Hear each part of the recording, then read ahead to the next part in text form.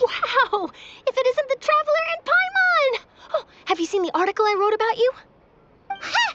You've got some nerve! You just used us to make some quick mora!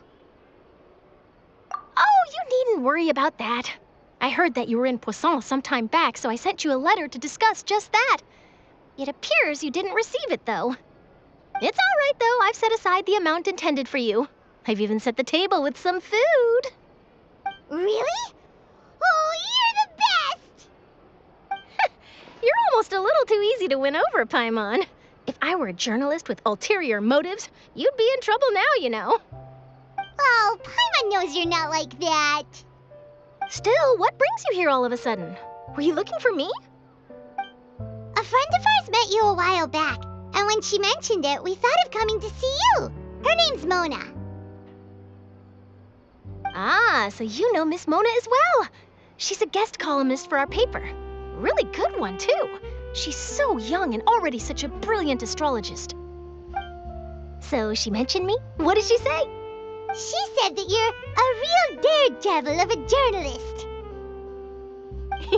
Nice. In which case, can this daredevil journalist dare to request an exclusive interview with the legendary Traveler and Paimon? Huh? So your article in the paper today doesn't count? Oh, of course it doesn't. That was more like live photography. What I'd like to do is dive deeper and ask you to talk about the things you've seen and experienced. Yeah, are we even qualified enough? Why not? If I say you're worth an interview, then you're worth it. But not right now, of course. I'll need a few days to prepare. Oh, in that case, we'll just chat when you have the time then? Oh, so that's a yes? Ooh, splendid! I'll tell the editor-in-chief immediately. I'll have to apply for lighting, a venue, some props, and... Whew, so much to get done now. Talk to you later. Wait, Charlotte, Paimon's still got a question for you. And what's that? If, just for example, Fontaine were to be flooded tomorrow, what would you do today? Huh, that's the prophecy you're talking about, isn't it? I mean, I do hear about it often, but I've never once thought that the day could be tomorrow. If you're seriously asking, then I might try and think of a way to leave Fontaine. Oh, but I'm still a journalist first and foremost. That means I have a duty to be reporting from the scene. And secondly, I wouldn't forsake my homeland that easily. From what I've seen, most people don't know what they'd do should the worst come to pass. In truth, it might be better just to behave like normal rather than worry over such an end. So in all likelihood, I'd probably still be prepping at the office for that interview of ours. I know what you're thinking. That sounds a bit sad, but I've always believed that it's best to do what you enjoy. Just think about it. If this nation really were to be suddenly destroyed tomorrow, but I still successfully finish an exclusive interview with a truly unique person, then the story I would wind up writing would truly be timeless. And then do you know what I'd do? Well, I'd write that story, send it for printing, and use messenger pigeons to get copies out to the various nations as soon as possible. I'm not a dreamer, nor am I a workaholic, but I do love my job, and I'd be proud of leaving such an article behind. I guess you could say that I was born to be a journalist. But anyway, that's my answer. And on that note, I'll get back to my preparations. That's so nice. All of a sudden, Paimon actually kinda envies her.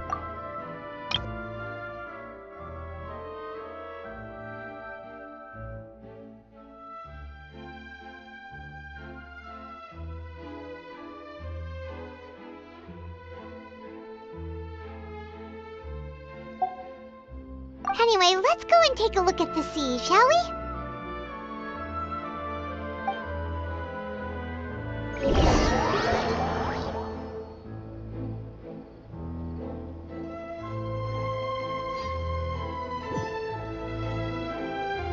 The sea breeze and scenery can be a pretty soothing combo, huh? Paimon's been thinking. If it wasn't Fontaine, but all of Tevat that would be destroyed tomorrow, where would we go and what would we do? No, Paimon should ask, if you could choose, what would you like to do?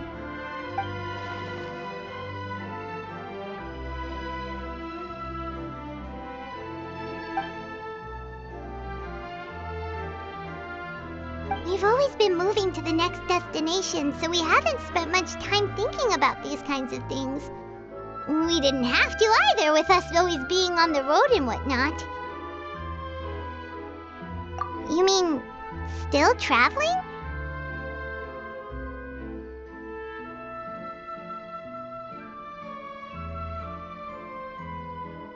Huh. Wait, isn't that what we've always been doing?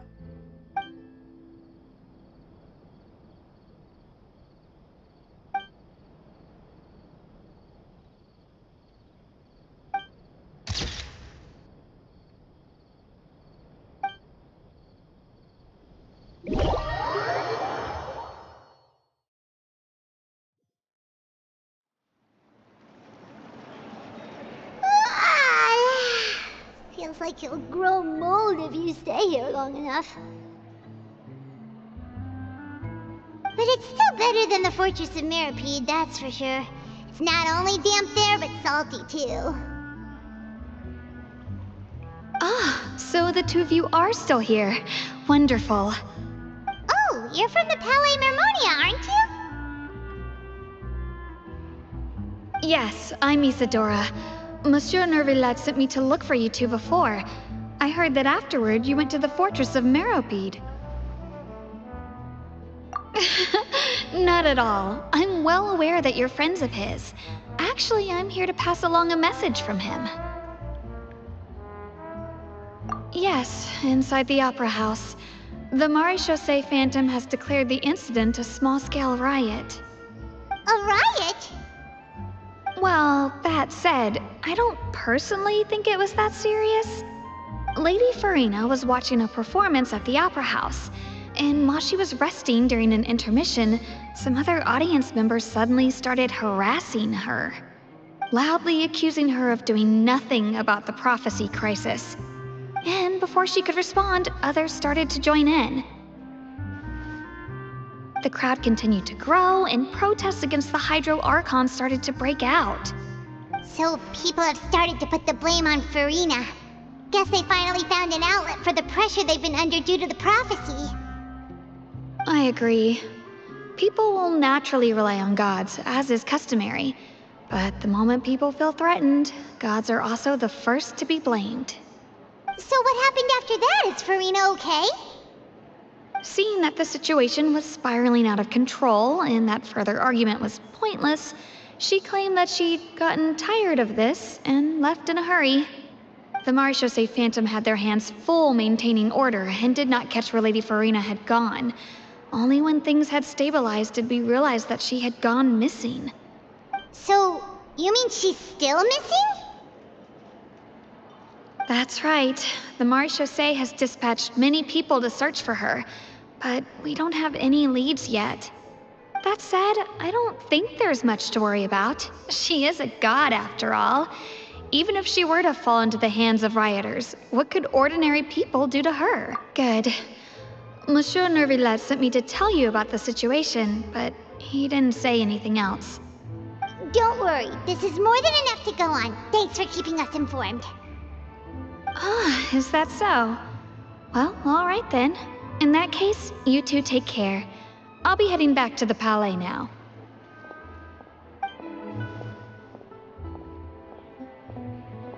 Well, sounds like we should hurry over to Poisson then. If we know Farina, she won't try to fix things in this situation.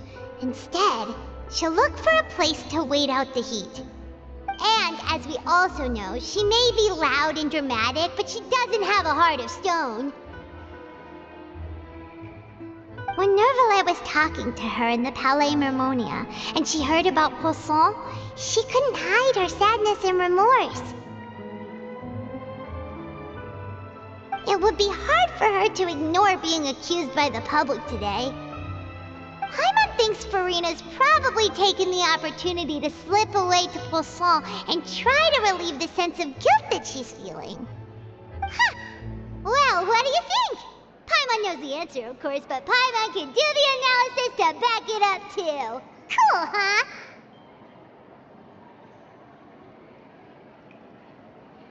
In that case, there's not a moment to lose. Poisson, here we come!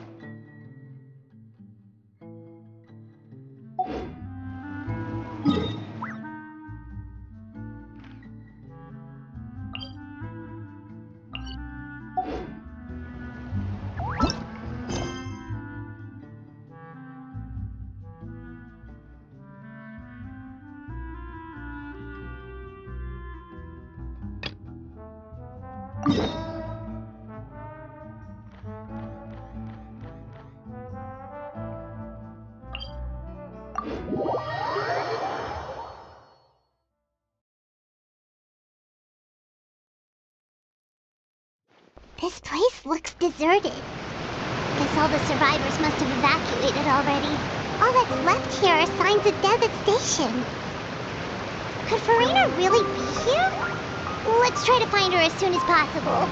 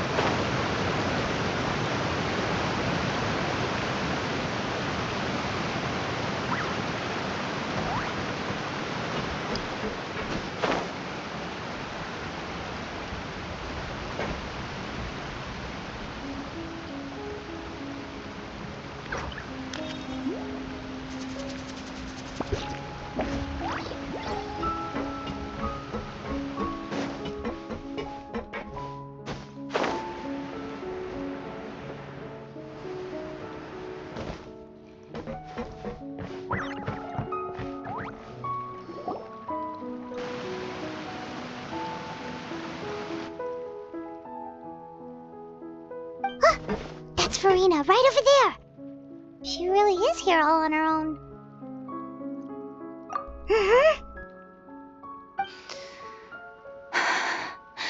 Should I just give up? This is all meaningless. What was meant to happen did happen after all. Everyone's dead. I'm sorry. I am so sorry. Give up, Farina. There's no point in holding out. I'm sorry.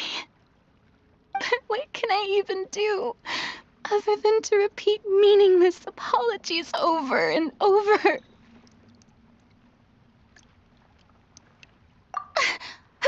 Who's that? Don't worry, Farina, it's just us.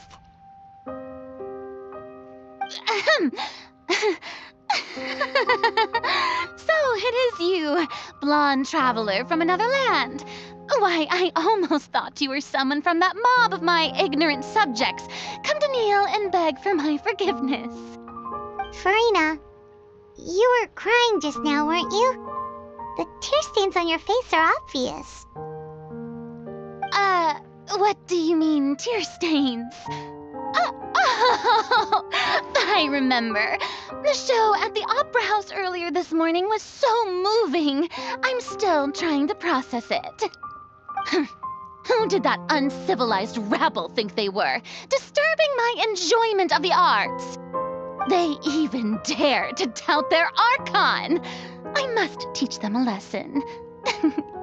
I can just imagine their twisted and frustrated faces once they realize that I'm nowhere to be found. Oh, and I'm sure Nouvellette and those people from the Maréchaussée Phantom are freaking out right next to them, too.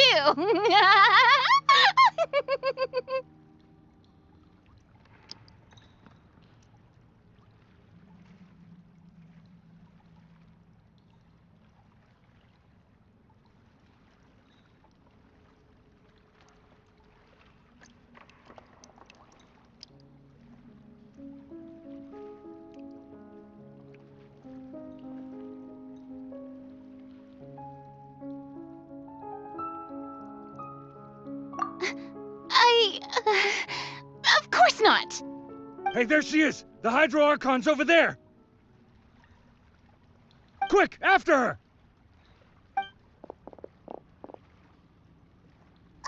Farina, those people seem to be after you. They are... They're just some rabid fans who want to cut the line because they haven't been able to meet me in person, aren't they? That's against the rules. I can't let them get their way. Farina just ran off! Quick, we have to catch up with her!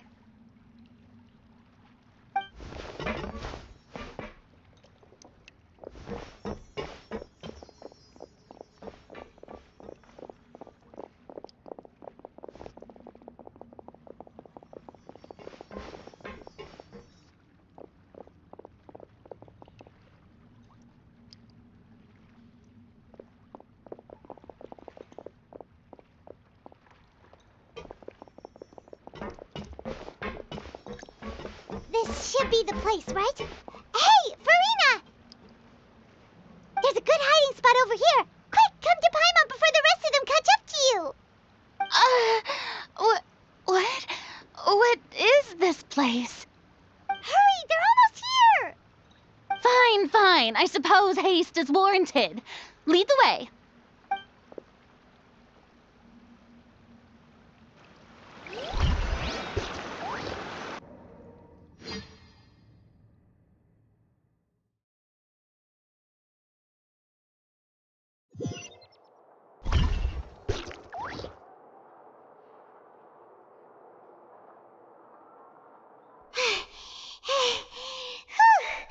Paimon's exhausted.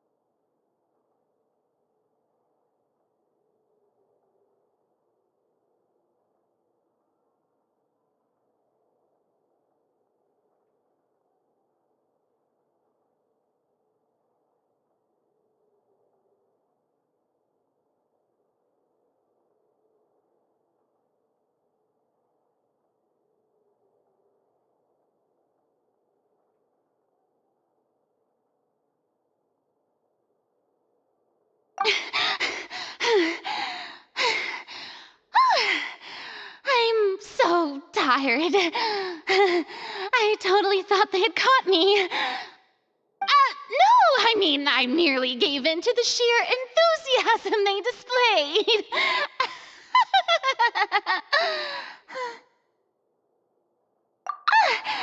You're right. Yep, that's a good girl.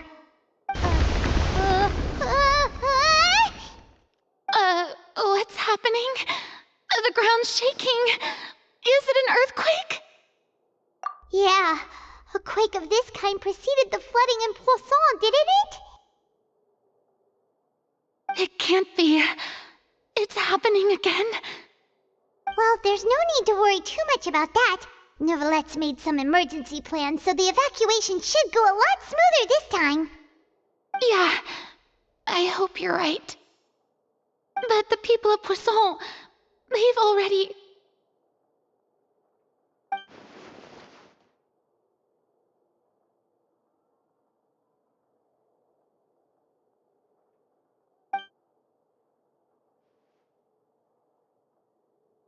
It's true. I've been investigating the prophecy for hundreds of years. I once had informants all over Teyvat, searching for clues and feeding information back to me. I've tried all kinds of ways, too, to hold back the sea. Anything to keep the coastline from advancing. But all my efforts proved to be futile in the end. Really, the truth has been clear to me for a very long time. We cannot make an enemy of the divine. No matter what we do, the will of the heavenly principles will have its way, and the prophecy shall be fulfilled. Give up. I do love the sound of that phrase. It would mean finally coming to terms with fate, but also for me to finally be free. Indeed, I've thought about giving up so many times, especially after we almost lost Poisson. Fate is really unreasonable, isn't it? It has no heart and obeys no rules. The prophecy has only just started to come true, and so many people have already lost their lives. But just now, it all became clear to me. I still don't have the right to come to terms with fate on behalf of everyone else. As long as the final moment hasn't come, it's still not too late. Don't worry. I will keep hope alive for everyone until the very end. Well, that's enough for now. I got the impulse to play the stricken maiden, but honestly, considering my rank and station, that wasn't a good fit at all. Don't take any of what I just said seriously. How could I possibly let Fontaine fall to the whims of trivial prophecy? Come on! Paimon could have sworn you were actually being honest just now.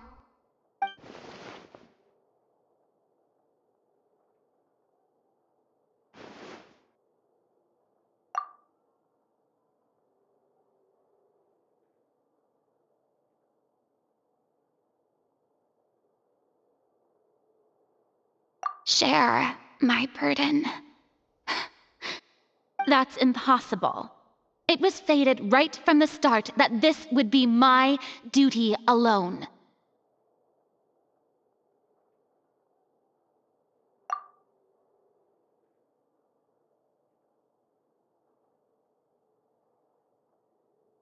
A witness. Yes, I've heard that you came to Teyvat from beyond the stars, yes. In other words, you never belonged here. And if Teyvat is, in its entirety, a show on a stage, then you're just a spectator, aren't you? If that's the case...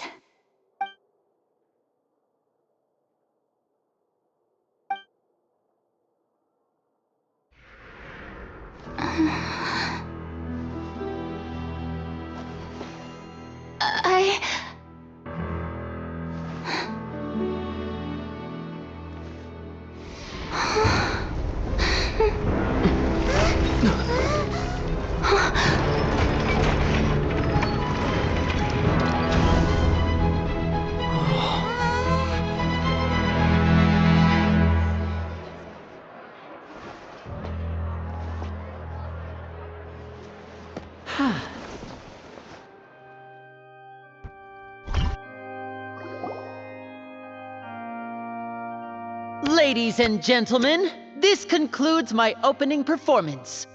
Now, without further ado, we may proceed to the trial of our god. So this is what it is.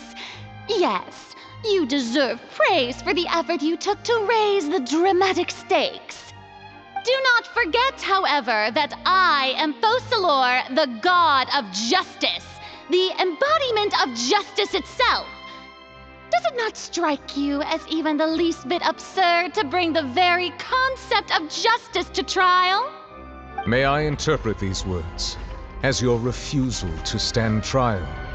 In that case, You will have the opportunity to defend your honor through a duel. You would draw your blade against a god? I see. It seems like you have made up your mind.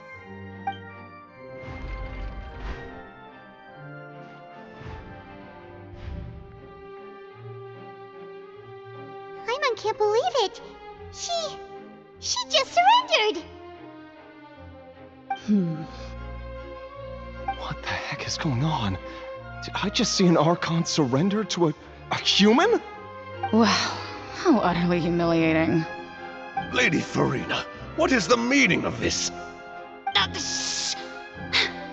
It would seem that there has been a misunderstanding.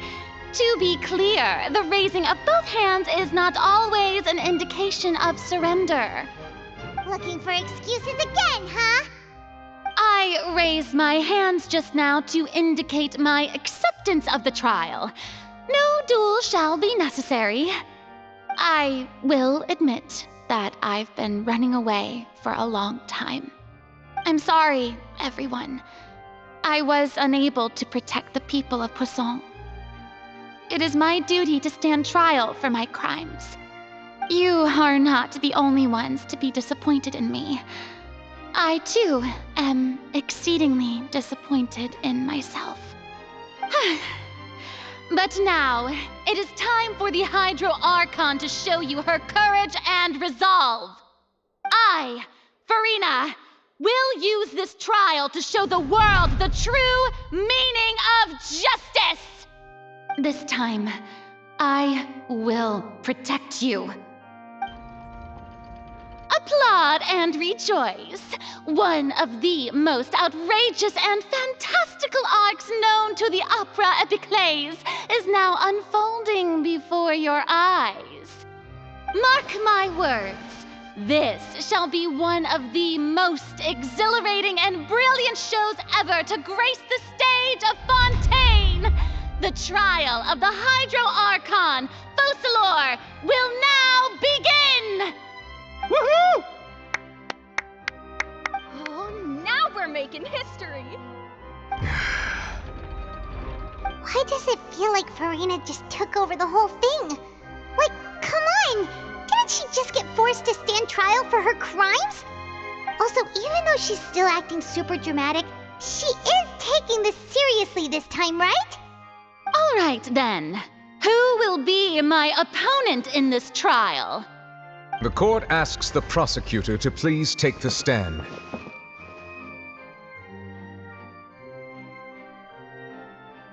Is that so?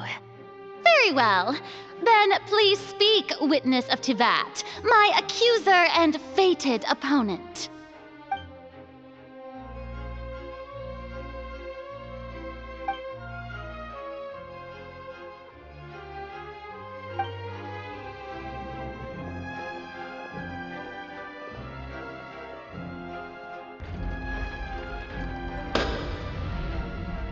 Also, please allow me to ask, as a final question before the trial begins. Just how much work did you do to force me onto this stage? Well, we did do a lot of prep after the meeting that day. I can go over the tasks assigned to the Spina di Rosula, since they were rather straightforward and easy. Navia, the president of the Spina di Rosula. Most of the people who participated in the disturbance this morning were my subordinates. They changed into plain clothes and came to the Opera House as regular audience members, waiting for the perfect opportunity to incite insurrection against you. The people's resentment against their Archon has been building as more and more of the prophecy is fulfilled. A spark was all we needed to turn smoldering anger into a flame. Moreover, according to our understanding and analysis of you, when something like that occurred, you would likely flee the scene and head to Poisson by yourself. So, we arranged for a second group to lie in wait there. So, you mean, the ones who scoured the settlement for me were also from the Spina? And their goal was to force you to step into the giant magic box so you may personally participate in the greatest magic performance in all of Fontainian history. That's right. That house was a magic box, rather than someone's residence. As the super ultimate version of the setup that I used when I first performed at the Opera Epiclese, the volume of the box was increased by a whole order of magnitude, and the distance it traversed was the entire gap between Poisson and Araneas. Its cargo, of course, was an Archon instead of a human. My thanks, Farina. Without your help, we could never have pulled off such an extraordinary performance. You're welcome? Of course, this performance was only made possible with Father's support. The House of the Hearth spent a massive amount of labor in Mora to pull this off. We had to select a location, construct the giant magic box, dig a tunnel, and open up a path through the water. It was a lot of work for all of us. So, in other words, the earthquake that we felt within the giant magic box was just a normal tremor from the transportation of the whole house? That's right. It wasn't a sign of another disaster to come. Then, I can guess Nervillette and Cloran's parts. You gathered a crowd, prepared a stage, and made sure that the champion duelist would be immediately ready for a fight. Also that as soon as I appeared on the stage, the trial may commence without a hitch. Am I right? Yes, that is correct. Well, Clorand, I must commend you for your courage. Only the most outstanding champion duelist in all of Fontaine would accept a duel with an Archon without flinching. Thank you.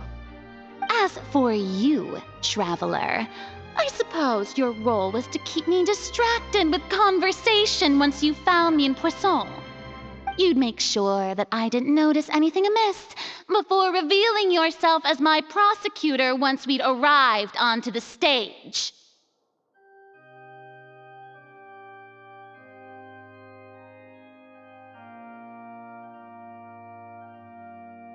Oh?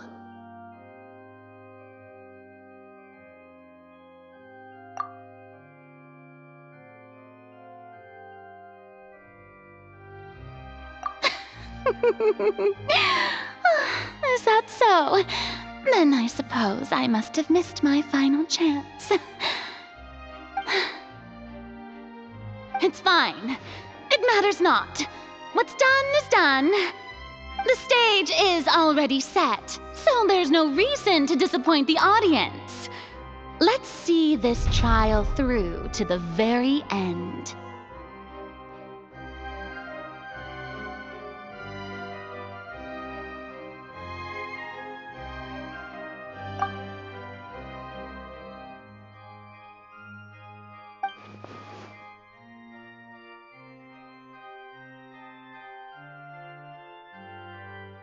Sir Prosecutor, please allow me to pass this along.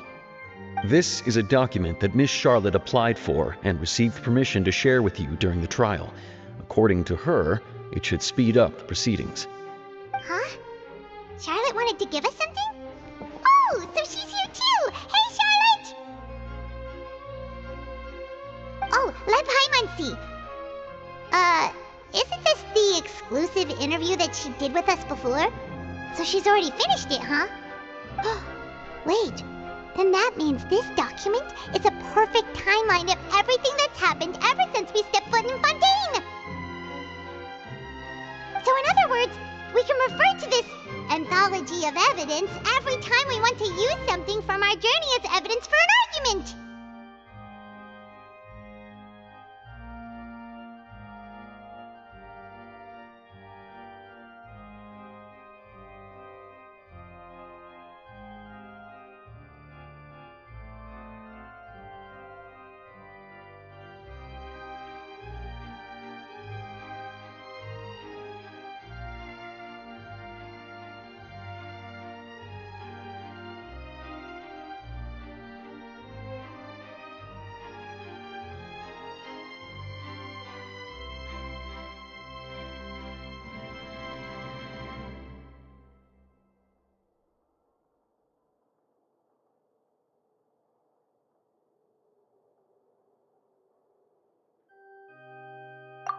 quickly confirm the information in it.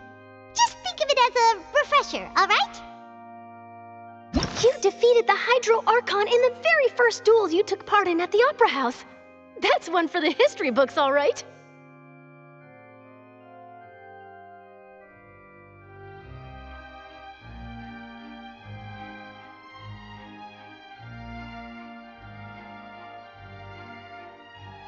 I didn't think that...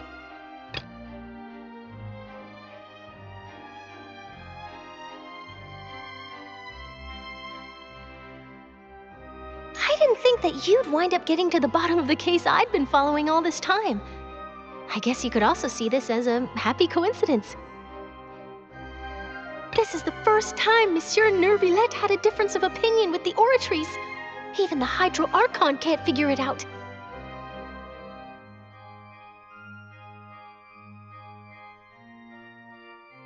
A Fatui Harbinger. She's an extraordinary person. Her instinct must mean something.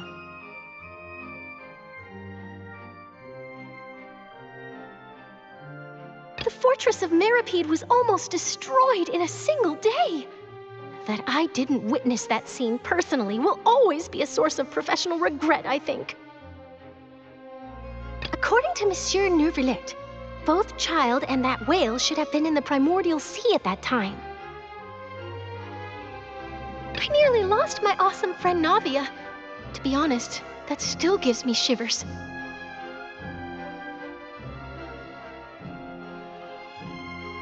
The words of someone as extraordinary as a witch can probably only be truly understood when something surreal happens to you.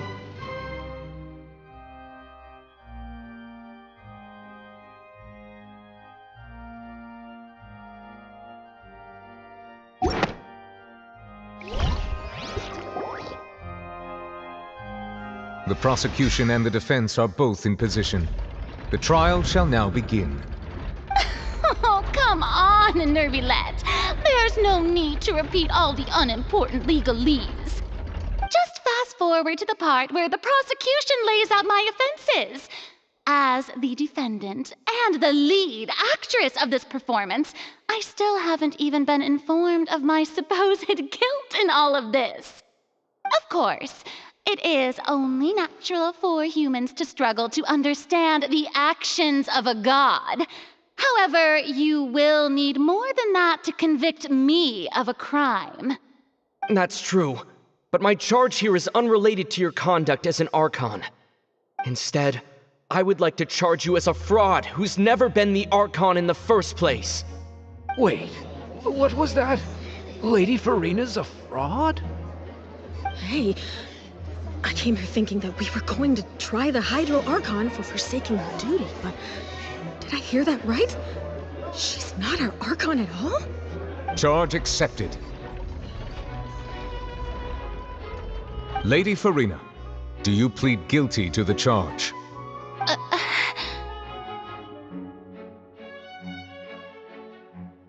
Lady Farina. I plead not guilty. How can I be guilty? There is no way that I, Focalor, otherwise known as Farina de Fontaine, a member of the Seven and the Regina of all waters, kindreds, peoples, and laws of Fontaine, could be anything other than your true Archon. Yeah, even though Lady Farina can be rather eccentric, isn't it going too far to doubt her very identity? Yeah, I've never questioned her identity either.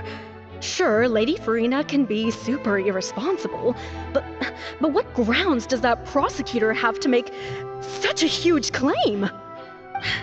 I have cause to believe that common sense will prevail in this case.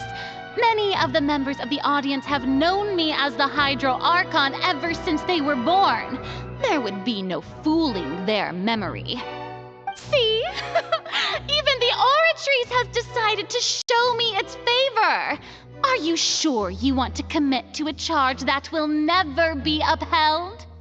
If you wish to drop the case, I can promise you as the god of justice that you will not have to face trial for making a false accusation.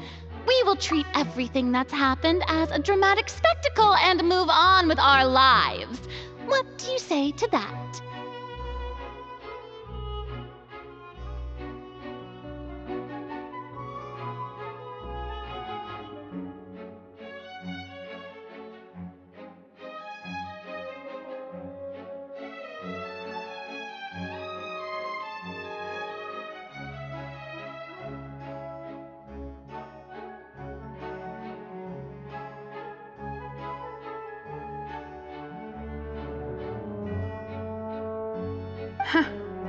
An argument with near impossible odds, huh? We have to not only refute Farina's claims, but also overturn the long-held beliefs of the people.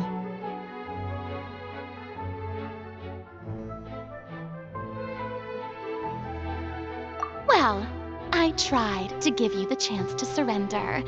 If you must persist, then let me ask. If you believe I'm not the Archon, then what manner of being do you think I am?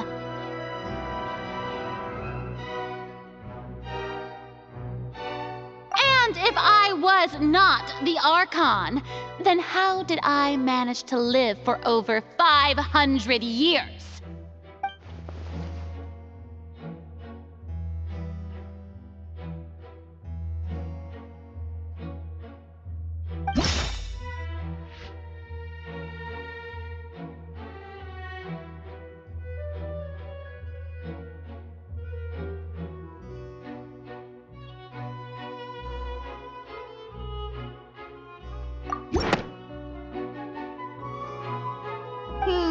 That doesn't sound right. Paimon doesn't think this clue can be used as compelling evidence to build our case.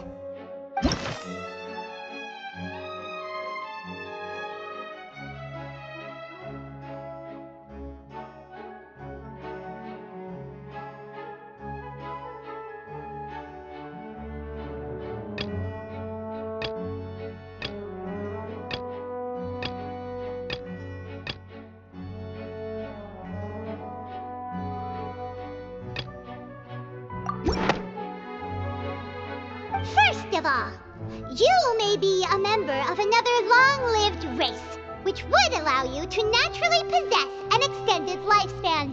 And second of all, even if that wasn't the case, there could be other ways to extend your life. Who gave you that idea? Was it the knave?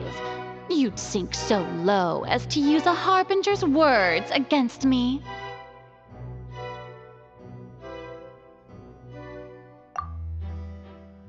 A curse? I once thought it possible that the aura of an Archon might naturally resemble a type of curse. But in light of this claim, perhaps what I sensed was not your divinity, but a curse after all. Neverlet sensed it too, huh?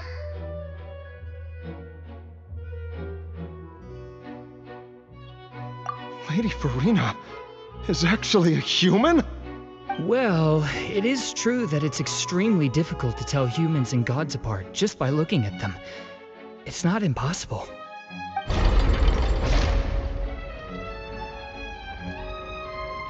Well, don't start celebrating too early now. Even if I have been carrying a curse like you said, how does that prove that I am merely a human being? Besides, everyone knows that the main difference between a human and a god is the possession of authority. Gods can do what humans cannot. That's why they're worshipped as gods. For centuries, manifestations of my authority have served the nation of Fontaine. One need only to turn their eyes towards the Oratrice Mécanique d'Analyse Cardinal in this very opera house, or consider the indemnitium that is used in every aspect of life.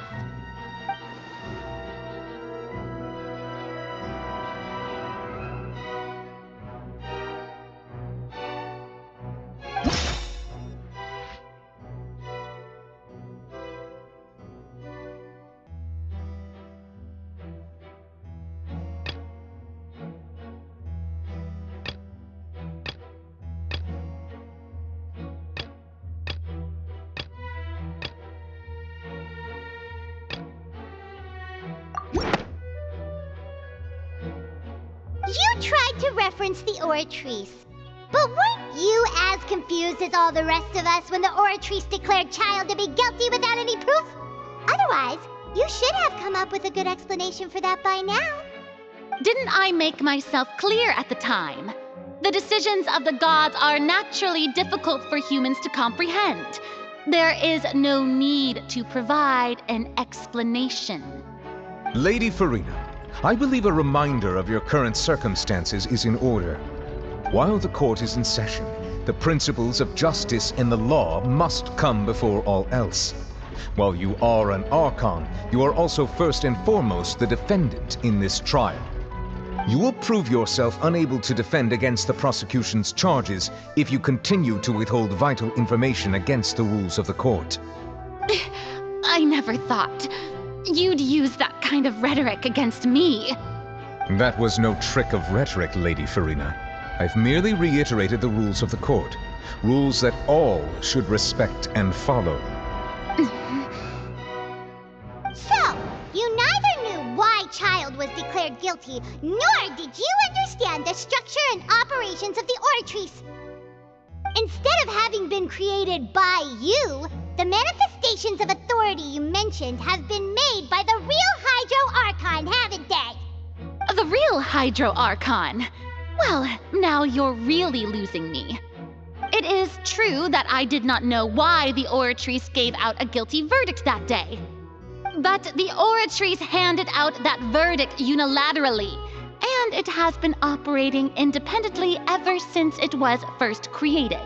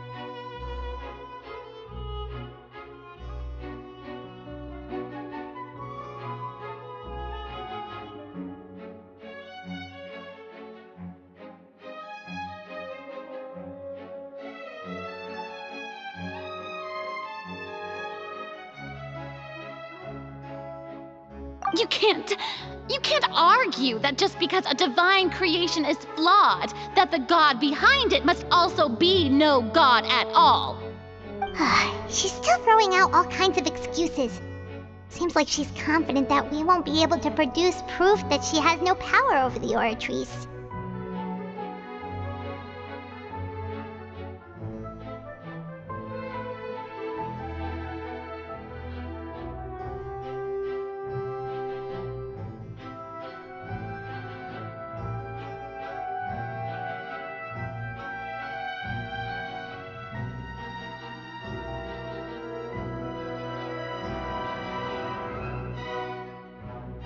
My power as an Archon.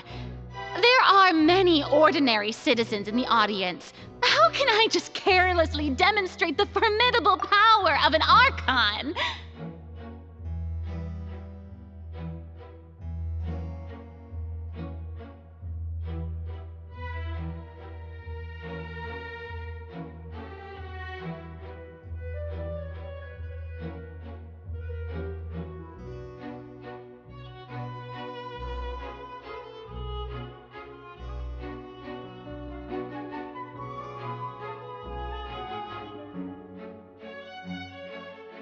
If that poses a concern, I'm prepared to extend my protection to the audience.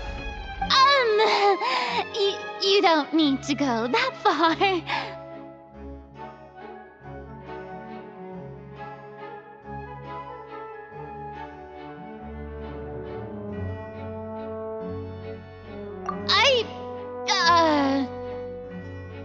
Aren't you the Hydro Archon? Or is it that you can't even wield the power of Hydro, much less the authority of a god? Indemnitium! Yes! It's all because of Indemnitium! All Archons derive their power from the faith of the people, and I've converted the people's faith in justice into Indemnitium! Thus did I give up all of my divine power to provide everyone with energy for their daily lives. Have you ever seen a more magnanimous god? Isn't that a huge stretch? Yeah, no matter how generous an Archon can be, how could they give up all their power? Can a god with no power even still be called a god? It seems like nobody's buying Furina's excuse. Hey, come now, everyone! Please don't stare at me as if I was a liar! I'm still the same Furina you knew, right? The one that you loved! Shouldn't you want to believe in me? Please? You've got to believe me! If what the prosecutor said is true, she really has committed a grave offense. Did she deceive all of us? And all of our parents and grandparents too? And then all of our ancestors? Ever since they were born? Enough! That's enough. Tell me then, if I'm not the real Hydro Archon, then who is? If you have no evidence of another Hydro Archon's existence, nor can you find anyone who can back up their claim to be such, then what grounds have you to say that I'm not actually the real deal? Wow, she came up with yet another argument. How can we refute her now? Seems like she really doesn't want to give up.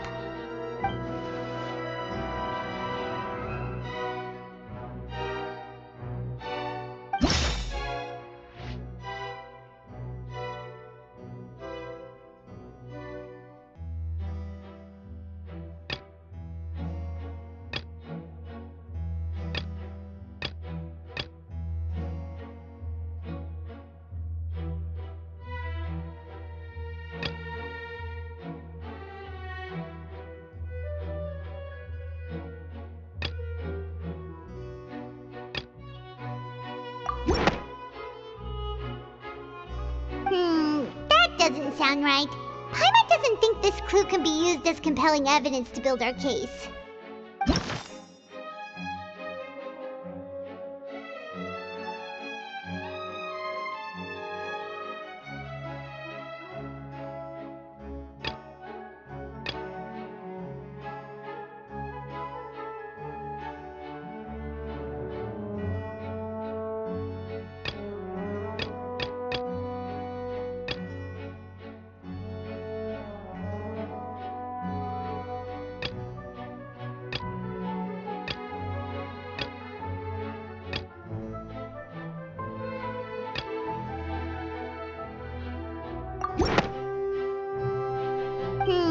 That doesn't sound right.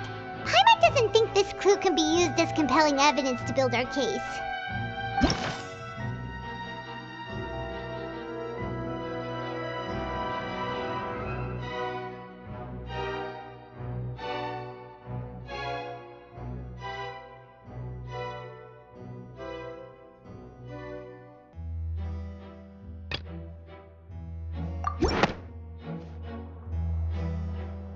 It has been established that all Fontainians can dissolve in water from the primordial sea. And that means...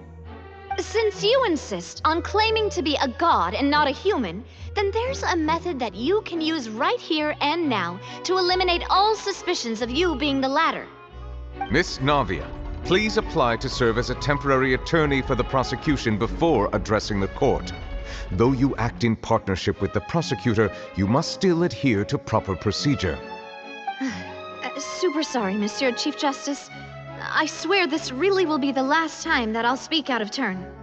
Now, I've brought some seawater from Poisson. As everyone knows, a massive flood struck the area not long ago, taking many lives, including those of some of my closest friends. So, Miss Furina, would you dare to touch some of this seawater? If we are dare to believe that you are indeed the real Hydro Archon, touching the seawater would have no effect on you. All it should do is strengthen your case. But if you don't dare to touch it, then we would have basically proved the reverse. Oh, and I must remind you that after the disaster at Poisson, nobody wants to see any more people dissolve. I do hope you'll act prudently and choose the simpler path of admitting guilt. Navia from the Spina di Rasula. The Spina has governed Poisson for many years. I guess her suggestion is valid. If Lady Farina is indeed just a human, she's probably Fontainian like all the rest of us. Would she really dare to try?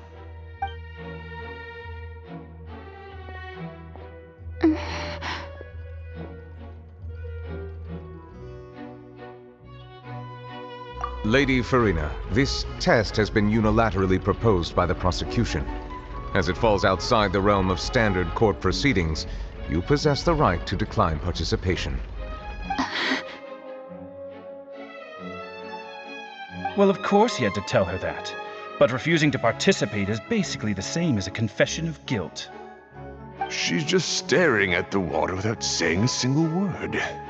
It really does seem like she's quite terrified of it. That could only mean... What's going on? Is she really planning to... that's not what we thought she would...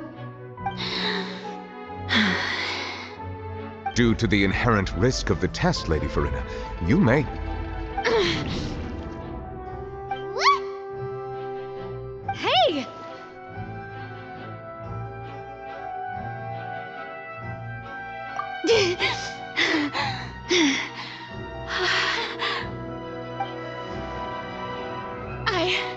I'm fine! Look at me, everyone! My hand is still here! I haven't been dissolved! Will you believe me now? I really am your Archon! I'm nothing like a normal human who would fall apart as soon as they touch this water! Really, was this not the most obvious thing in the world? Miss Siegewin? If you're present, Miss Siegewin, please come forward and attend to the defendant. Siegewin? Don't be nervous. It'll just take a few seconds. Let me see. That should be enough. Please announce the results of your evaluation to the court, Miss Siegewin. As everyone doubtlessly saw, Miss Farina was displaying symptoms of hyperventilation and flushed skin. These indicate that she was experiencing the adverse effects of exposure to primordial seawater. The extent to which she was affected is the same as other humans when exposed to primordial seawater of a similar concentration. Thank you, Miss Siegewin. Lady Farina, you may return to the defendant's stand. Oh, wait. What did she just say? I didn't get dissolved. Shouldn't that be enough to prove my innocence? Well, considering your tendency to run from your problems, we did originally prepare a direct sample of the seawater around Poisson. However, after extensive discussion, we exchanged it for a sample that is not concentrated enough to dissolve an actual human. After all, on the off chance that something entirely unexpected might occur, we don't want anyone else to lose their life to the sea. Yeah, so out of regard for Farina's life, you secured a low-concentration sample and asked the head nurse to serve as an expert witness. It's a great thing that the direct sample wasn't actually used. Farina could have... I can't believe... You...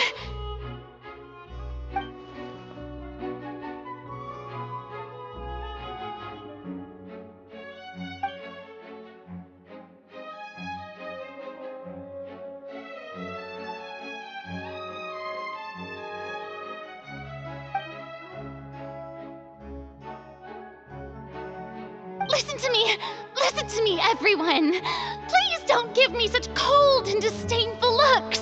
What happened just now didn't prove a single thing!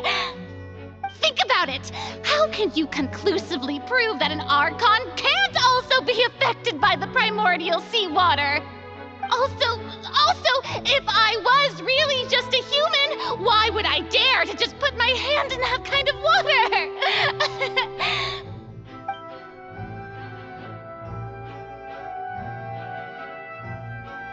Please, everyone, anyone, just listen to me. I swear, I really am your Archon.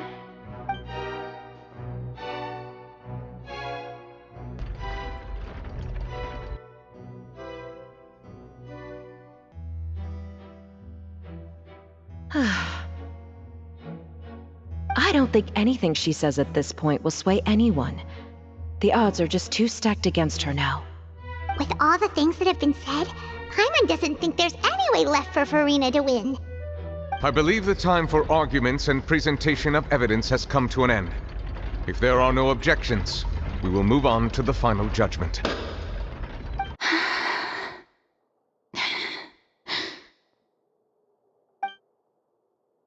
I don't think anything she says at this point will sway anyone. She's too stacked against her now.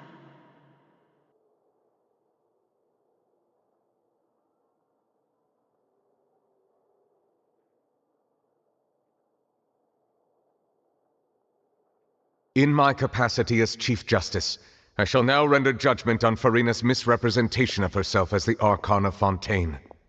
As a human who knowingly deceived her fellow citizens, Furina is guilty.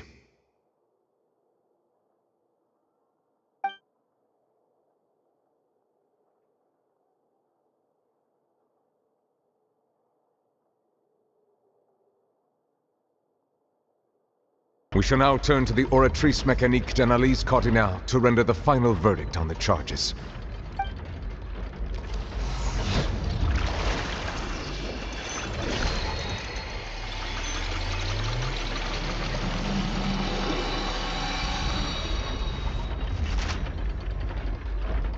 According to the judgment of the Oratrice Mécanique d'Analyse Cardinale, Furina is... Well, what's wrong? What's the Oratrice's verdict? No, the Oratrice also displays a guilty verdict. Isn't that correct then? However, the exact wording of the verdict is thus: the Hydro Archon, guilty, to be punished via the death sentence. The death sentence? That's actually one of the available sentences? I've always thought that it was just a myth. The one and only time the death sentence has been handed out at the court, and it's been given to the very person we've worshipped as the god of justice? What an unexpected twist. Furina's been sentenced to death by the Oratrice? We just wanted to use the trial to show her the seriousness of things so she'd tell us the truth. How did things escalate this quickly? This outcome is indeed quite strange. According to Fontaine's current definitions of justice, as well as its recommendations for criminal sentences, is this sentence really appropriate for the crimes that have been committed? Yeah! Even Fache wasn't sentenced to death by the Oratrice. You know, the real evil mastermind behind the serial disappearances case. Indeed. Not only is Furina's sentence overly excessive, the very point of our trial today was also to prove that Furina has never been the Hydro Archon in the first place. But now, the Oratrice seems to have deliberately invoked the title of the Hydro Archon. What does this mean?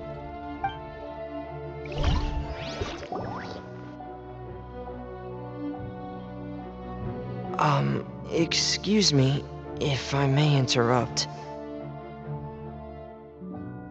Is the trial still going? Fremine! Oh, you finally made it. I assume this means you've completed your mission? Mm-hmm. Any mission Father assigns to me will always be top priority.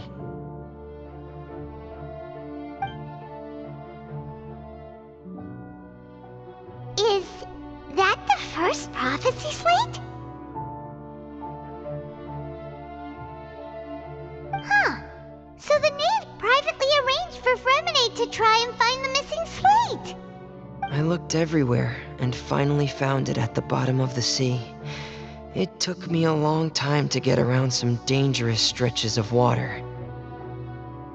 But has the trial already concluded? Then doesn't that mean I've come too late? Oh no.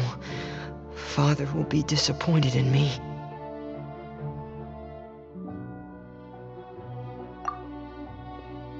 Thank you for your hard work, Mr. Freminet. Please allow me to review the record left on the slate. Traveler, I believe that you have already seen the other existing slates, and would like you to come here and confirm their contents.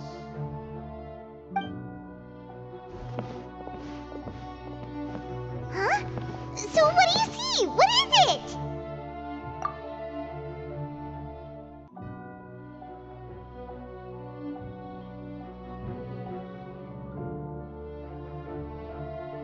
I believe I've now made sense of the Hydro Archon's crime. It has to do with Fontaine's lost history. Huh? Isn't the Hydro Archon just guilty of deceiving her people? Oh, wait, no, that's Farina, and we've already proven that she's not the Hydro Archon. So when you say Hydro Archon, do you mean the real Hydro Archon we've been kinda talking about? In truth, everything that you've encountered in Fontaine up until this point can be traced back to the contents of these stone slates. However, I'm uncertain as to how much sense they currently make to you.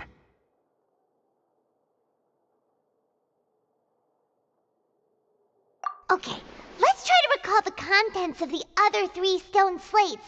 Paimon will do her best to help you remember.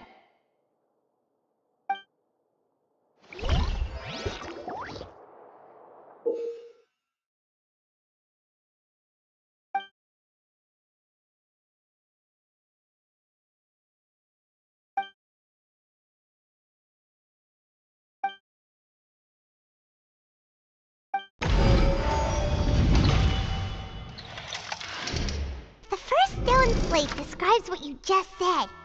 It seems to show the previous Hydro Archon using her divine power, and then the Oceanids turn into humans. Does that mean that Fontainians are transformed Oceanids? Oh, Paimon wasn't expecting that. But if Oceanids can turn into humans, then perhaps this process can be reversed as well. The second stone slate shows Celestia floating in the sky, and the Hydro Archon and her people worshipping it together.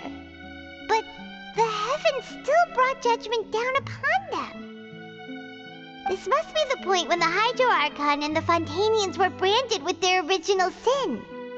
Does this mean that the original sin and the Hydro Archon sin are the same thing? The third slate shows the Hydro Archon sinking into the sea surrounded by many people.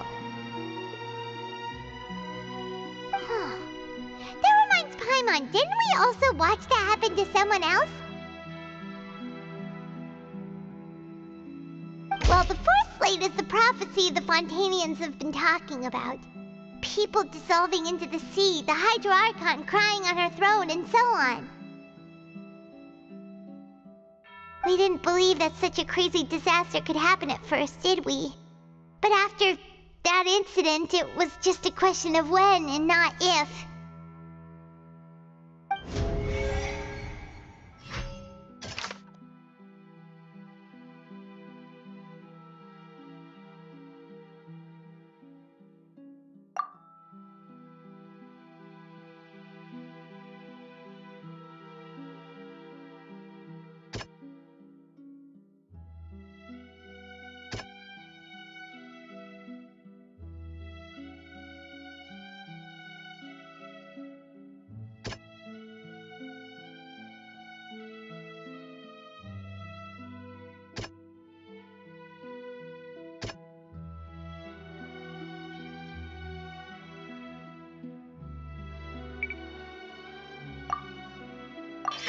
We know from the case of the serial disappearances of young women that Fontainians can be dissolved in primordial seawater, and the first stone slate tells us that long ago, The Hydro Archon used her power to turn Oceanids into humans. This might be the reason that Fontainians can dissolve.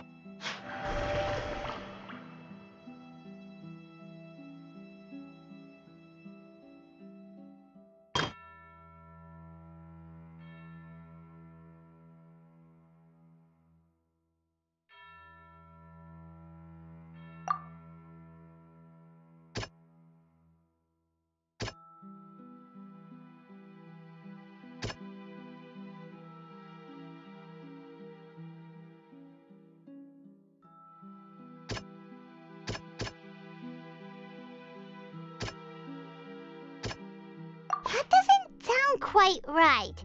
Let's think about this some more.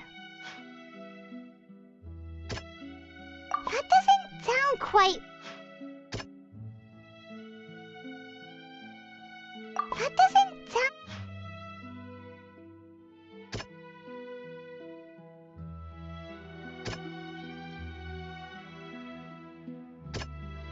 That doesn't sound... Perhaps what is about to take place has all happened before. The true sin of the Hydro Archon that Nervalette mentioned, and the original sin cast down on the people of Fontaine by Celestia, has recorded on the stone slates.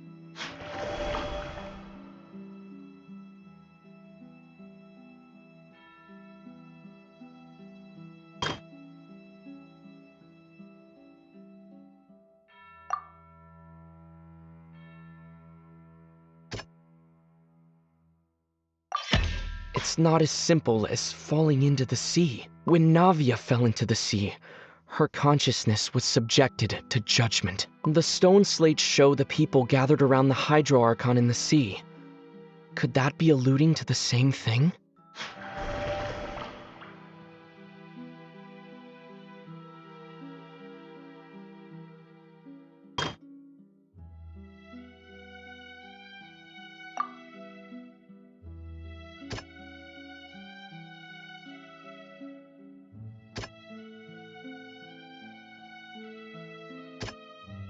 That doesn't sound quite right.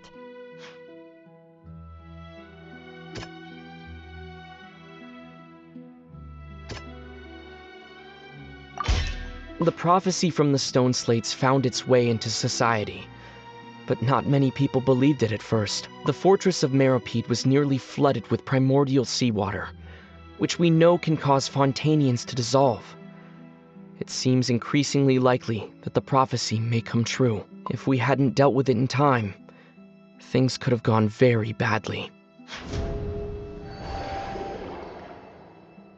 They'll dissolve into the primordial sea but won't cease to exist. Their essence will flow in the seawater, converge, and take the form of an Oceanid. The Hydro Archon was sentenced to death in court, shocking everyone present. Perhaps this means that her sin was actually Fontaine's original sin. Navia fell into the water inside those ruins, and she nearly dissolved. She was surrounded by the people of Poisson in a court within her consciousness, and was forced to take part in a trial meant to make her stay. The eruption of the primordial sea at the fortress of Meropide was the surest sign that the prophecy was about to come to pass no matter what. The stone slate's contents can all be verified by recent events. If we combine what we know together, loads of truth should come to light.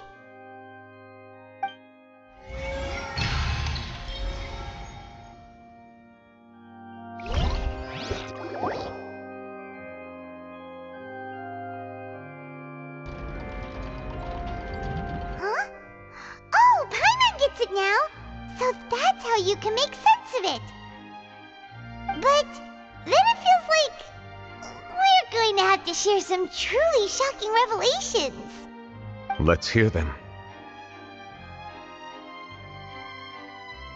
Incredible! Linny, did you hear that? We're not real humans. All Fontainians were originally created by the late previous Hydro Archon, with Oceanids as their basis. The evidence for that can be found in how only Fontainians could dissolve in primordial seawater, and how all the girls Vacher dissolved were also turned into Oceanids. Oh, and according to Navia, when she was about to get dissolved, she also saw everyone gathered around for a trial, all of them in the shape of Oceanids. Indeed.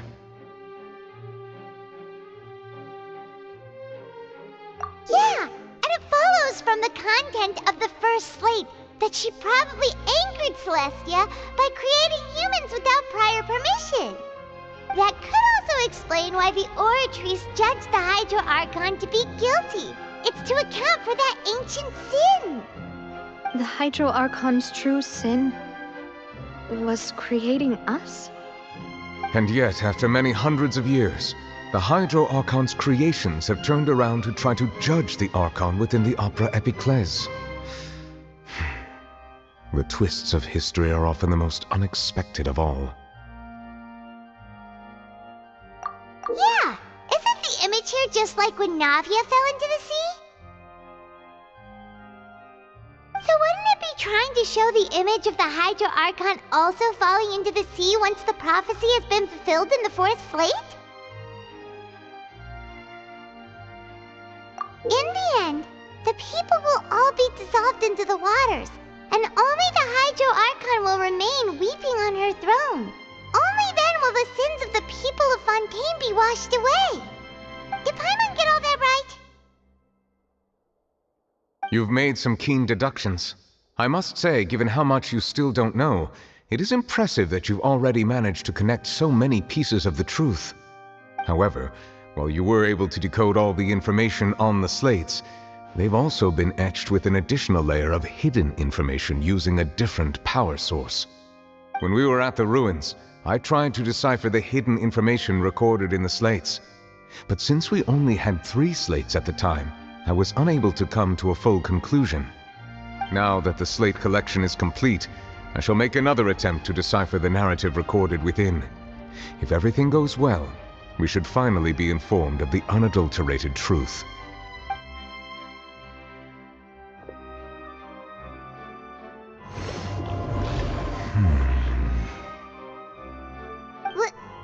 Well? Did you get it? I believe I should share this truth not only with you, but with all the people of Fontaine as well. I will try to briefly summarize it for you.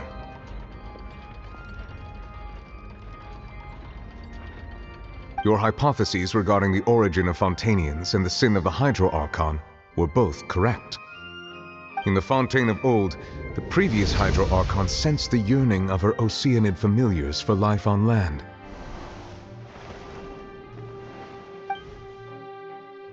The Oceanids were enamored with the beauty and romanticism of human beings, and wishing to have those experiences for themselves, expressed to the Hydro Archon their desire to become of a similar kind.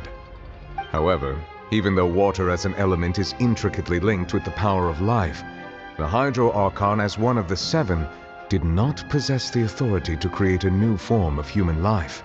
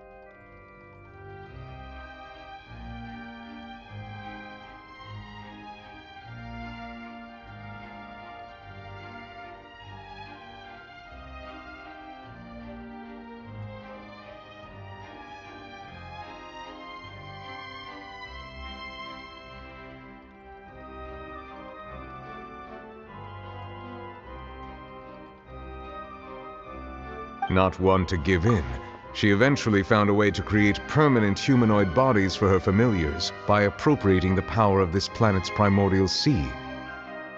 She poured primordial seawater into the Oceanid's blood vessels, creating humanoid mimics in the process. But if Fontainians were to ever come into direct contact with water from the primordial sea, the power within their bodies would escape these artificial restraints and return to the sea. As a result, their forms would collapse, and they would be reverted to their original forms as Oceanids. Of course, the Hydro Archon never received permission from the heavenly principles to create a new human race.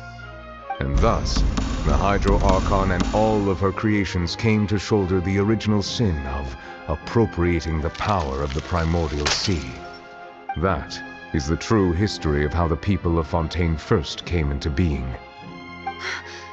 So we were all Oceanids before we turned into human beings?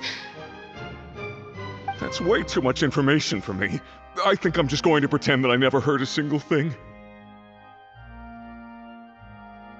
Wait, but if that's the truth, we can't let the Hydro Archon be sentenced to death. After all, her only sin was creating us. This really might be too much information for your regular Fontainian, but it does answer a lot of our questions. Alas, your hypothesis regarding the third and fourth stone slates was inaccurate. The slates' respective positions are, in fact, correct.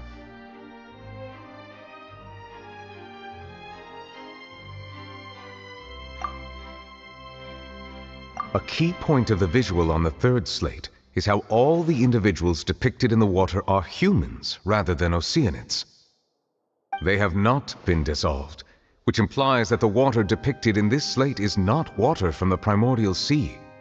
The nation of Fontaine is the nation of Hydro, as well as the nation of trials and justice. Instead of being the literal element, the water in the scene symbolizes judgment and justice. You may also recall Navia's experience. When she fell into the sea, her consciousness was surrounded by that of many others who intended to hold a trial to determine her fate. Therefore, the meaning of the third slate is that the people of Fontaine shall try the Hydro Archon at the court of justice.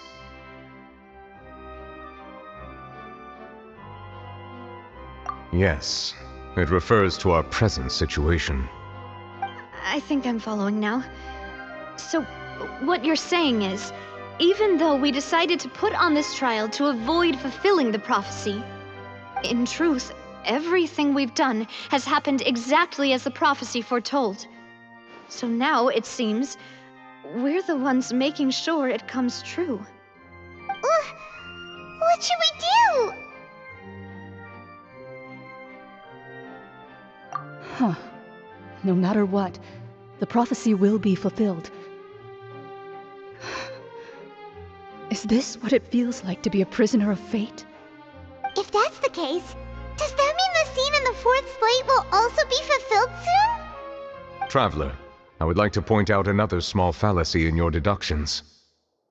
About the fourth slate, you probably thought that the eruption of primordial seawater beneath the fortress of Meripede served as the surest sign that the prophecy was about to come to pass, yes? However, I believe that rather than being a sure sign, that eruption could in fact only be a small warning of something far worse to come. As for the root cause of the catastrophe, I believe you've already encountered it once before.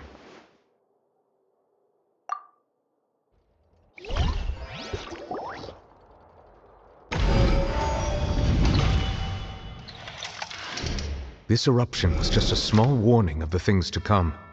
We must find the root cause of the disaster.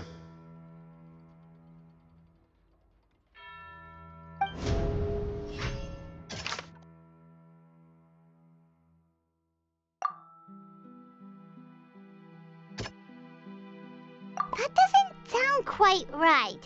Let's think about this some more.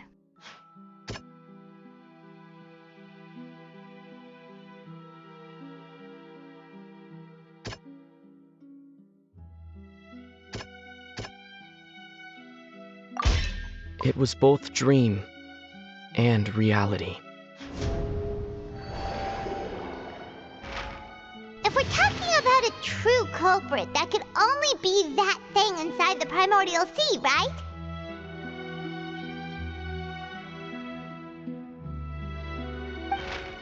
The truth, the original sin, the trial, and the root cause of the disaster.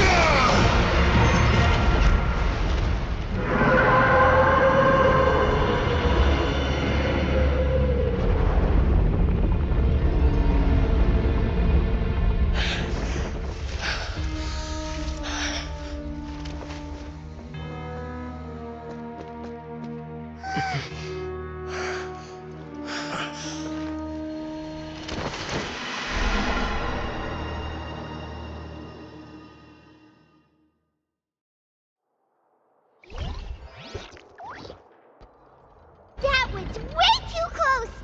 How did that thing just burst into the Opera House?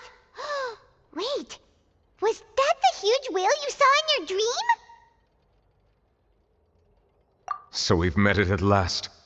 I understand very well why it has chosen to make an appearance here. That whale does not belong to Tevat. It is a monster that has traversed the stars, weeping all the while. It has been greedily consuming the energy from the planet's primordial sea, using it to grow. That is the main cause for the rising sea levels.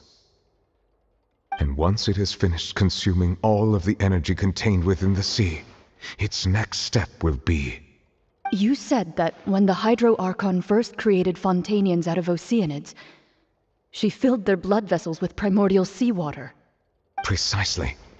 That whale finds the blood of Fontainians nigh impossible to resist. Therefore, when it left the primordial sea, it decided to make its next stop a packed opera house full of food. Food in the form of Fontainians. We just barely managed to push it back, right? In that case, won't it come back to target the people again once it's managed to recover its strength? That is correct. Indeed, it is more accurate to say that we should thank that Harbinger for buying us some time. Without him, the whale would have likely come onto land far sooner. From the way he looked, he must have been fighting the creature for quite a long time. That battle maniac. We've always known that he had a special connection with that whale, but we definitely didn't expect it to help us out like this. Anyway, now that we know that this whale is the actual cause of the disaster recorded in the prophecy, all we need to do to stop the prophecy would be to find a way to beat it up, right? It is too late.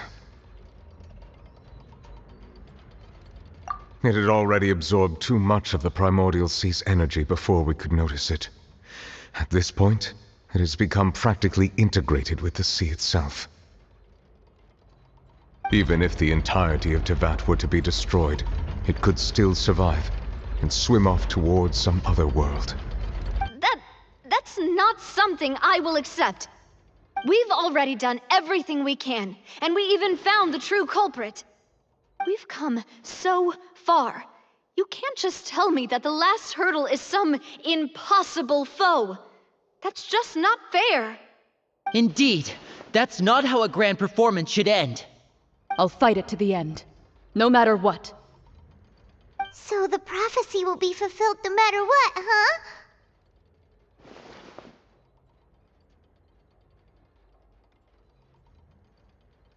The prophecy. Yes, what has been prophesied will be fulfilled. You may view such things as the history of the future.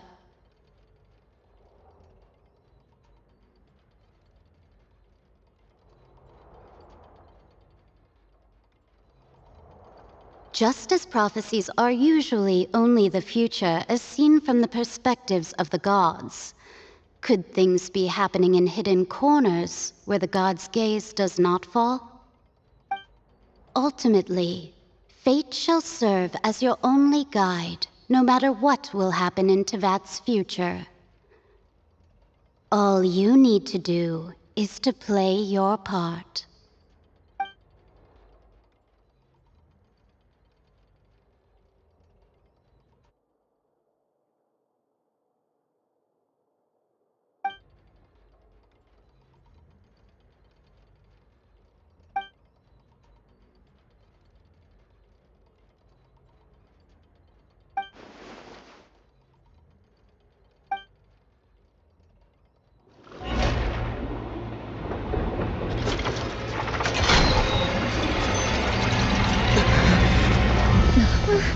What's happening with the oratories?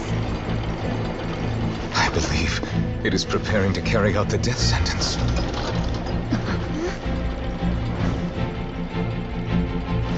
Furina!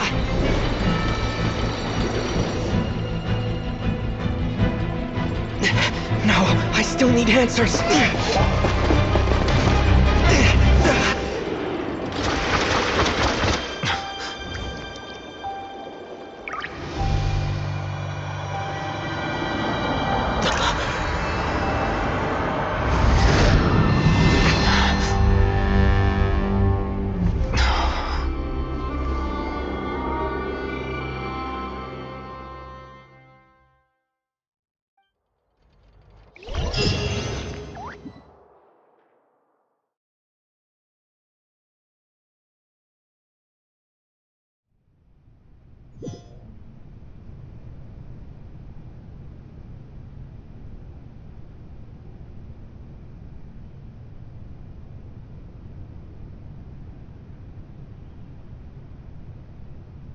You...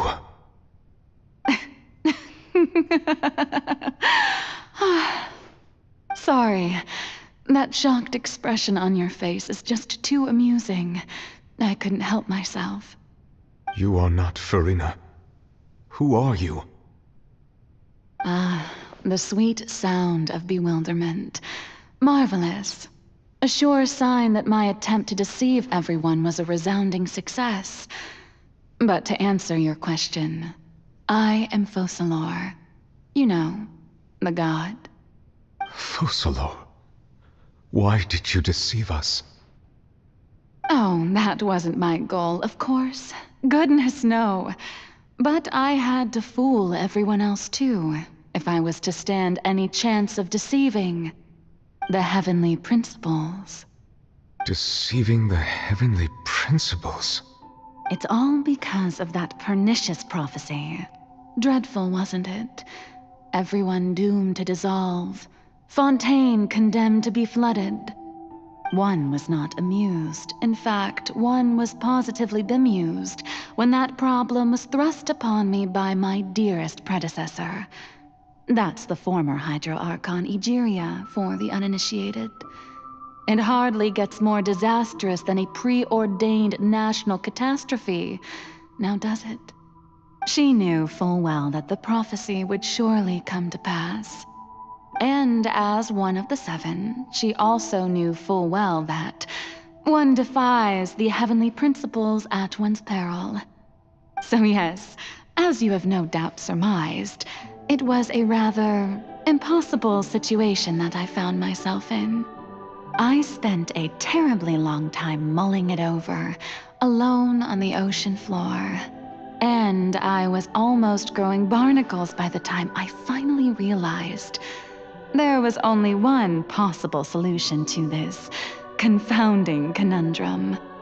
I had to outwit the heavenly principles, allow the prophecy to be fulfilled, ostensibly at least, while saving everyone at the same time.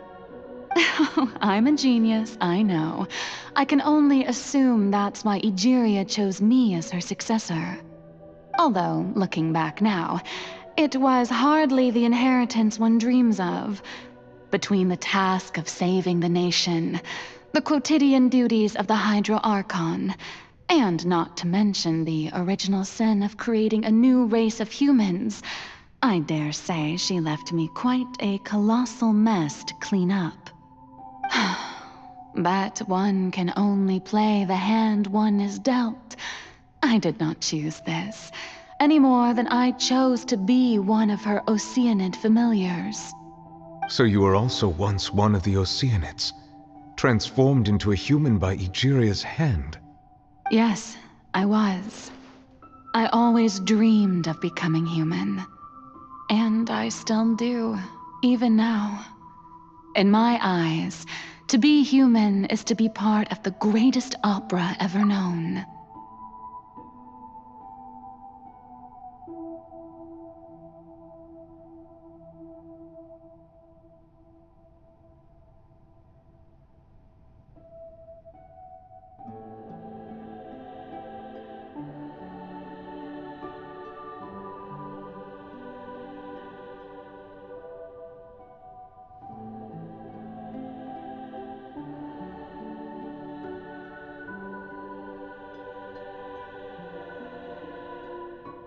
After becoming a god, I separated my divinity from my body and spirit, leaving behind only a self that was as naive and bewildered as my past self on her first day as a human being.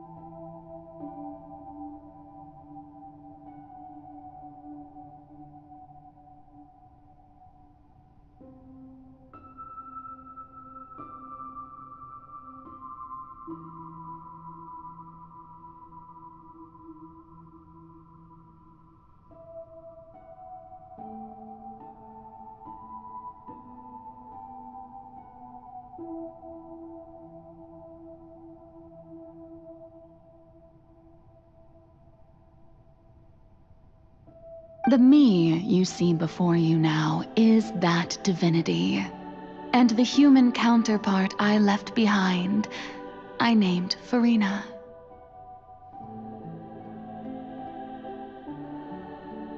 She could feel joy, sorrow, and everything in between.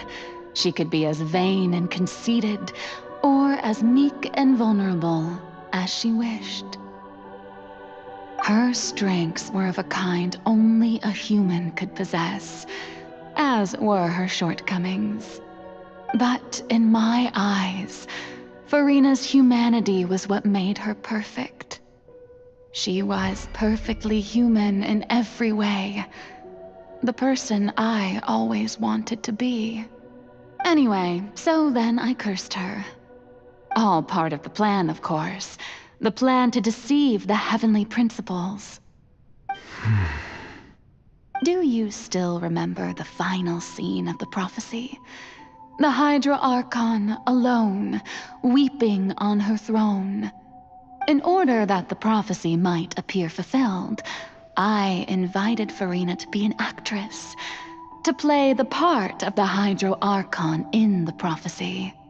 Under the curse I placed on her, so long as I, Focalor's divinity, continued to exist, She could not die. But nor was she free to live her life in the pursuit of happiness. Instead, she was forced to take the stage in the opera house, to embrace the role of leading lady, to forever play the part of the god from the prophecy, all to create a deceitful appearance of that prophecy coming to pass. I suppose now you probably understand why your court is called the Opera Epiclese. But Farina is only human, isn't she? Even though she has had a long life, her mind is no stronger than that of any other ordinary human being. I cannot begin to fathom what she has had to endure. It must have been torture for her. It has indeed. And although she is, in a sense, me in human form, I most definitely owe her an apology for it. It's been 500 years, and all along, she's been playing her part in the most unimaginably long, unbearably lonely, and agonizingly painful opera of all time.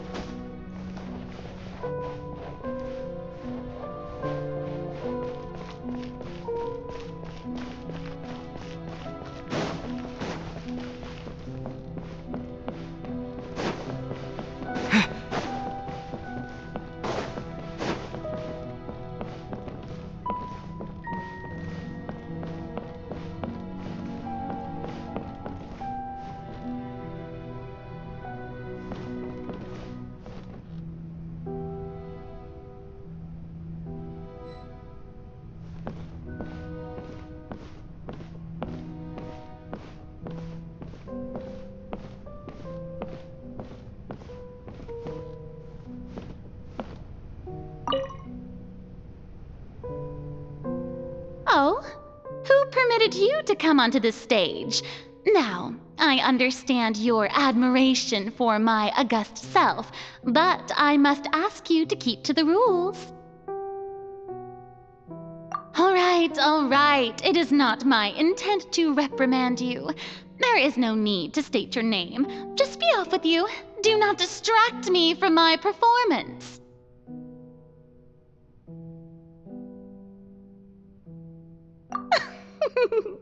Oh, do not jest. Can you not feel it? I am Focalor. The eyes of countless Fontainians are upon me. I must, at all times, display the utmost elegance and nobility.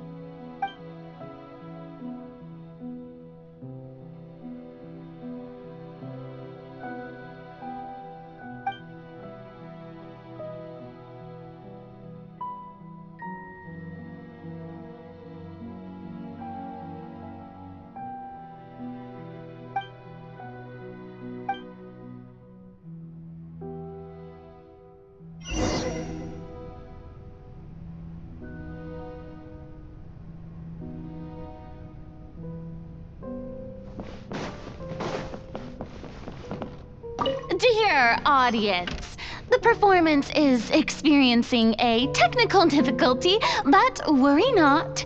The guards shall resolve it soon enough.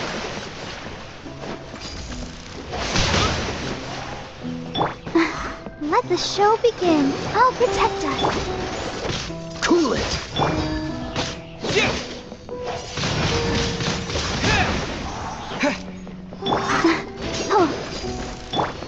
Freeze!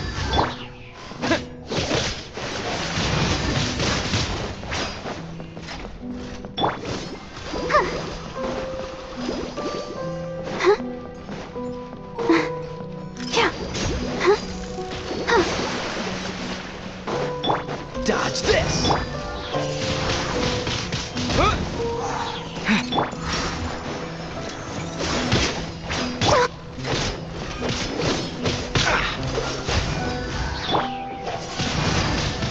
Wind blade!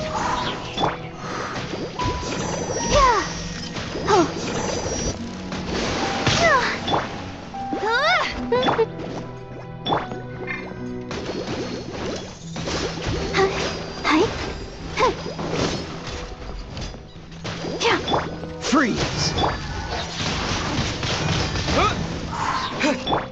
Let the show begin. Get him! I'll protect us.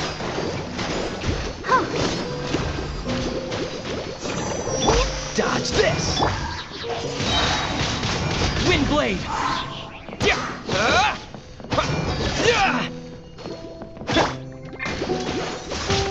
Go, Barbara, go!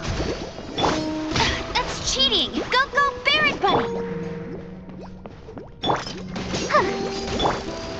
Freeze! No one escapes my second! Disappear!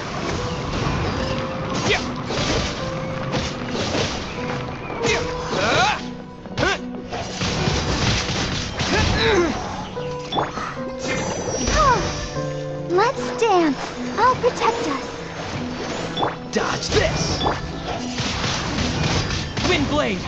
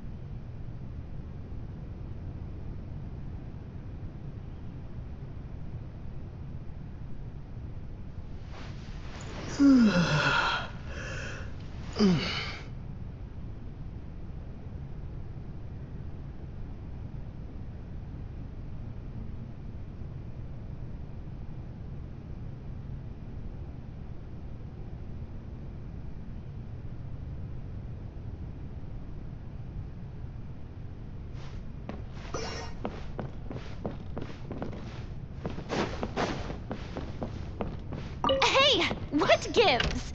The audience is still watching me, you know. Guards? Wait, where are the guards? Guards!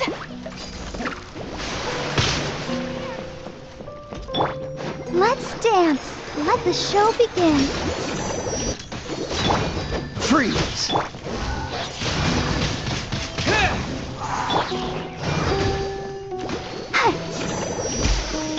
Cool it!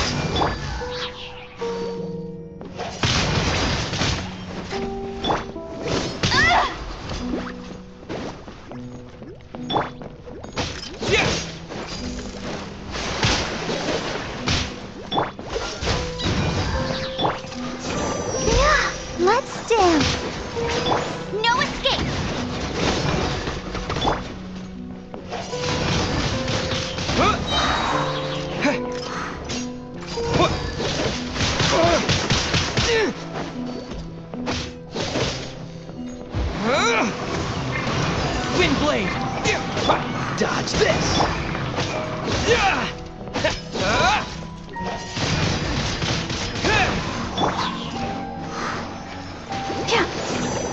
Freeze!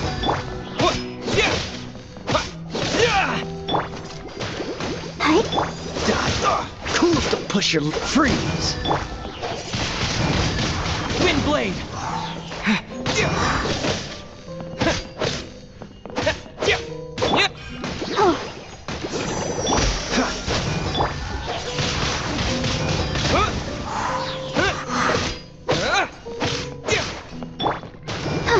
Let the show begin. Let's dance. Cool it! Disappear!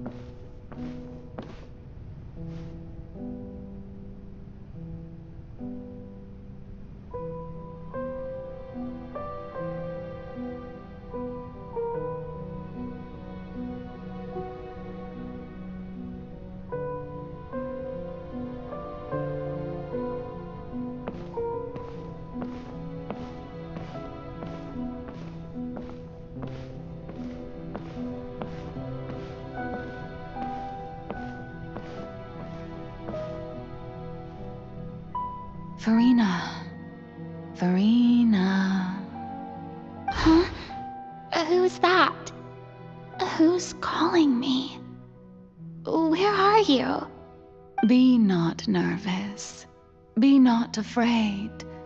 I am before you. Wait a moment.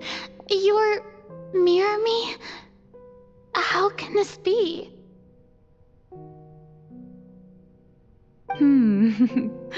Mirror you, huh? You know what? That's not bad.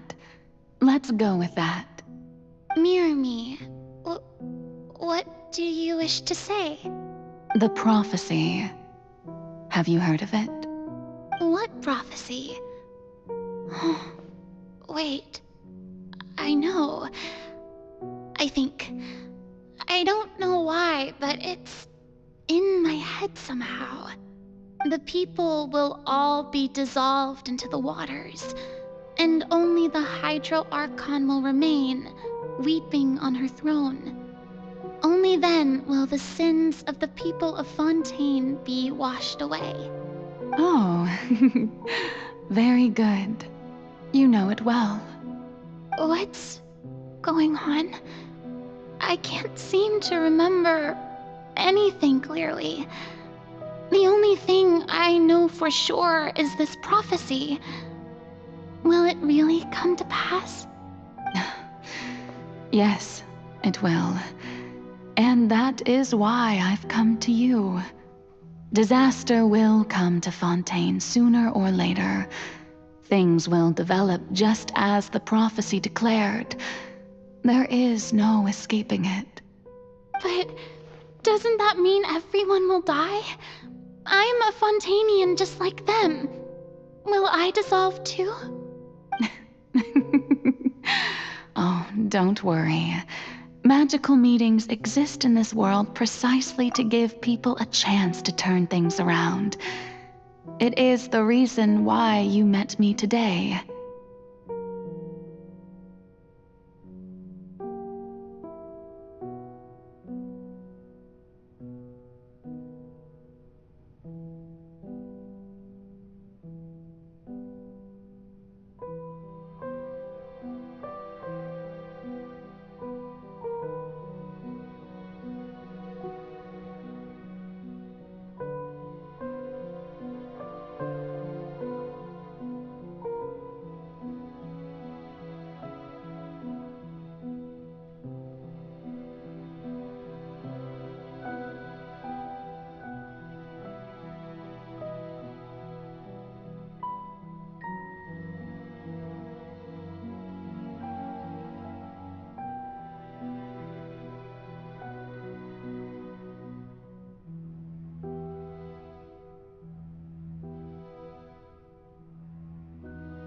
I will tell you how to save everyone, but you may have to suffer somewhat. Oh, so there's still hope after all. Goodness, you frightened me.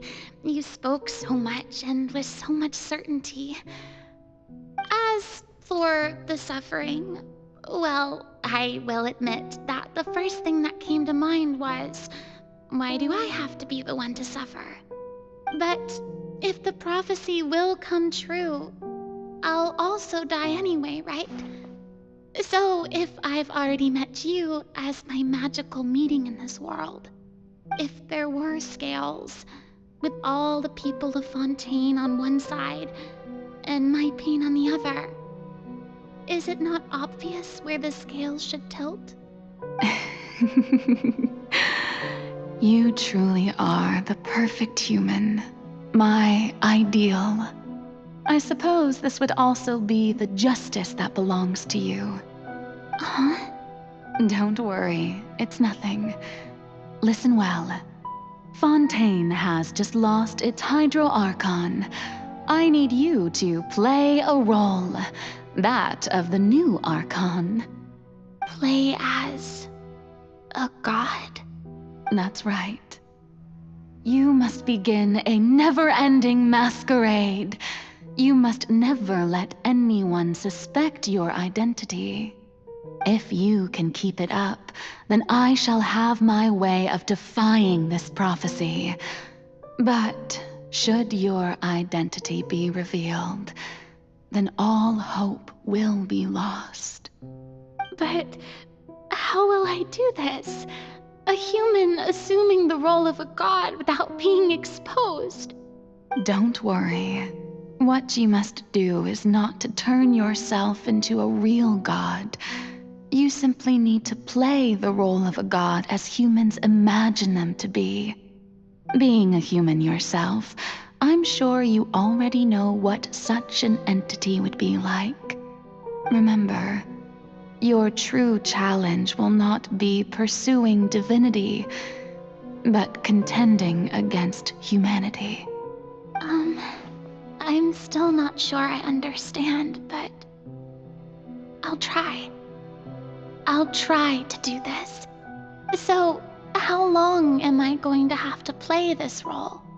To accomplish this mission, you will have to stay on the stage for many, many years. You will endure and not grow old until your task ends. But I promise you, all will eventually end in a magnificent and dramatic trial, and everyone will be saved. A trial, huh? How exciting. I'll be looking forward to it.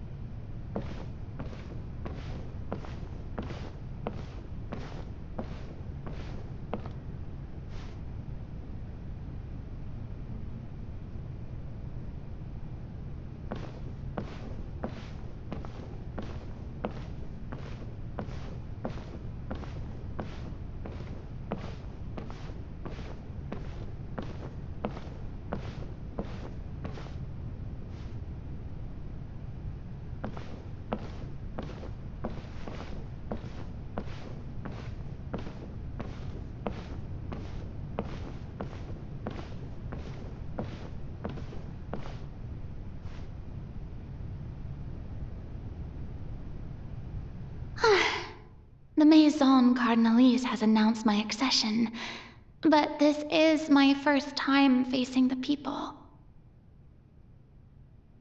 What should I say to most appear like a god? To be honest, I still don't know. Perhaps I should first try to act natural.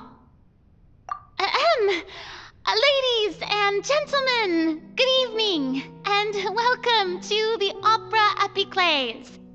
I'm sure you've all heard about how I have taken on the role of Hydro Archon. Indeed, I am Farina de Fontaine, your new Archon. In truth, I know little about becoming a nation's new god, but it will be my honor to guide you all. As the god Focalor, the god of justice, I shall do all within my power to lead you into an age of fairness and justice. Once again, thank you all for coming. If you should have any questions or suggestions, please send them to the Maison Cardinalise. The future of Fontaine will require us to work together, after all. This should do it. I thought I might stammer, but thankfully, I was able to convey my thoughts just fine. Okay, and next. That's the new Hydro Archon. Is this some kind of joke by the Maison? I would have thought that a being that surpasses humanity would be a bit more assertive. Hey, did you hear that? She even told us to send her suggestions there at the end. Shouldn't gods be all-powerful? She's being so modest. What's the difference between her and an ordinary person, then? If you ask me, perhaps the succession didn't actually happen. She might just be a Maison back puppet. Wait, what's going on? Why is everyone suspecting me of being a fake? Oh, this is bad. If I get exposed here, there'll be no saving the people from the prophecy. Right. Mirmi said that I just need to play the role of a god as humans imagine them to be. Calm down, Farina. Think. What do the people want? How would they imagine a god to speak and act? Assertive, with a strong sense of presence. One who can dispel all doubt. That is the character I'm fated to play.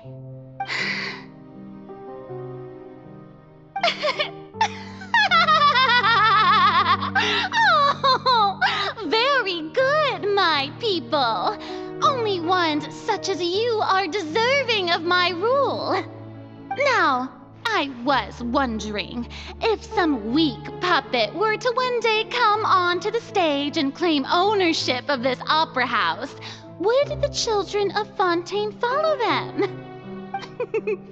Well, it seems that you would all see right through them. Having passed my test, you are qualified to witness wondrous trials alongside my august self, here in this opera house. You may consider my previous act a door gift of sorts. I thought it was a debut that suited the atmosphere.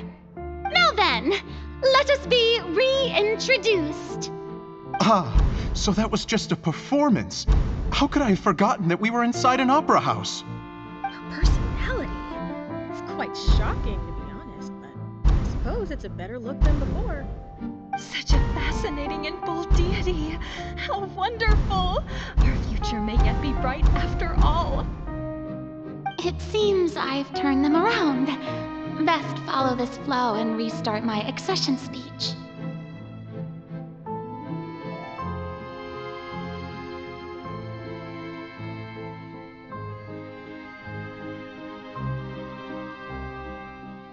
My dear people, whether you acknowledge me or not, whether you trust me or nay, I say to you, keep faith in your ardor for justice. We have heard it said that this nation's sins can no longer be washed away. Well, I say that justice is most fragrant when it blooms amid sin. The scales of justice should not weigh heavy in the hands of its God. On one side, it must carry fairness and justice, and on the other, May law be the prayer on our lips. May judgment be our worship. Let us light the fires and drink to the future of Fontaine! There is no trouble in this world that justice cannot solve. All that is needed is for you, my people, to believe in it, heart and soul. So long as I, the Archon Focalor, stand within the Opera Epiclese, so long as I stand before the Oratrice, I shall even judge the gods of this world!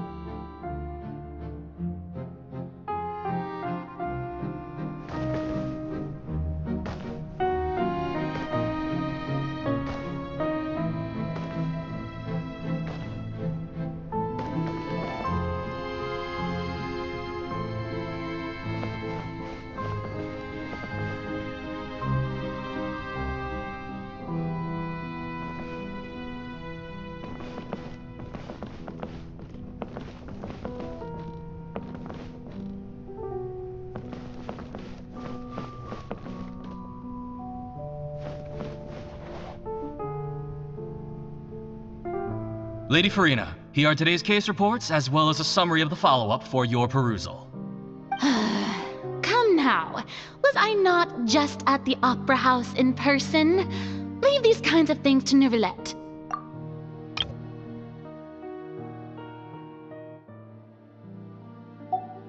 Besides, none of these trials were the one that I'm looking forward to the most.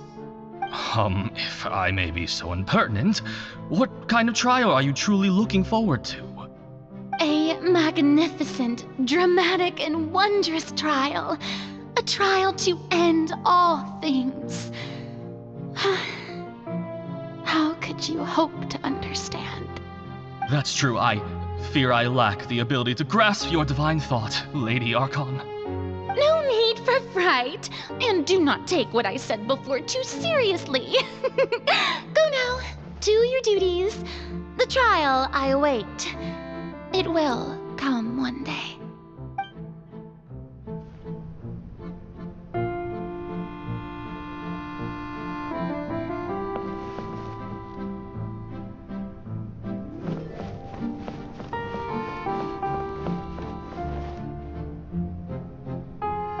Lady Farina, I don't know what to say. Thank you for agreeing to see me. No need to thank me. Or rather, thank your own sense of perseverance instead. Long have you stood in line to meet me, have you not? Oh, I'm afraid that's just an inevitable consequence of my divine charm. All right, Deoteria, is it? How is your son's illness? You remembered me, and you knew of my family, too. He is doing much better now. In fact, he is far more of an ardent believer than I. He was the one who forced me to seek an audience with you, and to bring your words back to him. Oh, good. Very good. If this should happen again in the future, please do not hesitate to come and tell me. Going down to citizens' homes every so often, while not usual practice, should serve as a fine change of pace. Oh, you're such a gentle and wise god. Thank you once again, on behalf of my son.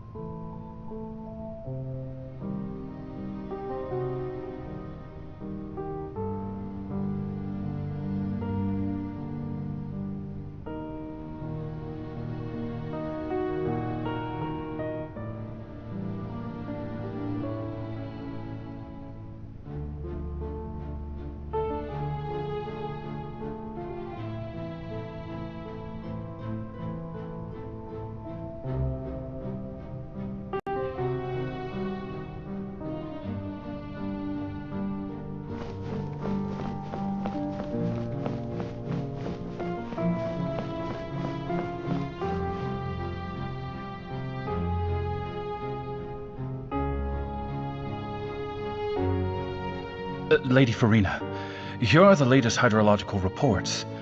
As for the specific parameters you asked to take note of, I'm afraid things still don't look good. I see. It's as I thought then. As your god, I did already expect this, but I wanted to see how far your human wisdom would allow you to analyze it. All manner of signs indicate that the prophecy will still come to pass. Forget it. That's not something you need to worry about right now. Well, as I understand it, the Fontaine Research Institute is also trying to find a way to counter the rising water levels. Really?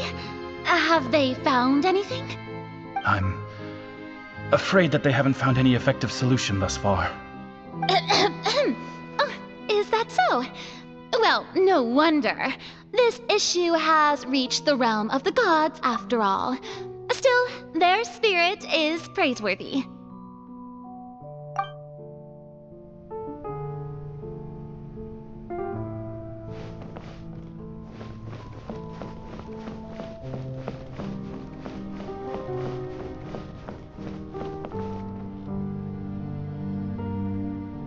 The day is finally over. I haven't had a moment to breathe this whole time. But it's good to see that everything's getting on track. There are no longer any voices of suspicion. Maybe this is fine. I just need to keep going, and everyone will be saved. Alright, Farina, don't think too hard about this. You need rest. Tomorrow's a new day.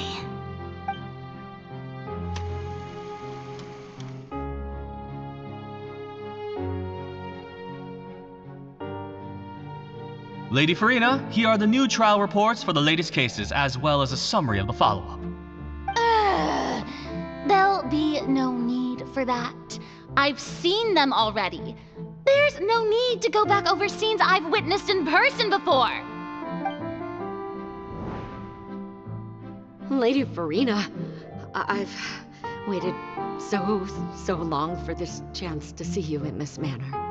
Indeed, my dear, loyal citizen. This joyous moment is an honor for us both.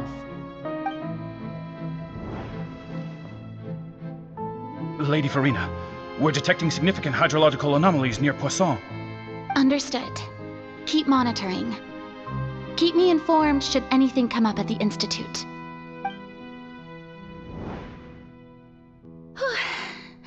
I don't think I let anything slip today.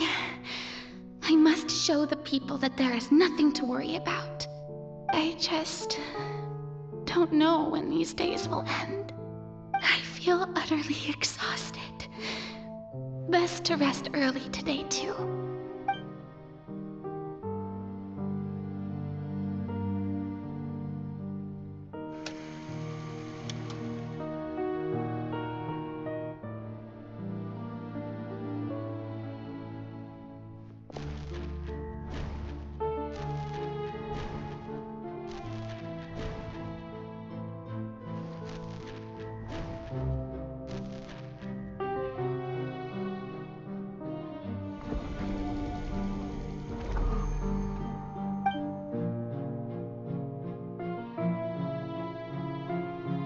Lady Farina, it's like a dream being able to speak with you up close like this.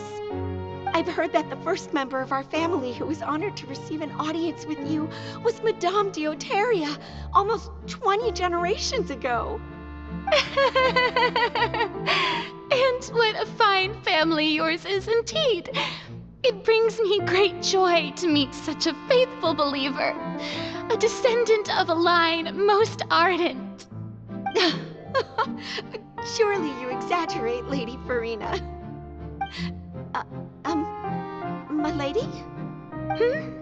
What is it, good citizen? Oh, are you crying? Oh, really now? I didn't even notice. This must be the overflow of hydro from my person. Well, can't quite help being the god whose dominion is the waters, can I? No wonder. No wonder. A manifestation of your power, then. Oh, Archon, I am honored to have witnessed it. Honored indeed.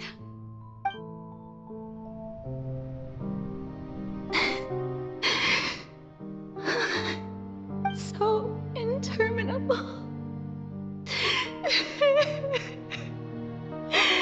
So lonely.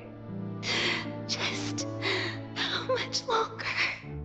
Hundreds of years must have passed by now.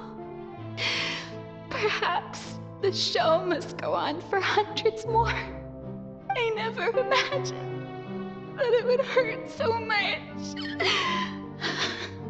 Have I reached my limit? No. Perhaps I reached it long ago. Today I didn't even notice my own tears. I want to tell someone, anyone, about this. But would that not destroy all I've done so far?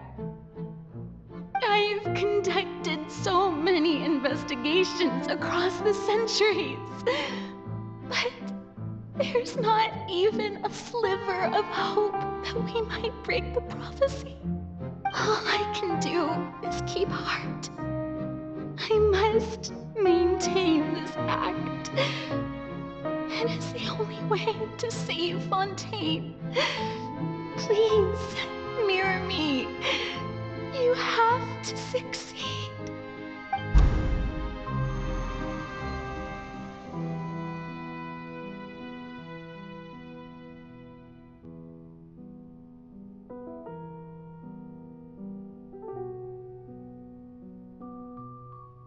Farina, you don't have to shoulder this burden alone. Although I don't know what you might be keeping from everyone, your people are more than willing to share your burden with you.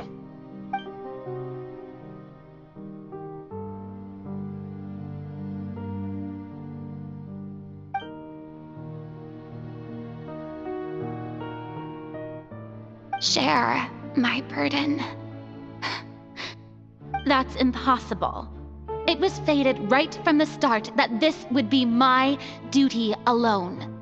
But even if your burden doesn't need to be shared, you can still choose to confide in someone. Just share it with me. I'm what you'd call a witness. A witness? Yes. I've heard that you came to Tevat from beyond the stars, yes. In other words, you never belonged here.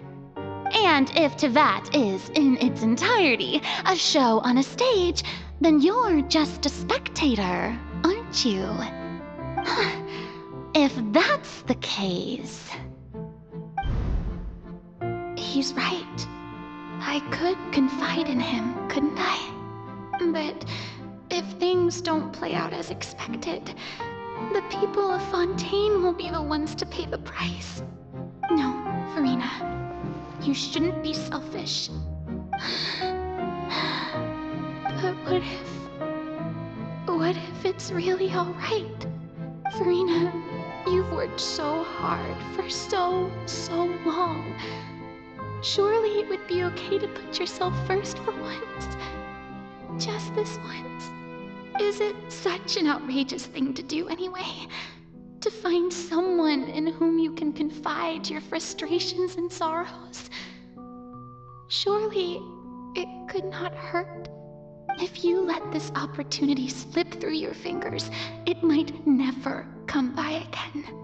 Think about it long and hard.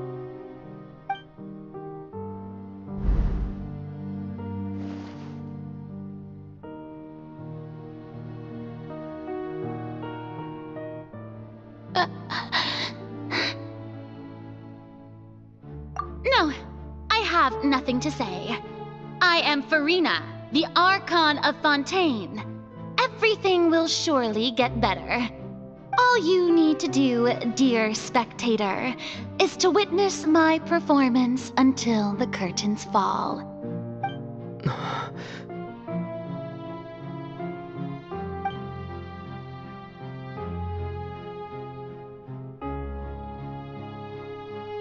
Fine.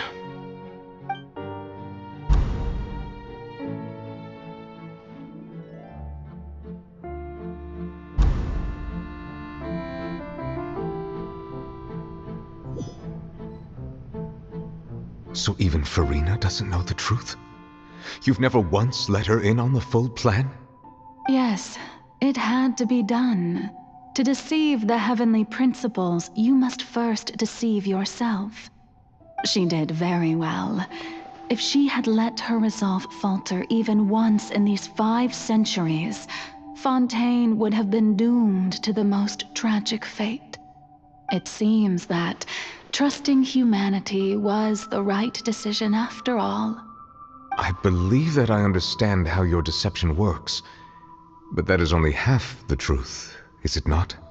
How would you build on this foundation to save the people of Fontaine? That is the most important thing. Ah, good.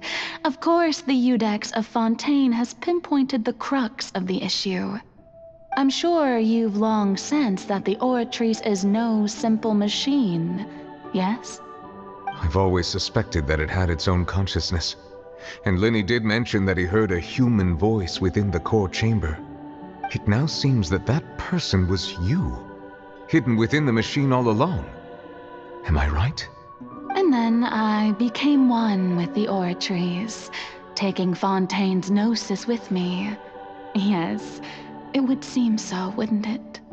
Alas, your understanding of this device still lacks sufficient depth.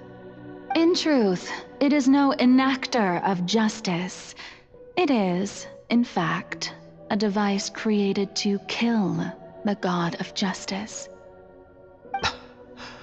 I beg your pardon? Oh, you have it. And to be more precise, not only will the Oratrice take down the god of justice, it will also take down the divine throne upon which she has been placed. I mean, did you think I would be the sort to enjoy peaceful repose while Farina suffered? My work over these last 500 years has been to constantly accumulate indemnitium within the Oratrice. But really, some have already discovered that only a small fraction of the energy generated by the device was ever used to provide power to Fontaine. The vast majority had to be, accumulated to enact this death sentence. It was all part of your plan, then? Both the trial and the sentence? Indeed. This power, accrued over 5 centuries, could have sustained Fontainians for millennia had it only been used for that purpose. Almost all of it has now been stored within the Oratrice. But only power of this magnitude could hope to destroy the Hydro Archon's divine throne, shaking the rules established by Celestia and breaking through the institution that is the Seven. So the Oratrice's call for death was for neither Farina nor Focalor, but for the Hydro Archon. The destruction of that divine throne. If I do not misunderstand your intent, you must be... Returning what's rightfully yours to you, of course. In other words, this was all done to return the authority of the Hydro Archon to the Hydro Dragon of this planet. But...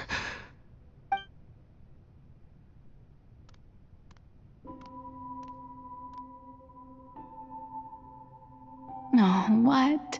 Getting sad again, are we? The authority of the ancient dragons shall soon be yours once more, O Hydro Dragon Sovereign. And this is the face you make. all you've done throughout the years is just so you can sacrifice yourself at the very end. I've never quite seen it that way, you know. Even now, I'm quite pleased at how well my deception worked.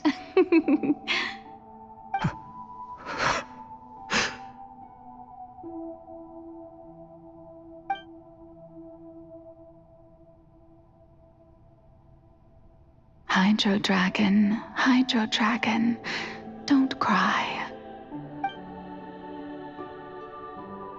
I must say, had it been within my rights, I would have loved to judge the heavenly principles themselves. Were they not guilty of essentially the same crime? Egeria stole the power of the primordial sea, and the heavenly principles stole the power you ancient dragons possessed. I, for my part, am the god of justice. And is it not just that your original powers should be returned to you? Speaking of justice, I have always believed that justice lies in the process of pursuing human existence itself. So, if the theft of the primordial sea's might was Fontaine's original sin, then, leaving matters of procedural right and wrong aside, the descent of the Fontainians as humans and their right to exist in this world would be Fontaine's original justice. In other words, existence was Egeria's justice, and to me, justice is the continuation of that existence. Defying the prophecy and ensuring that Fontaine's people shall live on, that should be the justice enthroned over all others. At this point, we, whether it be myself or all other Fontainians, have shouldered the burden of this sin for far too long. Iudex Nervilette, the highest judge in our land, when you regain your full power as an elemental sovereign, what verdict shall you pass upon us? So when I was invited to the court of Fontaine to serve as Iudex, I see now that that was your idea too.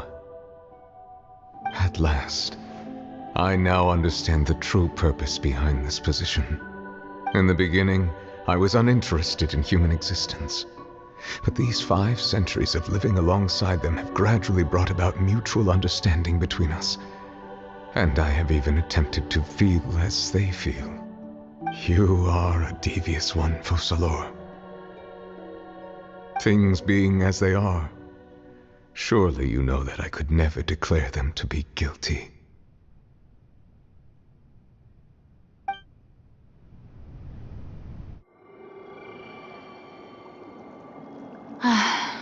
The hour of my execution is almost here. For the sinner, the curtain call has come. I know I may not sound it, but faced with death, I find myself a little afraid. Perhaps this is one thing both gods and humans have in common.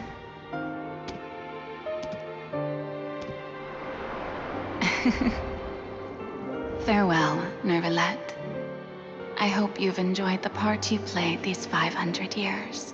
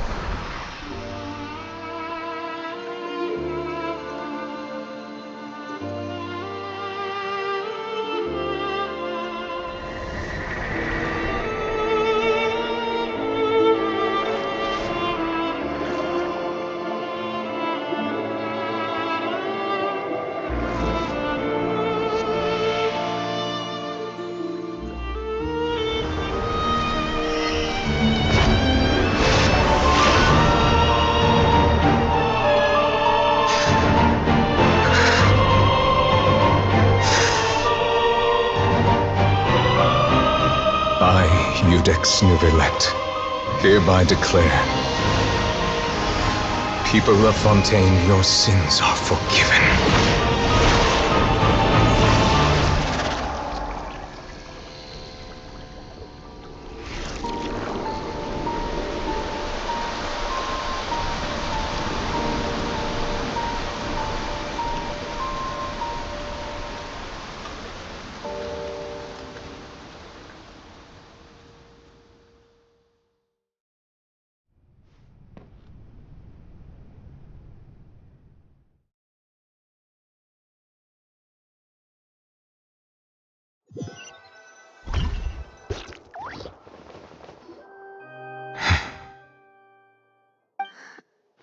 What just happened? Has the death sentence been carried out? Was that bright light some sort of misdirection? I have a feeling that something huge just happened. But since we're all still alive and haven't been dissolved, I assume whatever happened was good for us. It's time to end this. We must mete out punishment to that beast. Didn't you say just a moment ago that it can't be defeated? I have gained the strength sufficient to deal with it. Through certain means, I now have the ability to separate the power of the Primordial Sea from that creature. We should seize the opportunity to pursue our quarry. Traveler, now that the oratories can no longer function, I require an executor to help me mete out justice.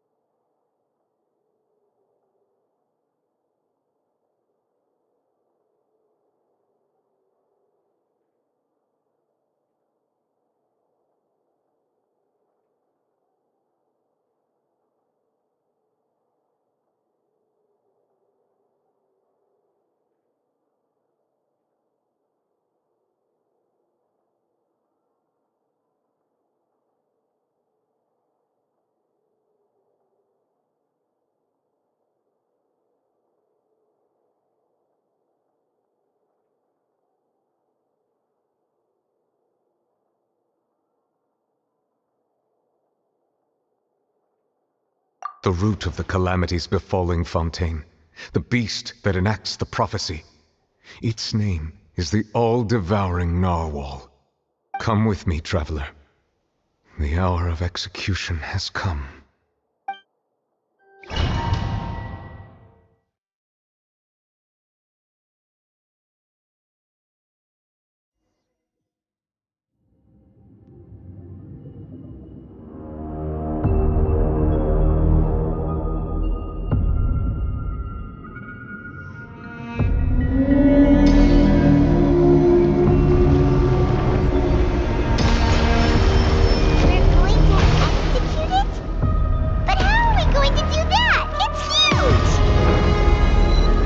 Done my best to separate the power of the Primordial Sea from the whale.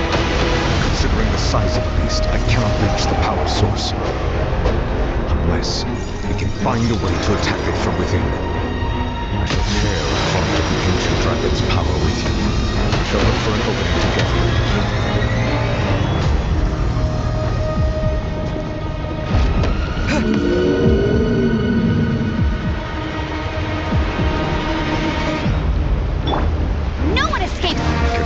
Sorrow turning into hostility.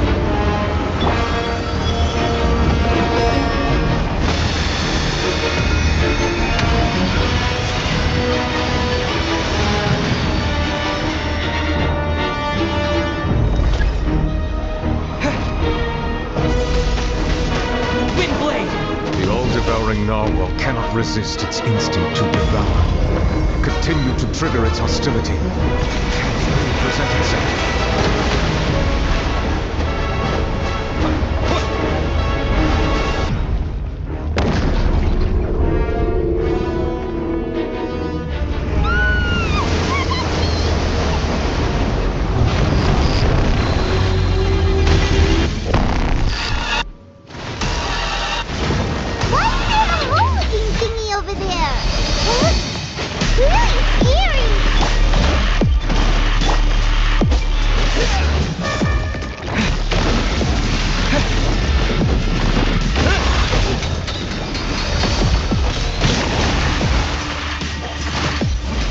Granted you my protection.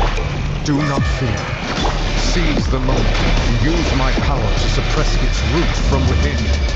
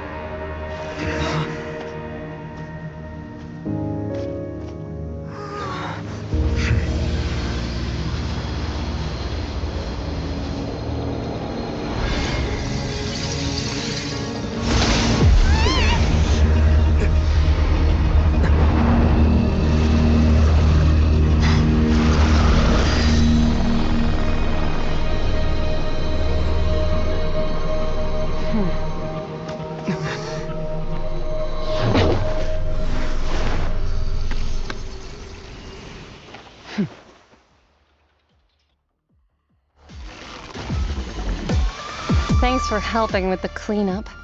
It should have been my job, but... oh well. It was just supposed to be a short private training session for me. I didn't think that my disciple and my master's pet would start brawling in the meantime. Well, actually, I had a feeling that it would happen at some point, but they bumped into one another earlier than I thought. What a blunder. I suppose I'll have to swing my sword 3 million times as penance. That power. Who are you exactly? Paimon has an idea. From what she said earlier, she must be Child's master. Skirk, right? It's just that he gave us the impression that she was the less talkative person. I simply did not have anything to say to the weak. But you, on the other hand, managed to defeat the all-devouring narwhal without using power from beyond this world. So you may speak to me as equals. I have to agree. It's a strange use of a planet's primordial waters just to raise an all-devouring narwhal.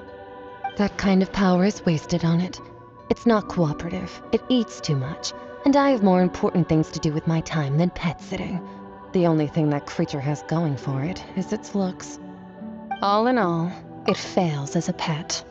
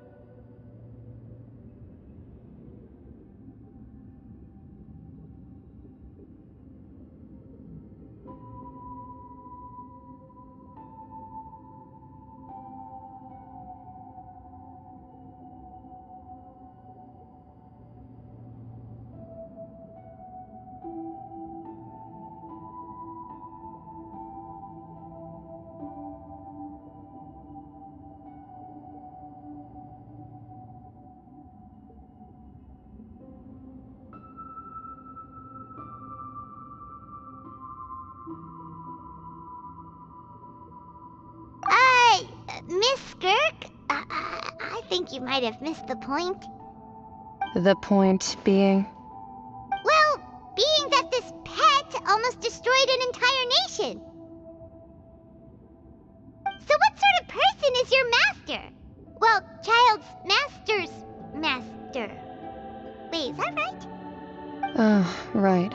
So you don't know him. Sorry, I assumed you did. His name is Sertologi.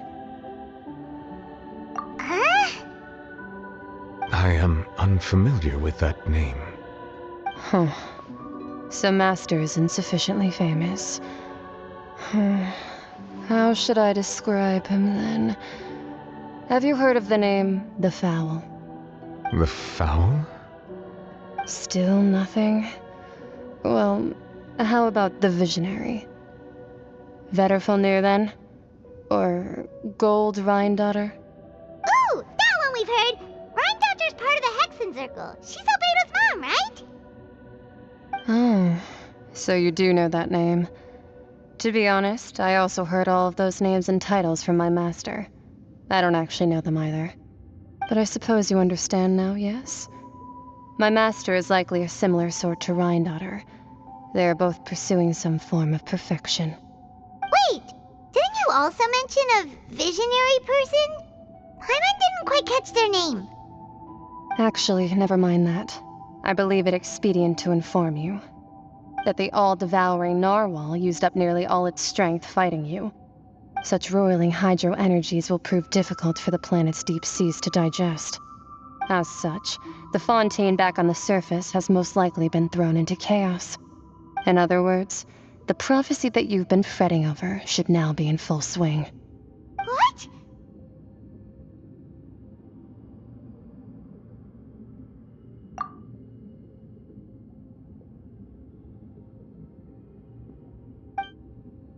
Not to worry. Focalor has already managed to deceive the heavenly principles.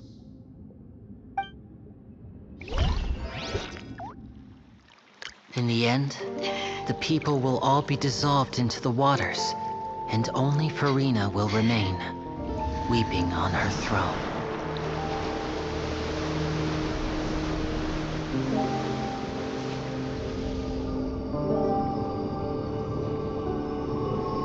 Only then will the sins of the people of Fontaine be washed away.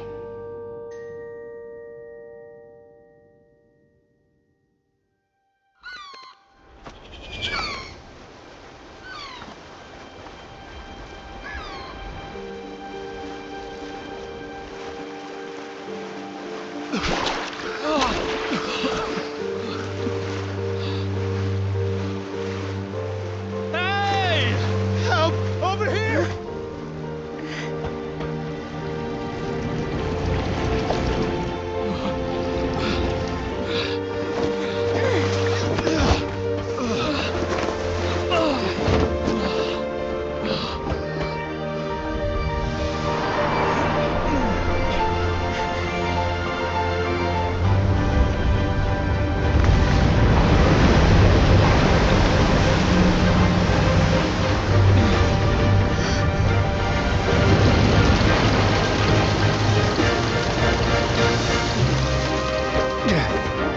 All hands, initiate emergency rescue!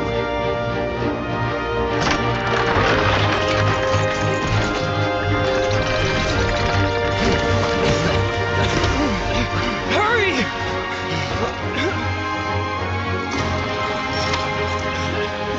Hey, lend a hand!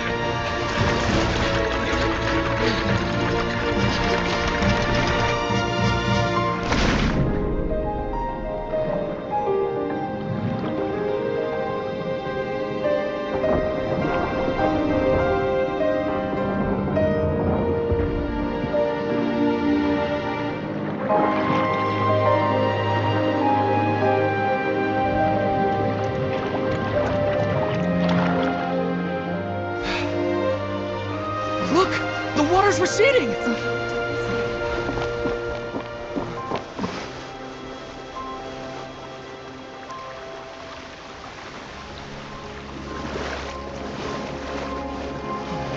It's a miracle! We didn't dissolve.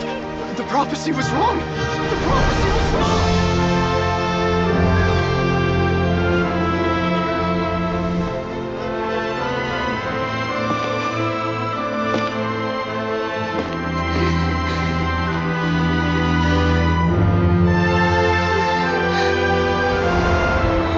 Are you alright? Yeah. We're safe. The prophecy was wrong.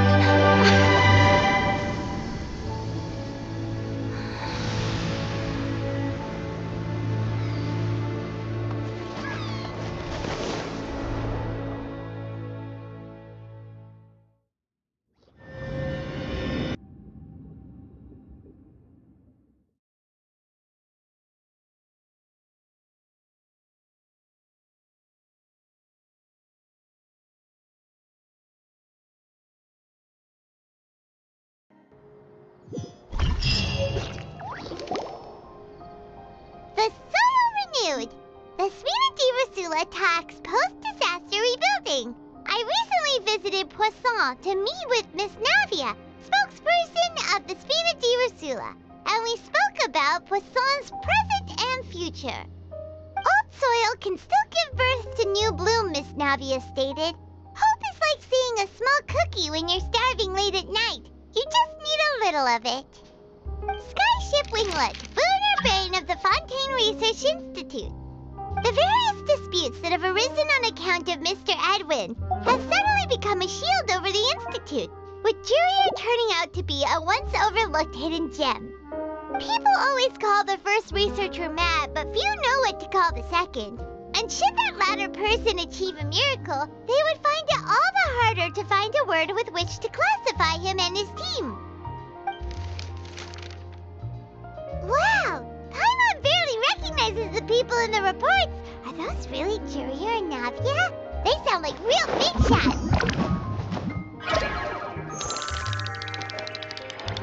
What do you think? Pretty enthralling, huh? The Steambird's idea was pretty simple. With the disaster just having passed, we would print a free edition packed to the margins with good news to calm people down. The value for these big scoops lies in their inevitable follow-ups. We'll publish further reports and go into the stories behind those people. Edwin's assistant, Jurier, created a true flying ship, while Navia is leading people in the reconstruction of their home. I'm sure that these stories could draw even your well-traveled eye. Paimon's curious too! Wait a minute. Didn't we watch everything happen from start to finish? What's there to be curious about? And that's exactly why I'd like you to come conduct interviews with me. You're the best incubators of news, if you haven't noticed. And also, with you around, I'm sure I'll get to see that Duke. Are you sure? Hasn't he turned you down several times already? Oh, this time will be different. Come on, let's head to Poisson first, and then make a trip to the fortress. There are some things you'll only know when you get there.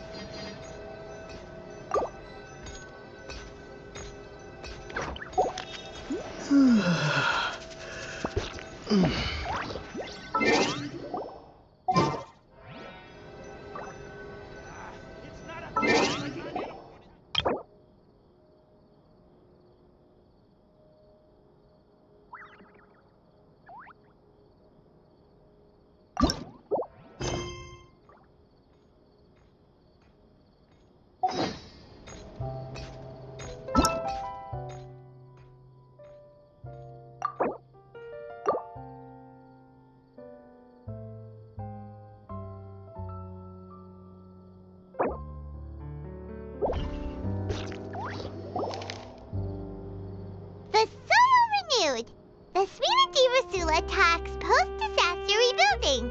I recently visited Poisson to meet with Miss Navia, spokesperson of the Spina and we spoke about Poisson's present and future. Old soil can still give birth to new bloom, Miss Navia stated. Hope is like seeing a small cookie when you're starving late at night. You just need a little of it. Skyship winglets, lunar brain of the Fontaine Research Institute. The various disputes that have arisen on account of Mr. Edwin have suddenly become a shield over the Institute, with Jurier turning out to be a once overlooked hidden gem. People always call the first researcher mad, but few know what to call the second. And should that latter person achieve a miracle, they would find it all the harder to find a word with which to classify him and his team. Wow! Paimon barely recognizes the people in the reports. Are those really Jurier and Navia? They sound like real big shots. What do you think? Pretty enthralling, huh? The Steambird's idea was pretty simple. With the disaster just having passed, we would print a free edition packed to the margins with good news to calm people down. The value for these big scoops lies in their inevitable follow-ups. We'll publish further reports and go into the stories behind those people. Edwin's assistant, Jurier, created a true flying ship, while Navia is leading people in the reconstruction of their home. I'm sure that these stories could draw even your well-traveled eye. Paimon's curious too! Wait a minute. Didn't we watch everything happen from start to finish? What's there to be curious about? And that's exactly why I'd like you to come conduct interviews with me. You're the best incubators of news, if you haven't noticed.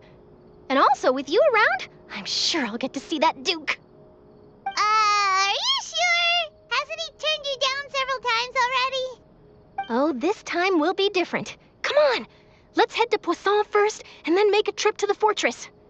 There are some things you'll only know when you get there.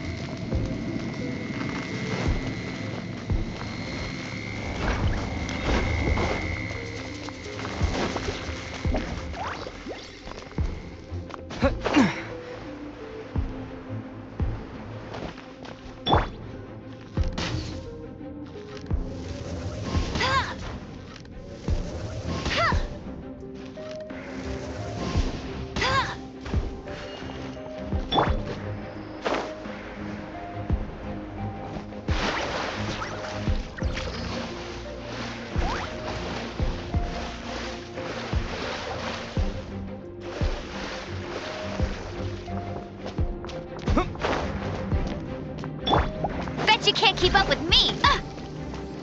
Hey! I'll race you there!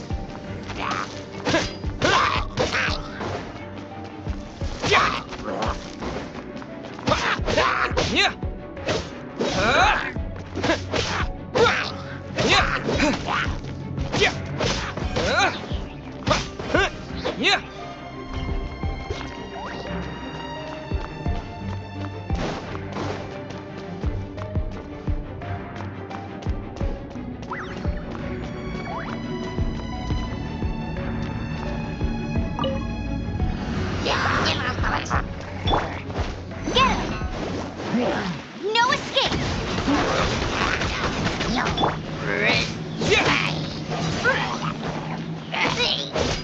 With the wind!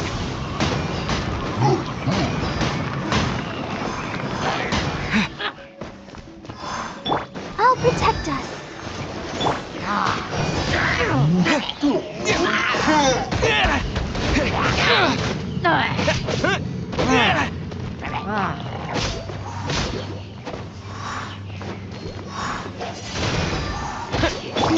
Cool it!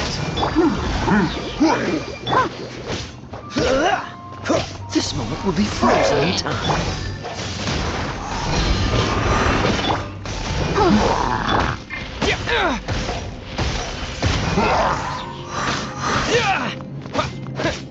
No one escapes my sight!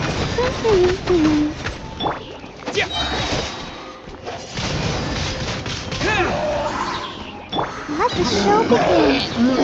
Freeze!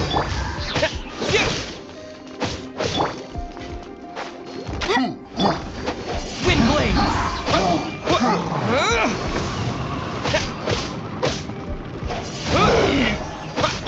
Cool it!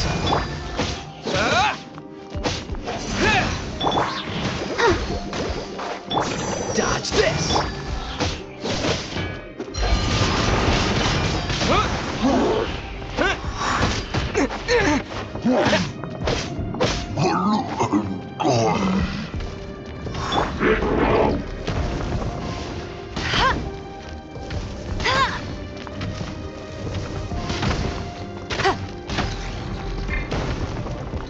No escape!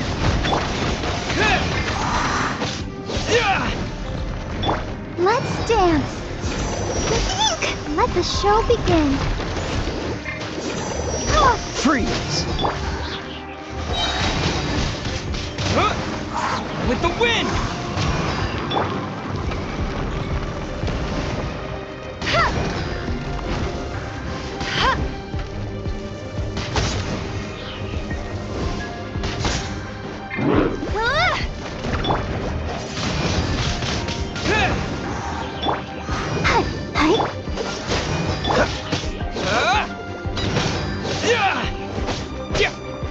Wind blade!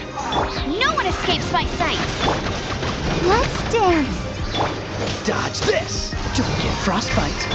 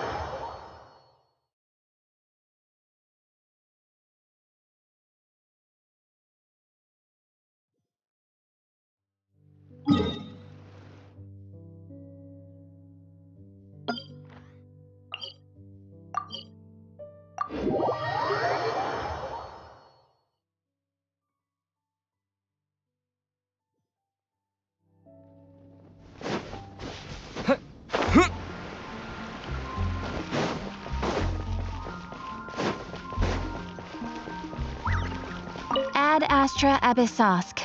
Welcome to the I am sorry, but you have not yet complete. Ad Astra Abyssosk.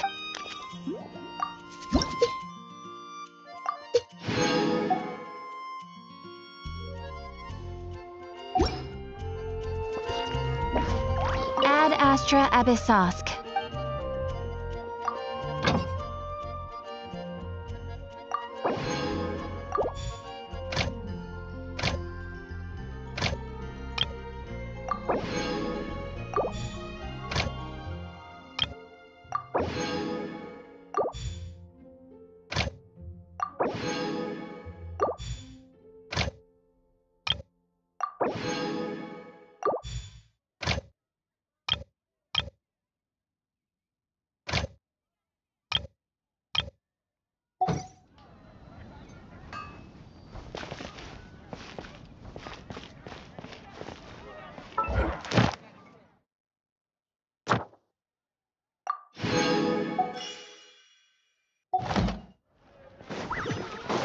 Ad Astra Abyssosk. Thank you for completing today's commissions.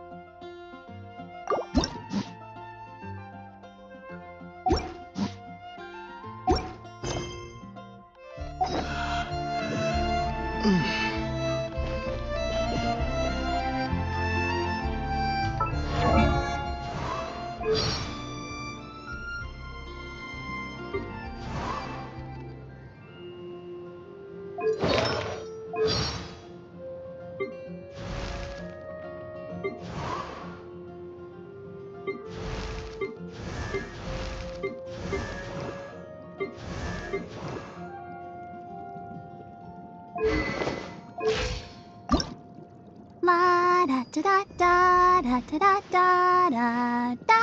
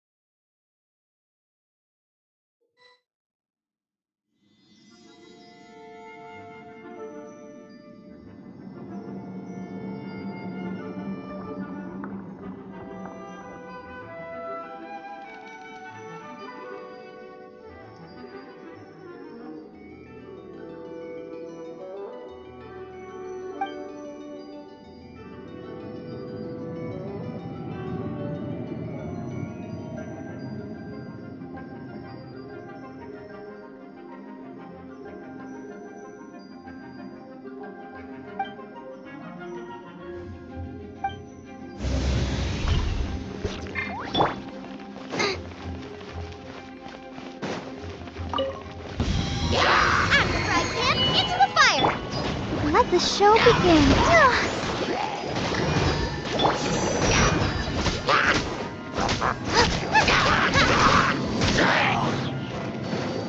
Scuba, get them!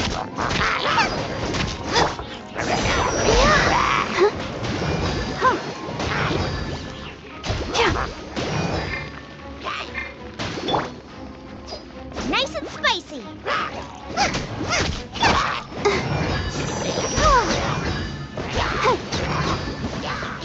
Let's dance. Go, Barbara, go!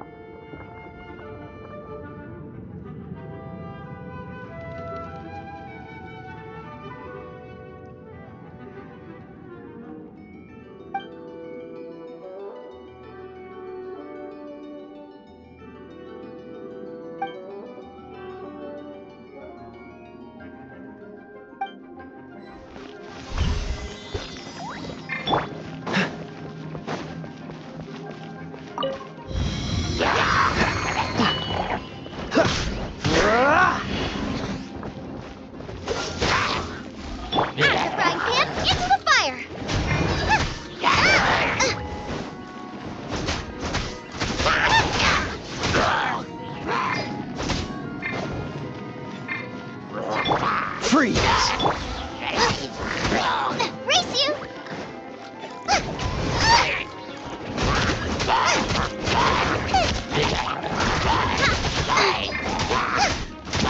Cool it! Nice and spicy!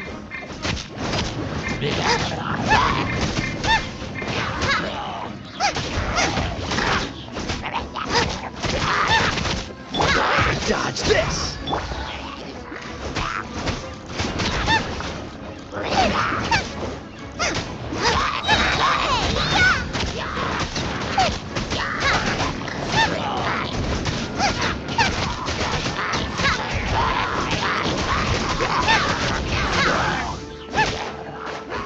Out the frying pan, into the fire!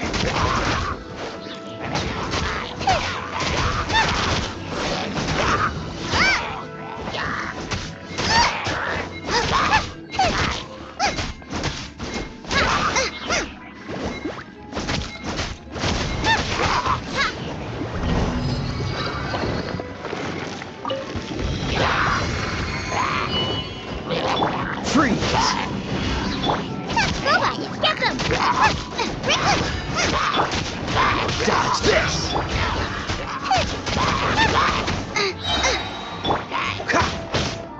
Cool it!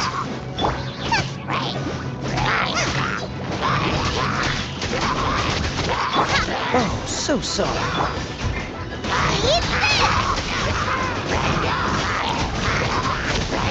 Out the frying pan, into the fire! What's the... Freeze!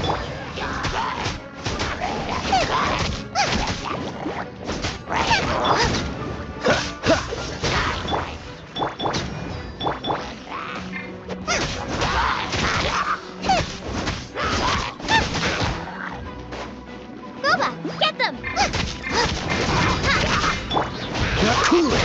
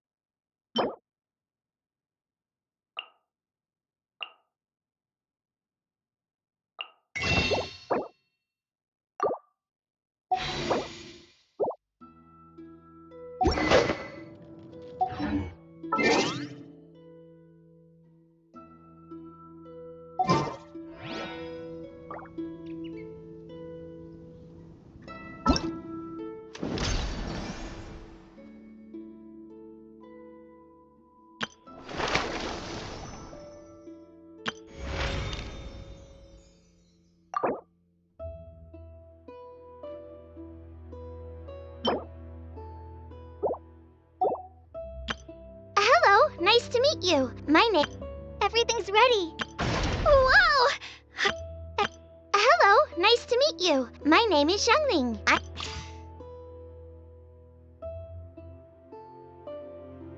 Whoa! I can join the... Hello, nice to...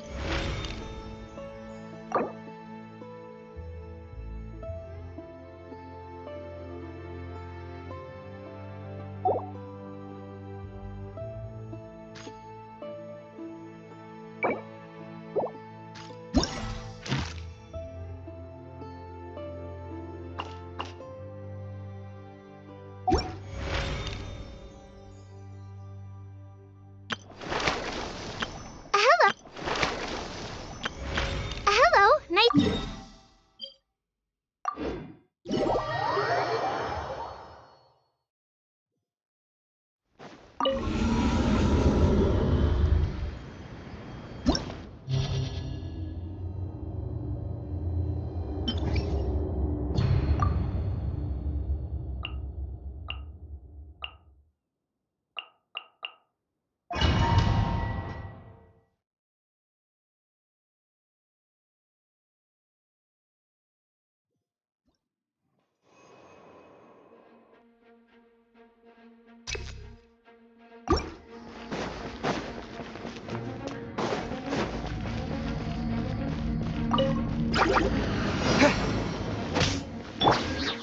No escape! With the wind! Dodge this! Don't get frostbite. Cool it!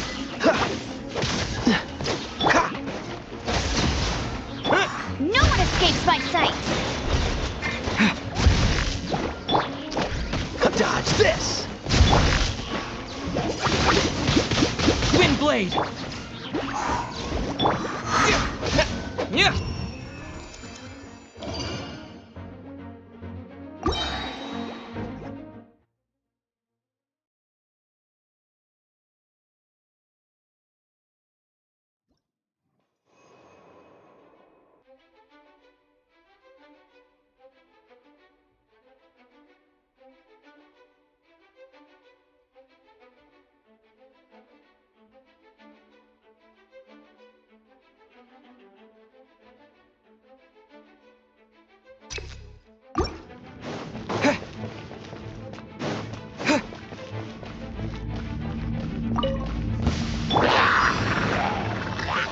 Freeze!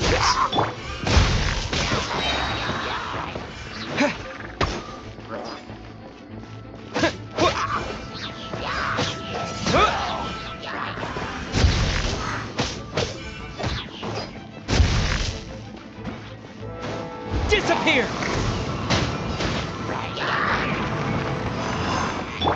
No escape! Bet you can't keep up.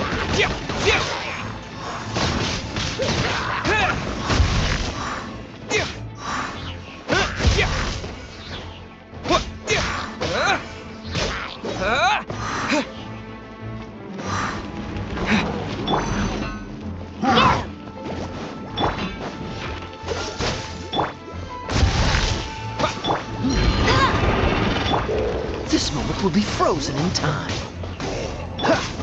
I'll protect us.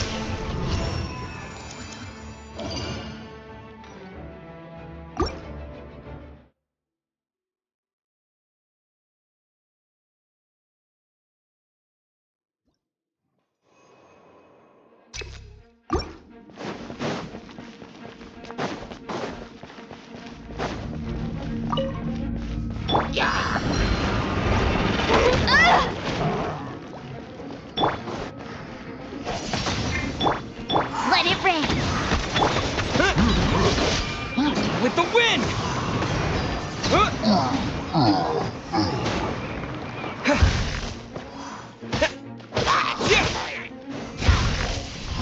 Are you here to play?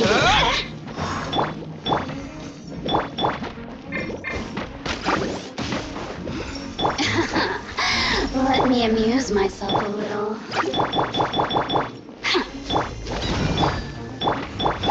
The more, the merrier. Go, Ferret Bunny! Let me amuse myself a little. You really know how to get me going. Persistence. Shine no longer.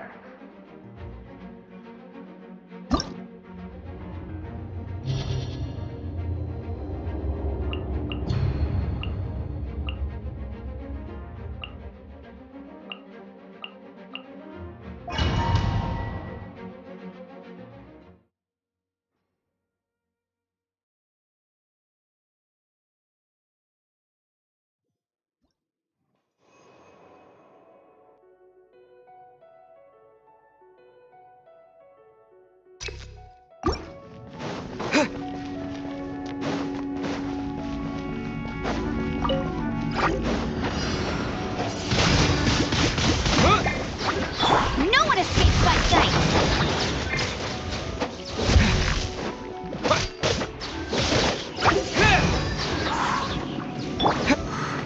Freeze!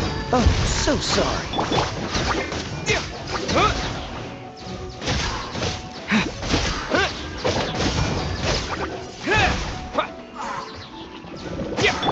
Let it rain! Get him!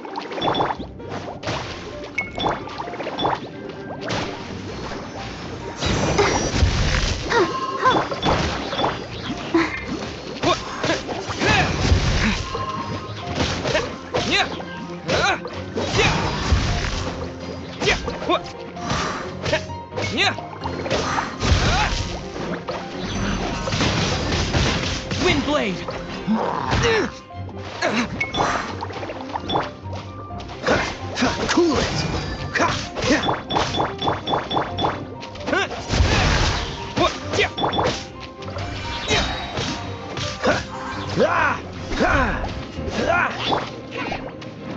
This...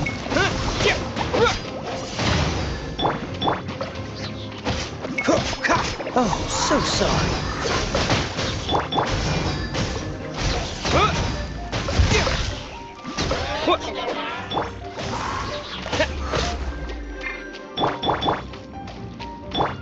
No escape!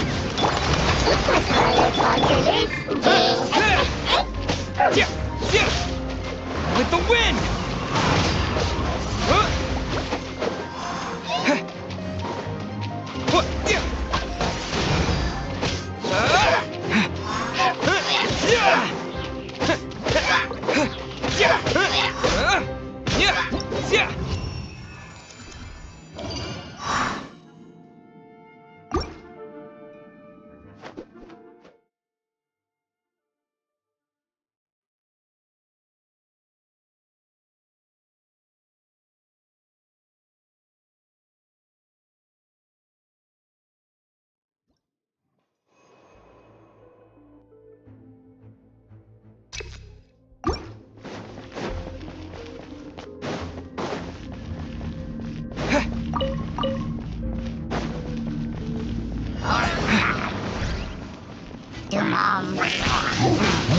Windblade!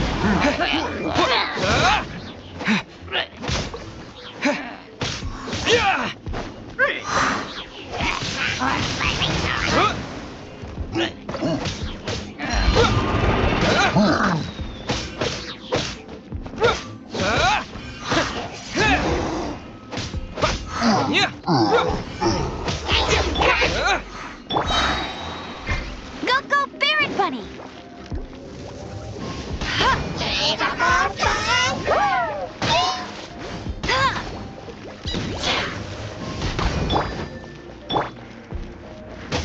Windblade!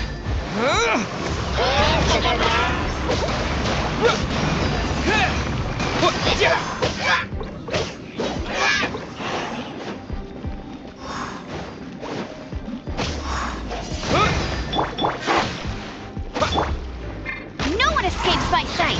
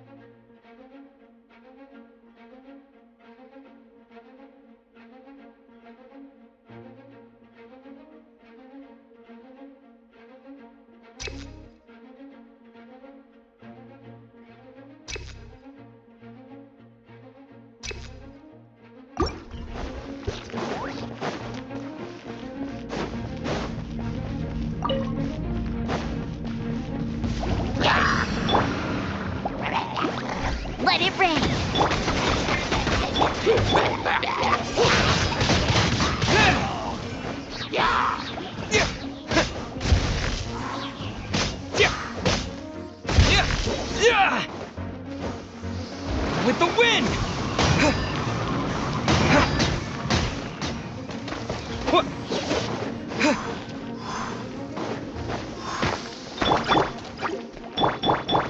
escape!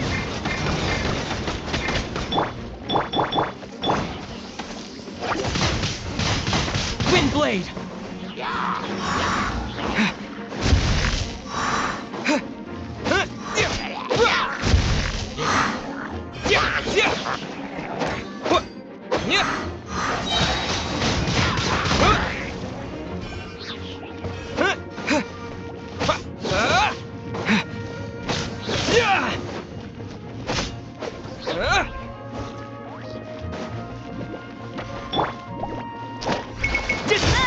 Let it rain!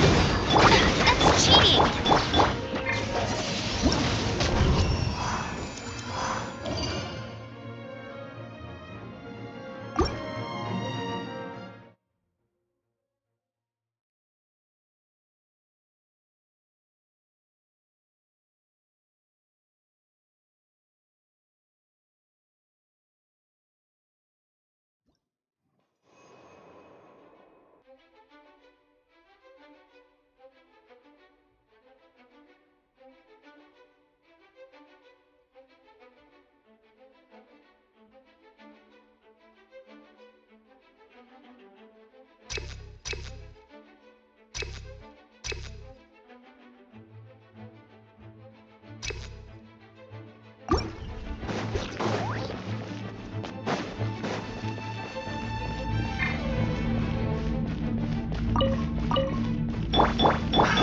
Another test subject. Fry! Don't get frostbite. Fry! That tingle? I got careless. What you got? Another test subject. Windblade! Suffocate! I got careless. I got Hey! No escape! the wrong test subject. With the wind! The wrong test subject.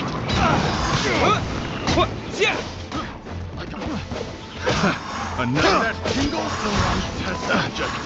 I got careless. Have a little taste.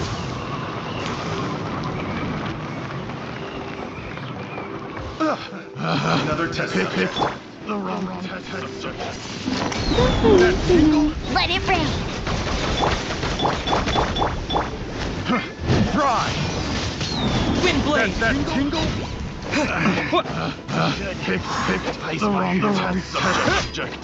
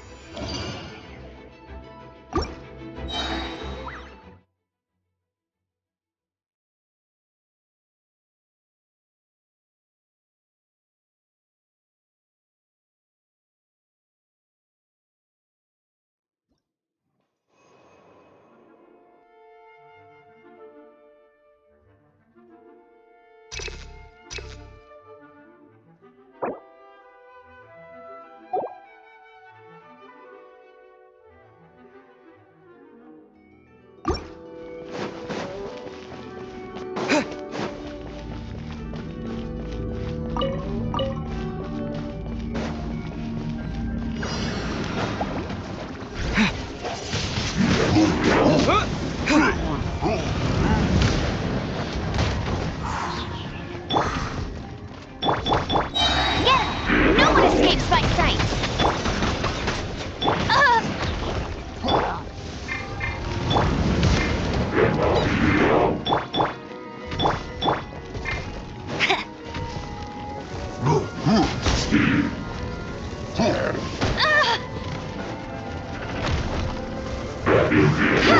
I'll race you there! That's cheating!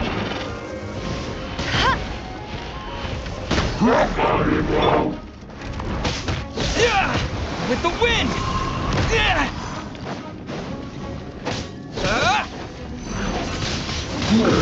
Windblade!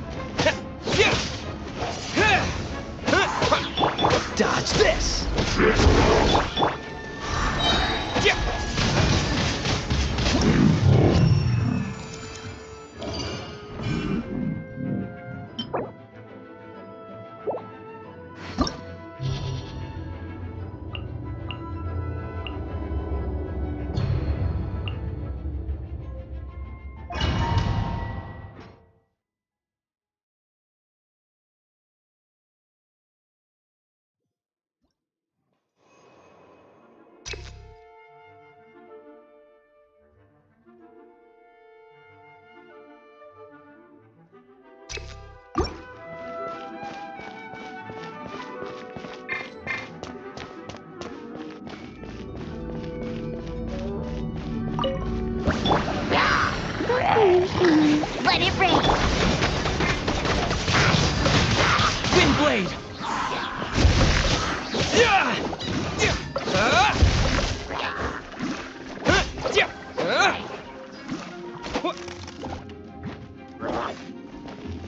Disappear!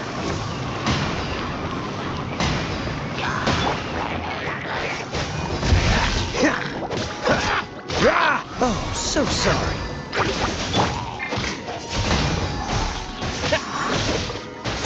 No escape.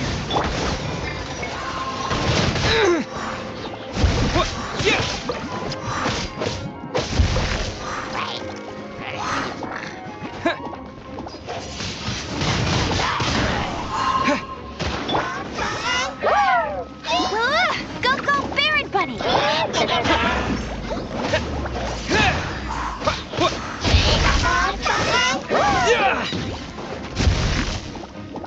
With the wind! Windblade!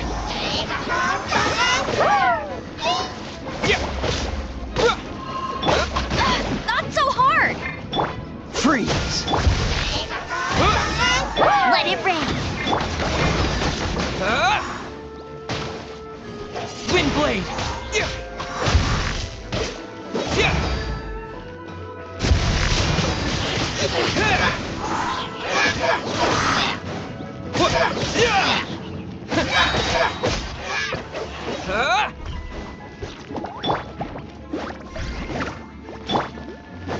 Dodge this!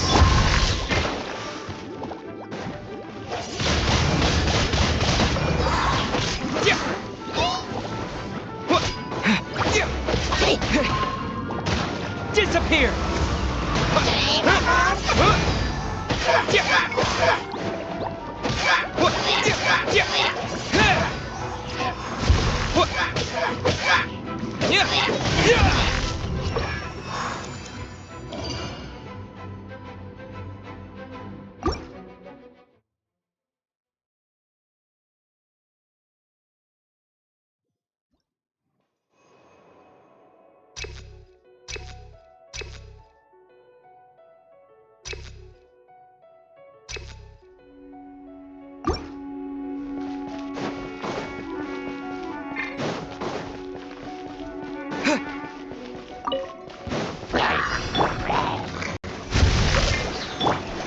Freeze!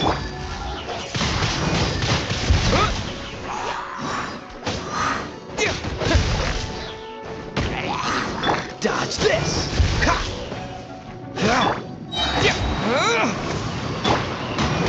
Cool it! This moment will be frozen in time.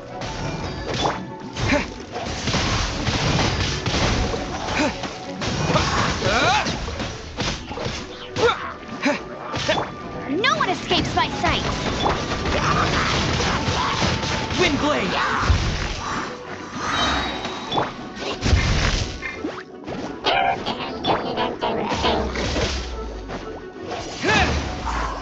Dodge this! With the wind! Let's dance. Let it rain. Windblade!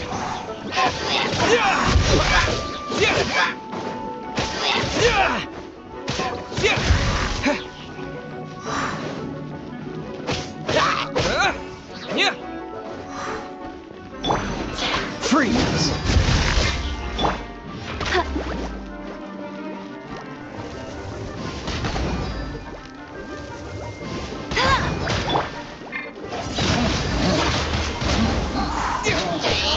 Dodge this!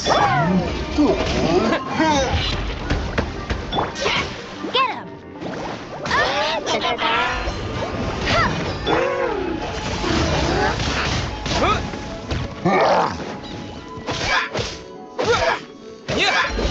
Freeze!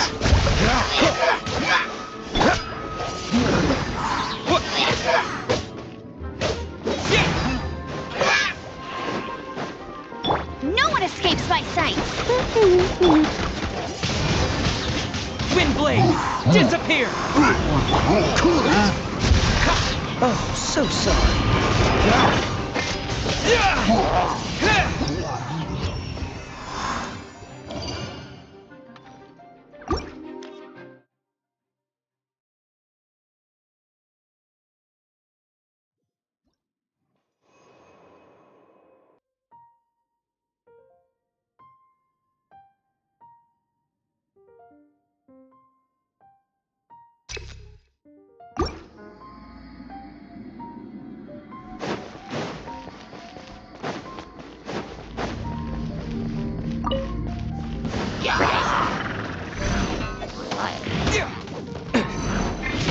Windblade!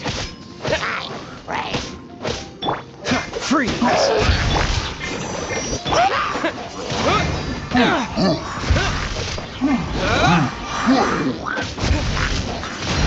Cool it! Windblade! Let it rain. With the wind! Windblade! Go, Baron Bunny!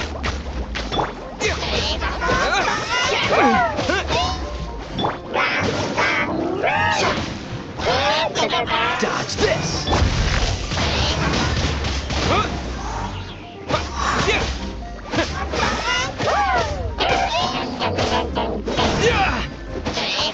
Windblade!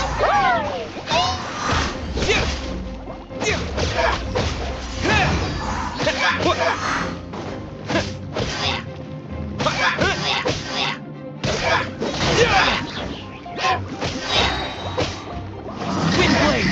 Disappear!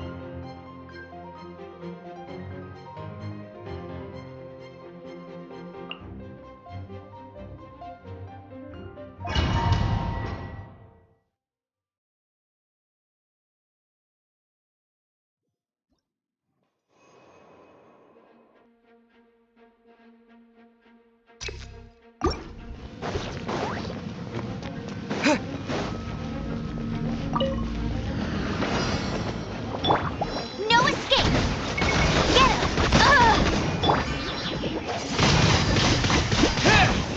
him!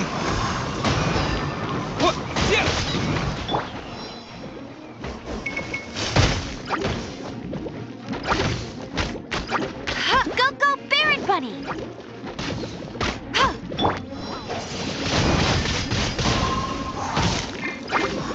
No one escapes my sight!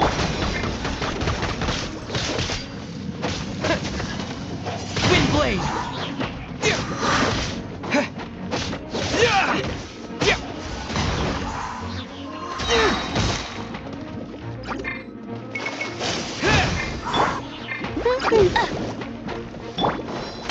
Freeze!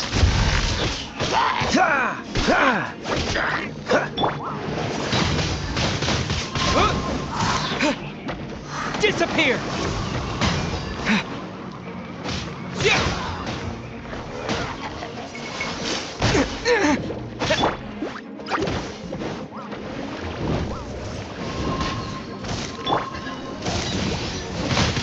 Windblade! No escape!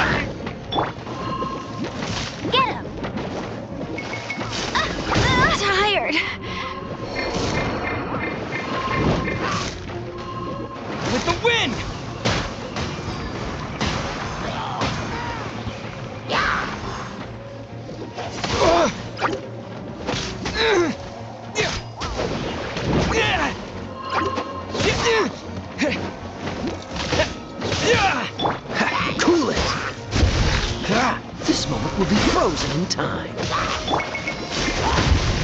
Oh no!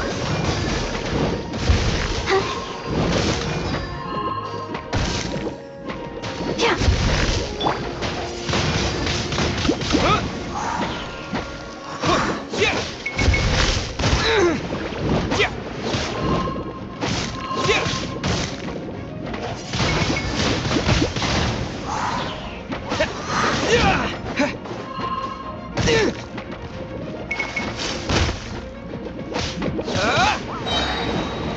Disappear!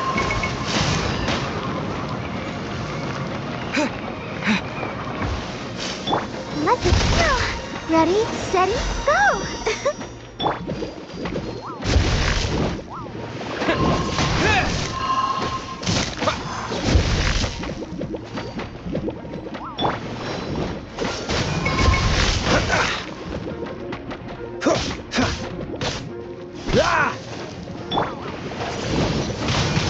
Windblade!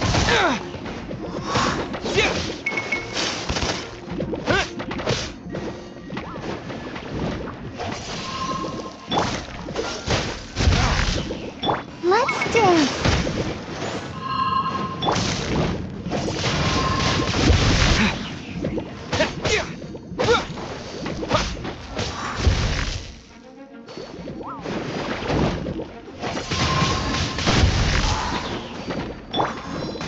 Hey, go, Barbara, go!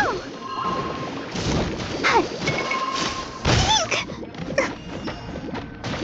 Dodge this!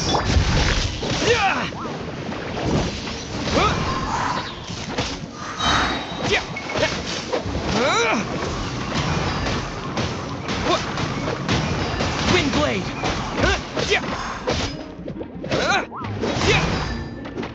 I'll protect us. Let's dance. Hey.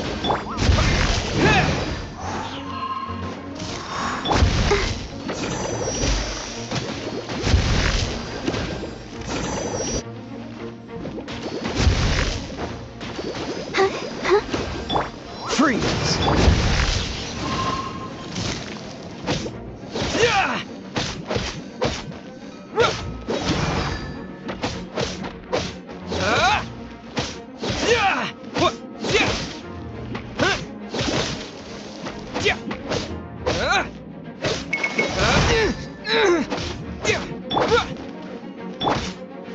I'll protect us.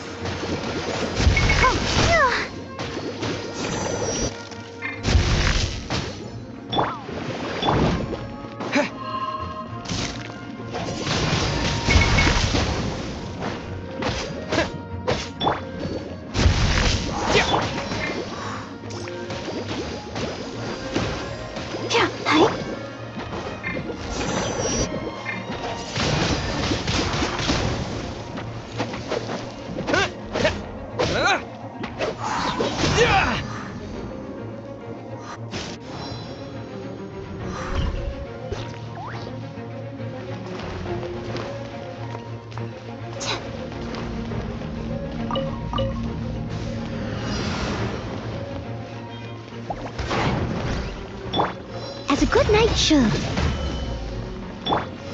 Let's spark things up a little. Stay put! Go as one! Barbados! Madness!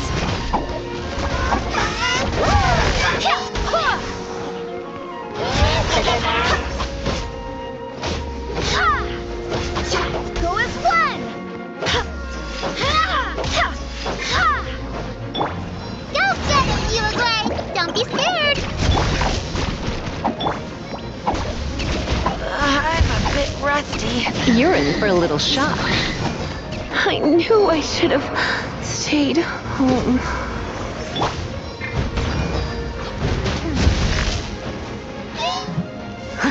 I'll catch up. Someone needs assistance.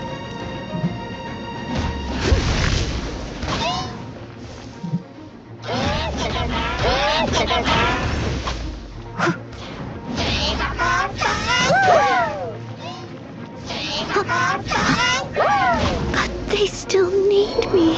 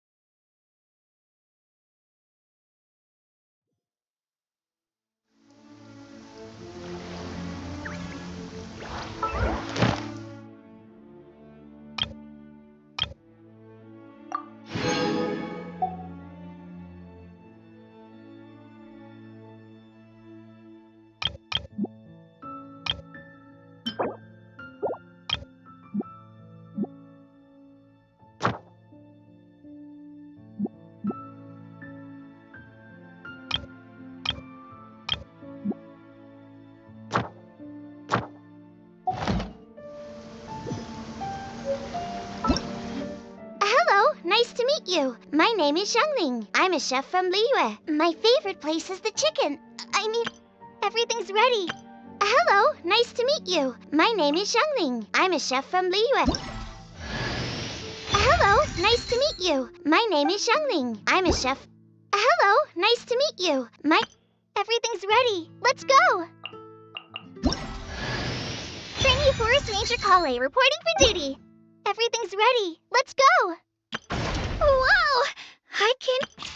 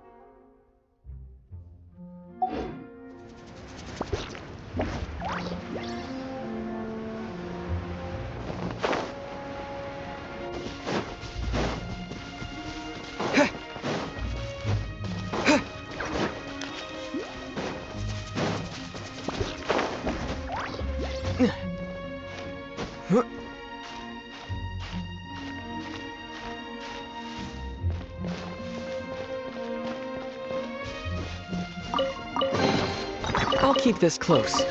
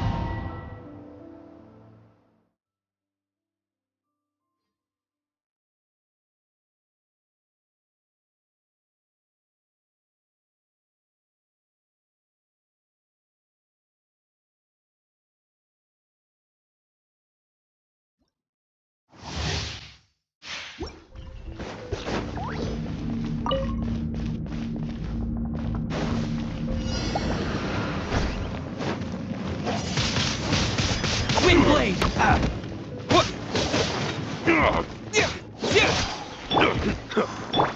You're open! Cool it!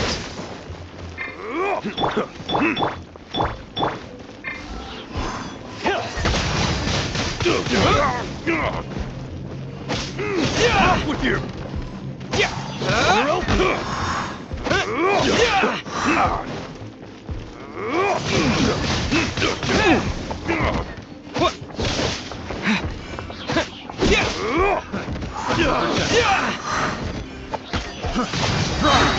Twin blade!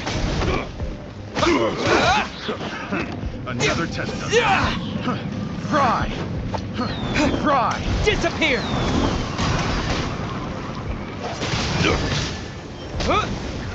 Pay your dues. Leaving so soon? Let's dance. Pink! Let the show begin. No escape! Fry! Prepare! Fry!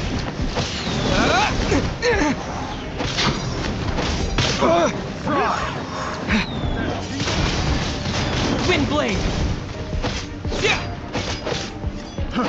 Fry!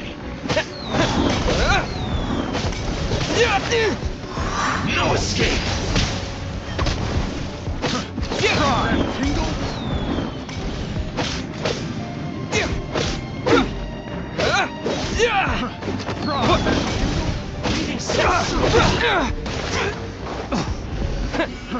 Fry! Prepare yourself! La la la la la. Go, Barbara, go! Fry! That tingle? Let's dance. No escape! Fry! I got careless. That tingle? A little taste. That tingle? Freeze! Don't get frostbite. That tingle? What's the hurt?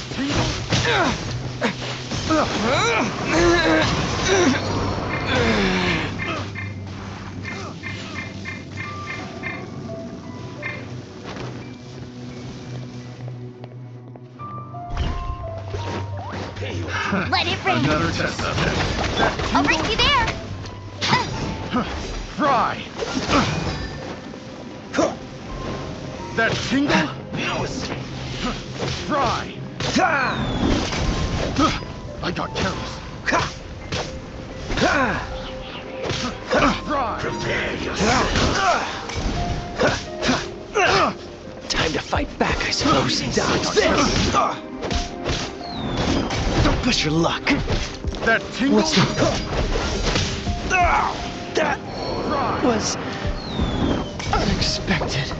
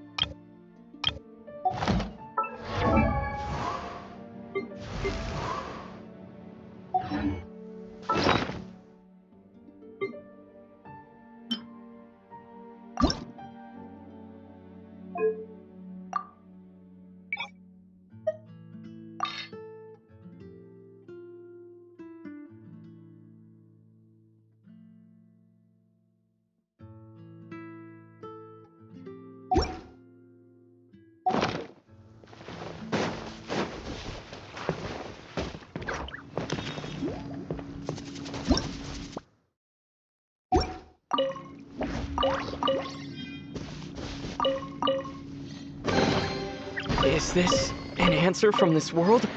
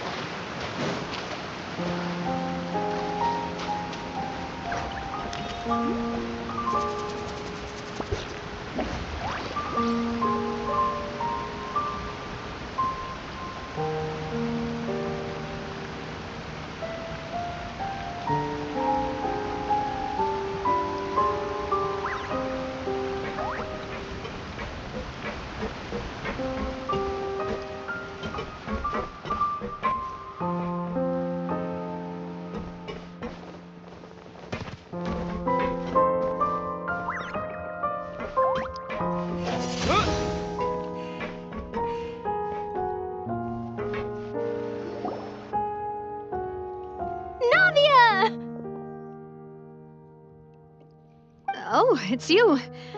What brings you all here? Hey, we're just having a look around. I'm here to update myself on how things are going here. Oh, the Fatui are here too! Let me introduce you. This is Mr. Garunt Snežević. He represented the Knave in sending us a large amount of supplies, and is helping with our work. Our residents are hard at work as well. Thanks to everyone, work is progressing nicely. We've lost a lot of people, but we're moving forward. That will have to be enough. Hello, Miss Charlotte. I'm a big fan of yours. I especially like that article you wrote last year about Fontaine's stray cats.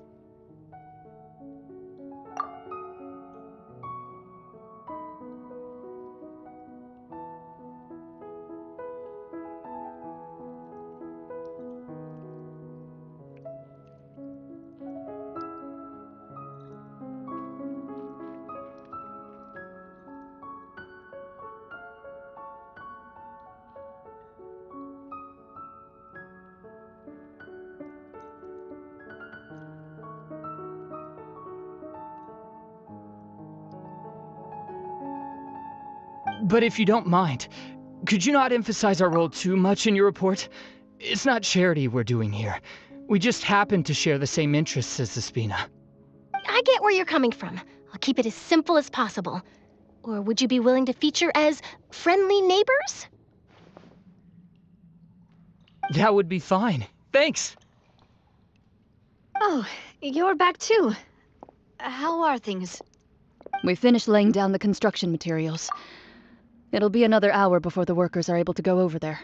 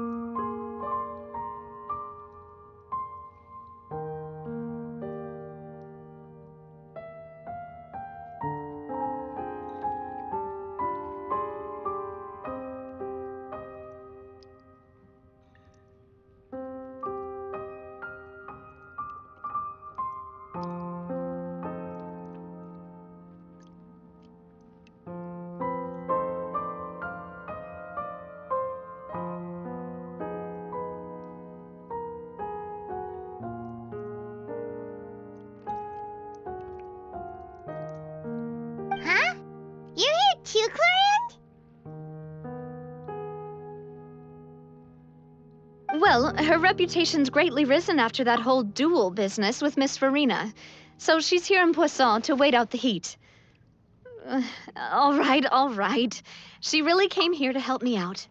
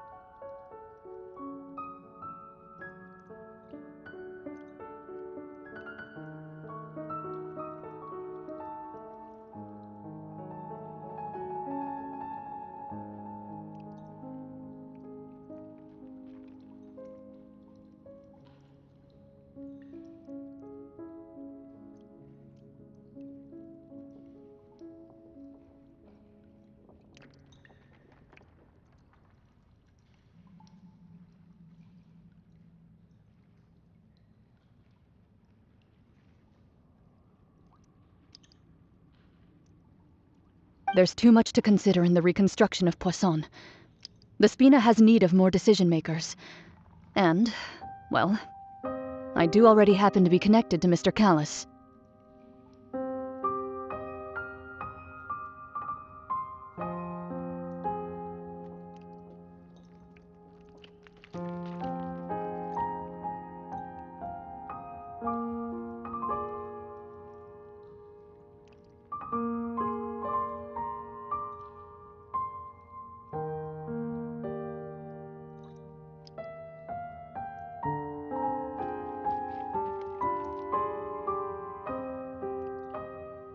Oh, wait just a moment. Do you mind me asking a few questions? You know, about how you felt before the duel, about what it was like facing down a god. There's lots of exciting material there, I bet.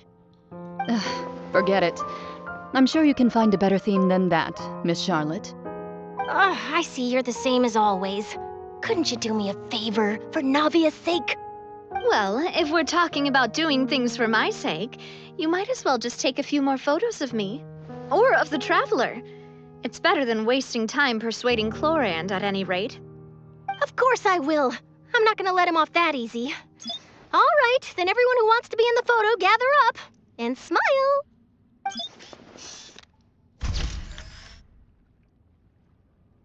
How did it go? Was it a good shot? Did Paimon look cute in it? Not bad. Your addition really helped the composition of the picture. All right, hang on a moment. Let me snap a few more shots.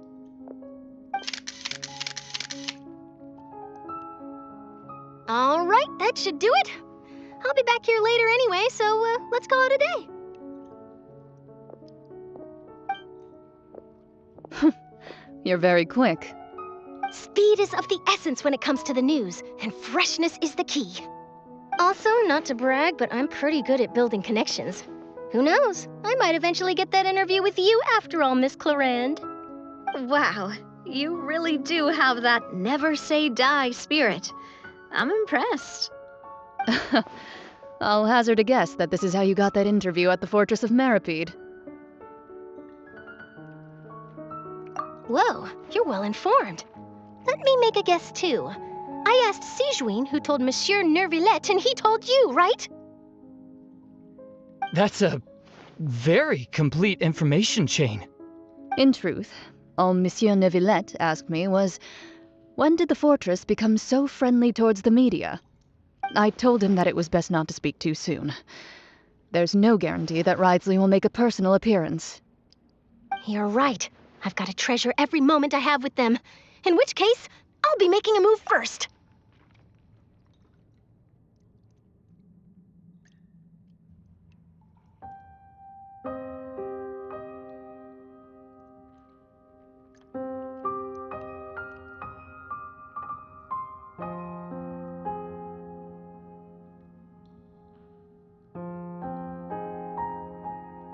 Stay safe now, and tell me if you hear anything interesting. I'll treat you to afternoon tea in exchange.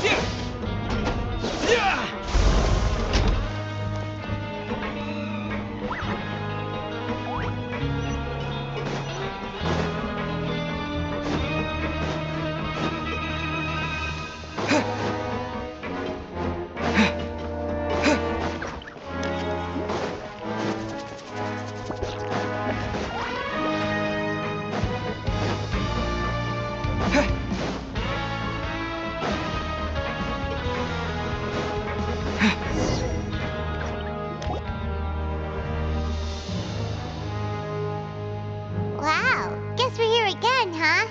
There's a real nostalgic feeling to this place. Looks like you've been missing us. Duke! Did you come all the way to the entrance to greet us? Of course. I'm here to welcome you and our dear Miss Charlotte, whom our good head nurse recommended to me. It's an honor to finally meet the much-rumored Duke. Thank you for consenting to my visit to the fortress, sir. No need to thank me. But that said, I shouldn't be the focus of your interview. I trust you recall our agreement? Of course, of course. All right then, this way.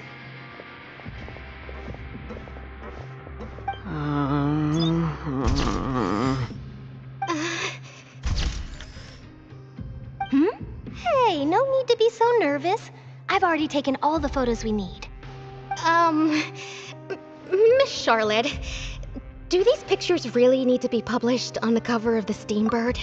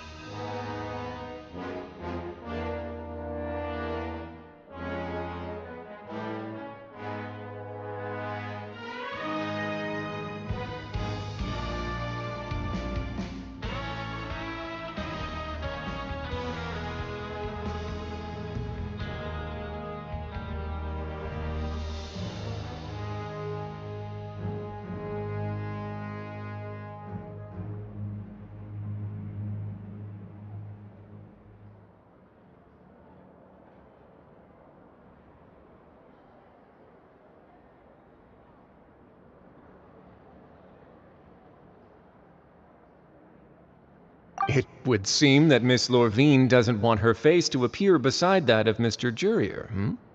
Sir, please don't say things like that. But it looks like dear Mr. Jurier denies it. Might this interview be very important to you, then? No, I just... This is my first time being interviewed, and I'm very thankful to the Steambird for... Now, I might not look it, but I actually did meet Mr. Edwin once. And I'll be honest, I enjoyed chatting with you more. You've definitely got more of that genius vibe going on. The boat that brought about a miracle, the ark that saved the people. Why, you recreated a myth back there, like an emissary of legend. Still, if I might ask, where's that flying ship now?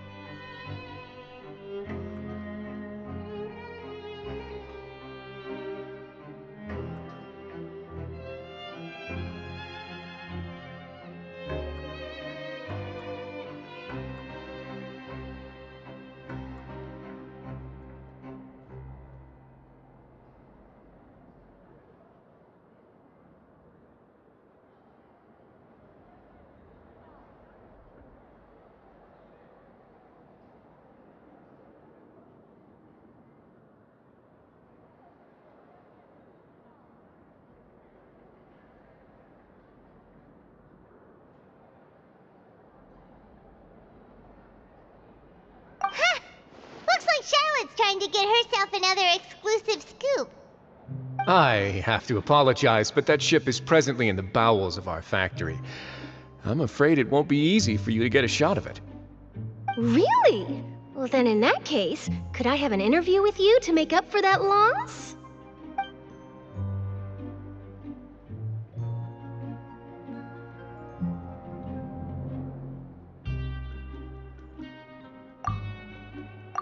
You already know my answer, I'm afraid. Best you interview our head nurse instead. Or perhaps you'd like to take another photo of this couple of researchers? Did you really have to use the word couple? Well, then, 2 solo photos will do. Is my hair messed up? Please, someone help me have a look. Things sure are getting pretty lively here. We've seen this kind of thing before. Oh, seems like everyone's here. Would any of you like to try this new drink I came up with? Ah, Sigewinne. Hey, Miss Charlotte.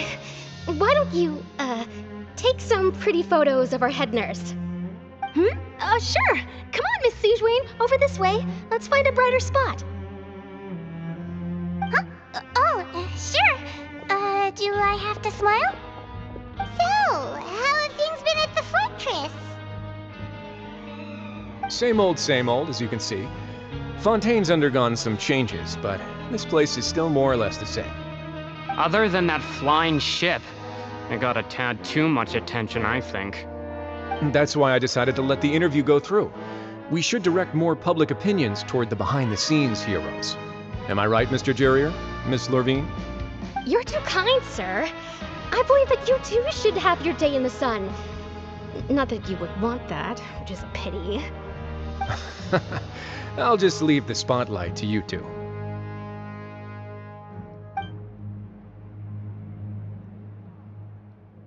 I see. Lots of things happened that day, huh? Anyway, regarding that Harbinger, I'm not sure you remember, but his 3 young followers are still waiting for his return.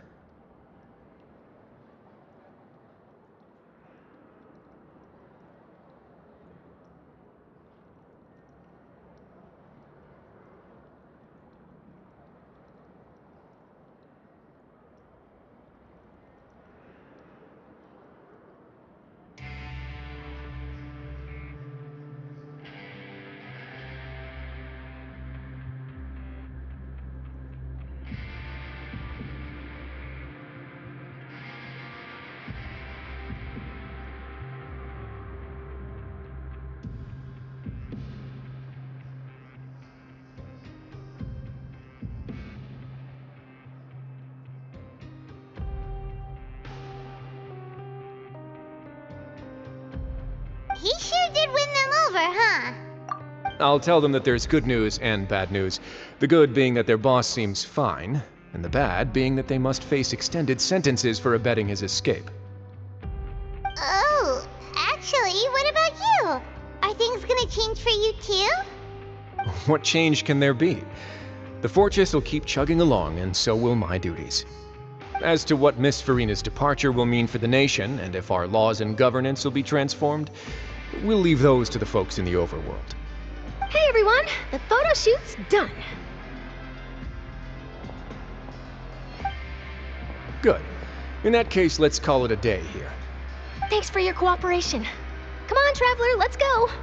Till next time, everyone. There'll be a next time? Maybe. Who knows? I might write a story about the underwater factory next time. Until then.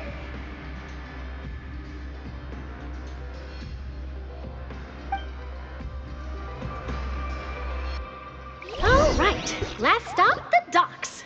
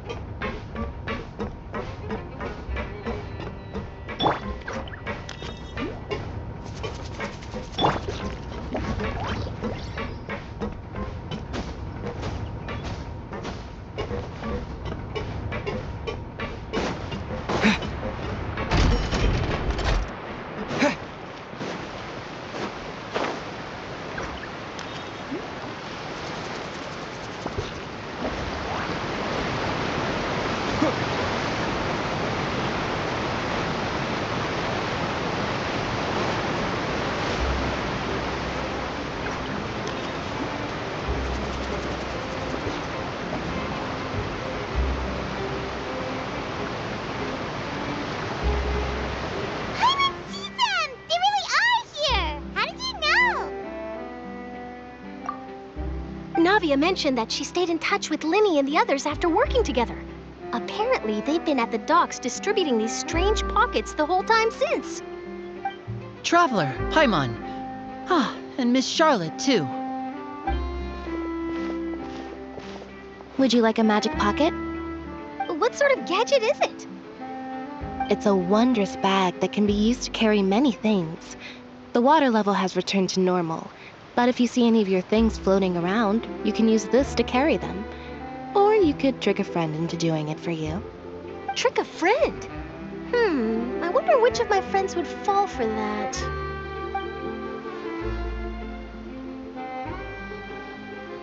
You could just make a friend like Fremine here. Isn't that right, Fremine? Is this what you meant by, I'll help you make some more friends? To be honest, that sounds pretty sweet. Could I have your contact, please? Sure. Please, write down my address. Lynette sure is working hard to help Fremine socialize. He was the one who proposed doing this. He even wants to assist in our magic shows.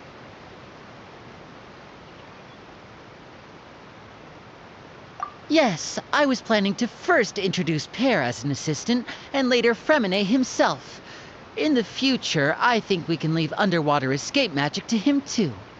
That said, would anyone want to see a diver escape underwater? Oh, it'll work out. Every journey begins with the first step. He'll become a part of our show eventually. Lynette, could you come over? Miss Charlotte says she wants to take a picture of us. Got it. My, that Charlotte is rather perceptive. She got rid of everyone the moment she realized I had something to say to you. So, how have things been, traveler?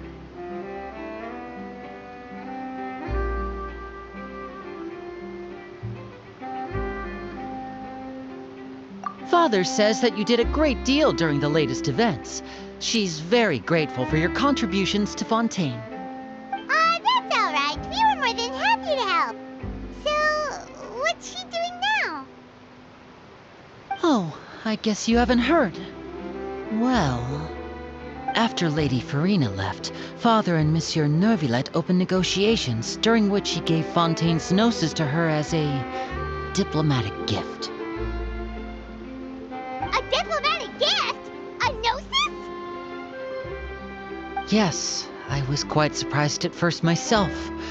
But when I thought it over, there were actually a number of things going for it. It could have been done as an apology for the incident with Lord Child, or as thanks for his help in tying the all-devouring narwhal down. Furthermore, Father did also lend significant aid to Fontaine and Poisson. Well, that's true, but this is a gnosis we're talking about. Doesn't this seem a bit irresponsible? I would agree, but I've also heard that it seems that Monsieur Neuvillette has had a significant change of heart regarding the matter.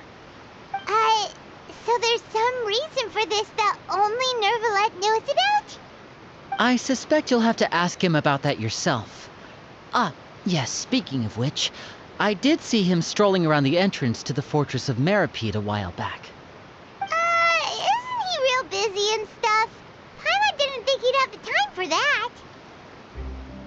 But back to the topic. The gnosis was given to the knave, right? What about Child? They say that he's returned to Snezhnaya to recover from his wounds. I hear that the recent disaster really did a number on his health. That's true. When you think about it, we've had loads of run-ins with the Fatui. To think we'd be allied with them this time. So shocked by such a simple switching of sides?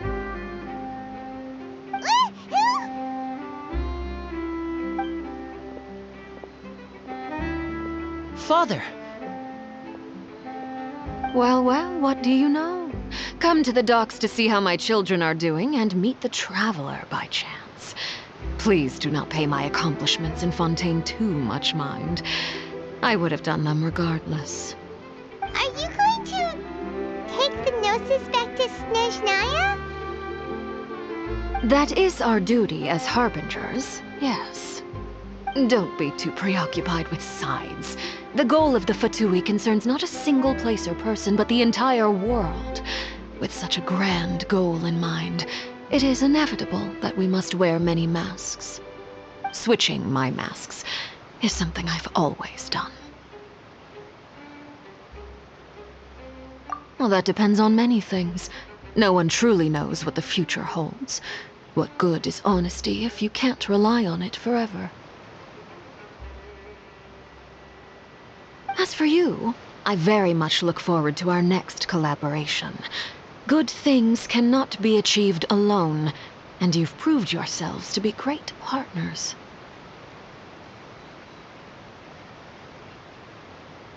A vision? All right. I'll remember to return it. Thank you for keeping it safe for him this entire time.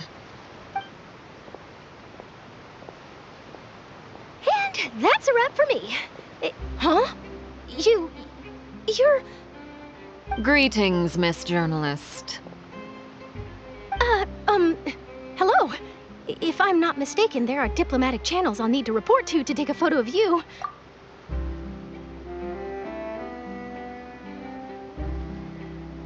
That is correct. So forgive me, but I will not be able to serve as a subject in your article. However, feel free to write as much as you'd like about our dear magicians and our upcoming rookie talent.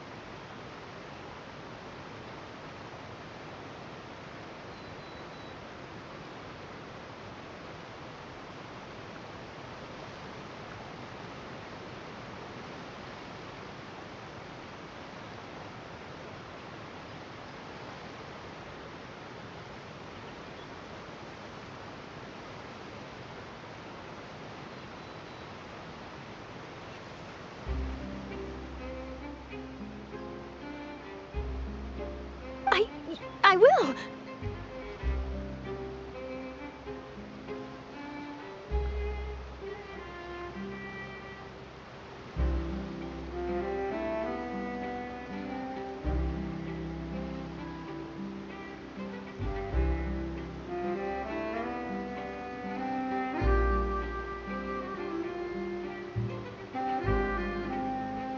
The sea breeze is quite pleasant. I shall continue my walk while the weather remains so agreeable. Farewell. Farewell, Father. Oh, she has such an intimidating presence. I didn't even dare to take a picture. Thankfully, I've already wrapped up all my pre-scheduled interviews. Thank you all. This'll be more than enough for me to write about, I'm sure.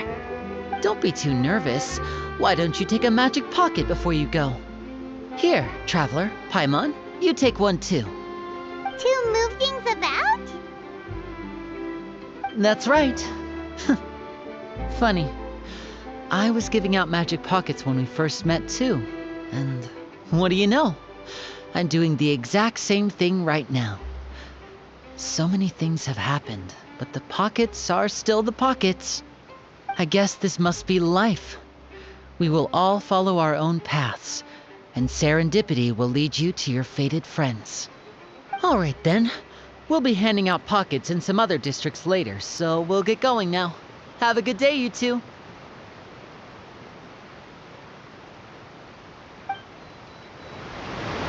Well, guess we sent Charlotte off. Shall we go see what Nibble's doing? I'm probably not so busy that he doesn't have time to chat anyway.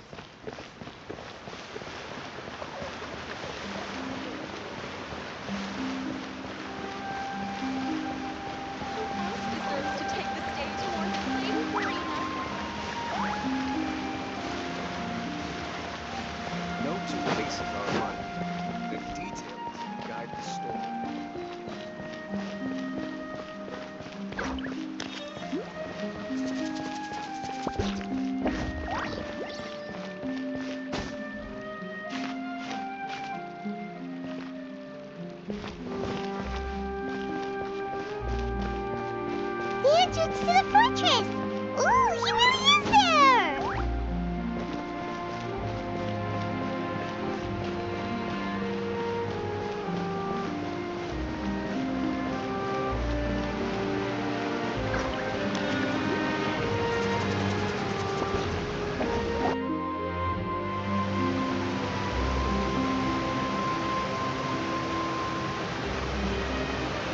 So, you really are here, Neverlet! Paimon didn't think you were going to have free time this hour of the day. Really? Oh, I suppose you must have met Mr. Linney.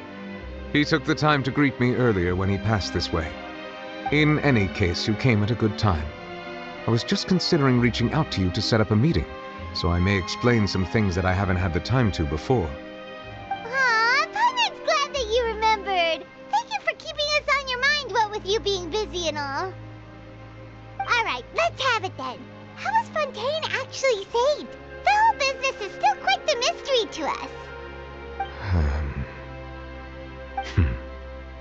It is strange how words can often leave a bitter taste in the mouth when it finally comes time to say them out loud.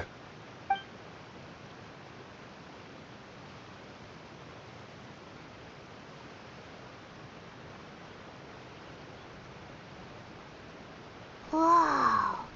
So that's what happened?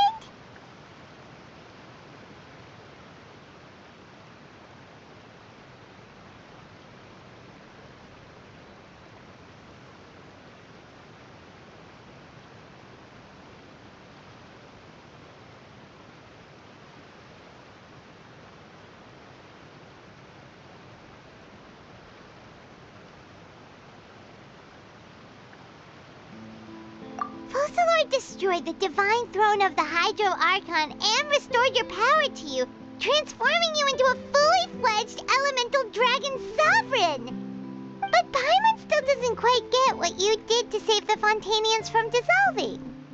For me, the authority of the ancient dragons refers to absolute control over the hydro element. Fontainians were incomplete humans born of Egeria's use of the power of the primordial sea, with constitutions similar to that of mimics.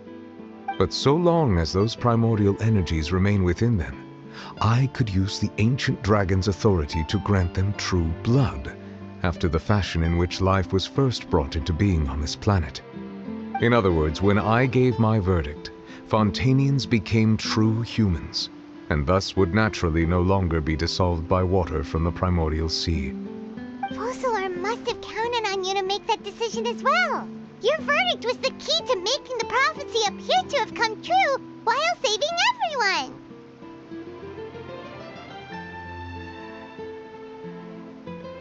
Yeah, and in a manner of speaking, Focalor finally managed to fulfill the original Hydro Archon's wish to turn Oceanids into real people too!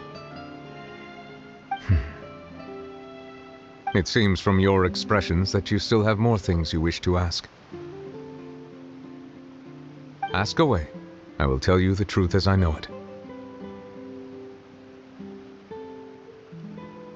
I have investigated his case along many avenues, and I have learned that he once fell into an unknown chasm when he was young. There, by chance, he awakened the all-devouring narwhal. But whether it be by sentiment or reason, that should not have been enough to consider him the root cause of the disaster. At most, he would have had tangential liability. As for the judgment passed by the Oratrice during the trial, whether it was due to that liability by association, or Focalor deliberately using him to buy time for us on the assumption that he would be able to hold the creature off, I cannot say. Guess Focalor had Fontainians in mind the whole time. In the end, it was thanks to her that they finally became real humans. Hang on a second. Paimon suddenly got another question. Back when Fontainians hadn't yet become real humans, were the children they had also transformed Oceanids? Life has always flowed like water.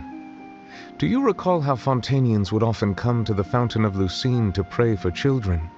Yeah, Lynette said the fountain is where all the waters in Fontaine converge. In truth, even those couples did not know that such prayers were no mere custom, but instead a form of ritual.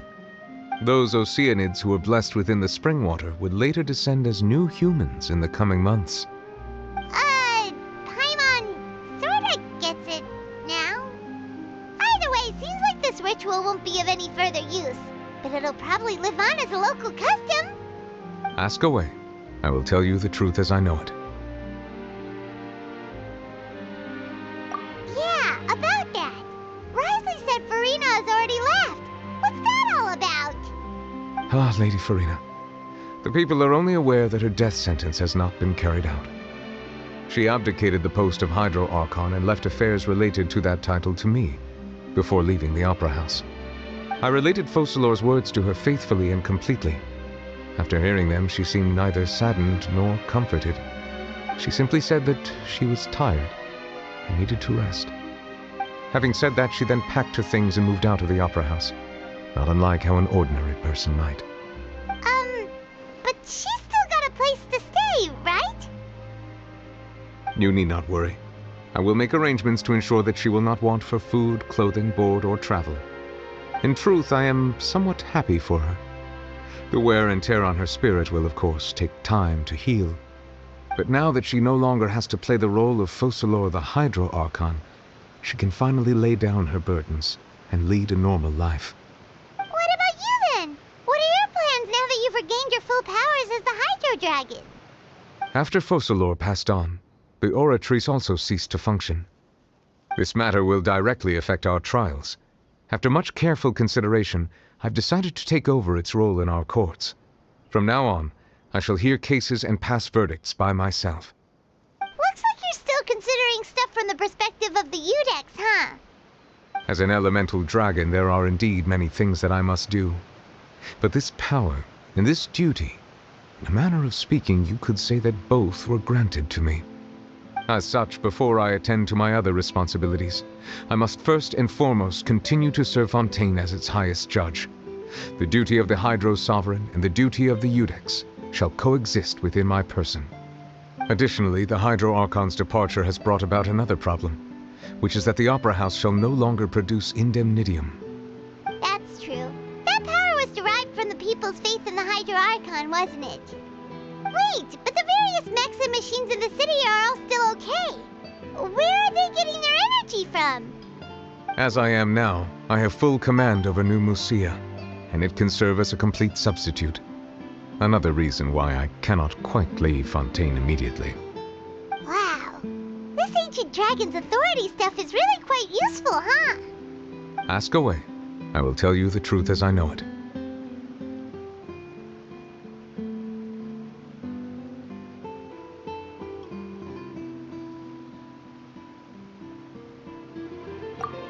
Oh, that's right! They say you've given it to the knave as a diplomatic gift or something! Leaving aside their intentionality, the two Fatui Harbingers have indeed done much for us during this crisis. Their sole remaining goal in Fontaine, at least at this point, would seem to be the Gnosis. The Oratrice has ceased to function. The Hydro Archon's divine throne is now no more, and I do not need the Gnosis's power. As such, it has lost all meaning for Fontaine. If the Fatui have impure designs, then we might as well accede to their request now, and avoid unnecessary conflict. What complicated considerations! Paimon thought you were just giving it to them out of gratitude to the knave and as an apology to Child. Ask away. I will tell you the truth as I know it.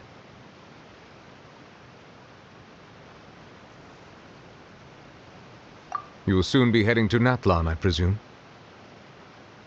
I'm afraid that I have little talent as a travel guide, so all I can do is tell you what I know about that land. As far as I'm aware, Natlan can be said to be a nation of dragons. A nation of dragons? You mean like you? No, I suspect that I would not find myself welcome there. Unlike ancient dragons such as myself, the dragons of Natlan have undergone long years of development and evolution. Large numbers of them have entered a form of coexistence with humanity. Natlan is also the nation of war. War ravages those lands like an undying flame.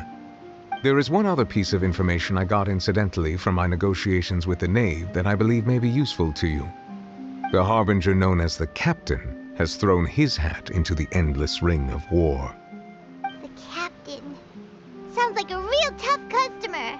Seriously, everywhere you look, there's a Fatui Harbinger doing their thing. I suggest that you fully prepare yourself before going to Natlan. In the meantime, Fontaine's doors will always be open to you. Ask away. I will tell you the truth as I know it. Hang on a sec. Paimon's still got a question about the Gnosis. When we spoke to Linny earlier, he mentioned that your attitude towards giving away the Gnosis had clearly changed. We guessed that there might be some reason for it that only you were aware of. No wonder the House of the Hearth is the Fatui's intelligence division. They are certainly sharp. So regarding this specific issue, I was just getting ready to share something with you. What is it? In truth, I exchanged some further words with that lady named Skirk after sending you two back to the surface. It went something like this.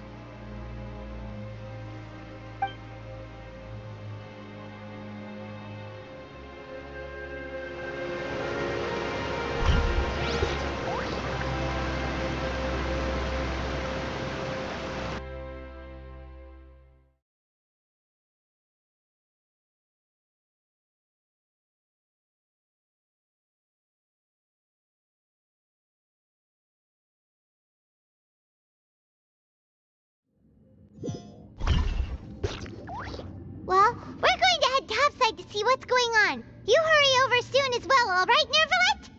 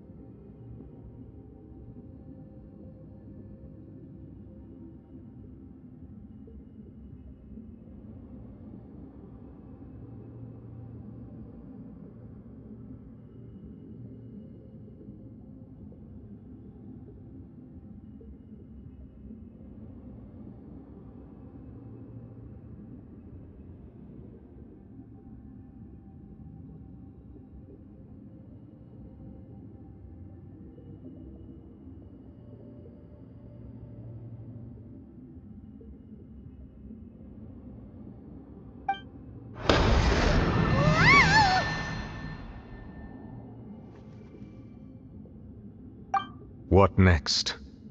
The all-devouring narwhal isn't here, so I'm no longer getting any interference. I can finally catch the scent of your power, what it's made of. It is the authority of the planet's primordial dragons, but with something very similar to a god's curse mixed in. It's quite a novel blend. I'm sure I've encountered something like this before. What was it again? I do not know what you speak of. Of course. How could I forget? You should have the remains of the third descender on your person, yes? Remains? I've never heard of any such thing. According to your parlance, I believe it may be called a gnosis. Well, that much is true. After Focalor's divinity faded, she handed her gnosis to me. But I fear I have never heard of it described in the manner that you just did. I've been training with my master, the Foul, ever since I was young, and I have never returned to the surface since. So most of the information I possess, I got from him. It is only natural for those who are greater than humanity to possess a different sort of common sense, which is why there are so many problems in our attempts to communicate with humans. Regardless, you should probably get rid of objects of misfortune to prevent any disasters from befalling you. To live in itself is a blessing.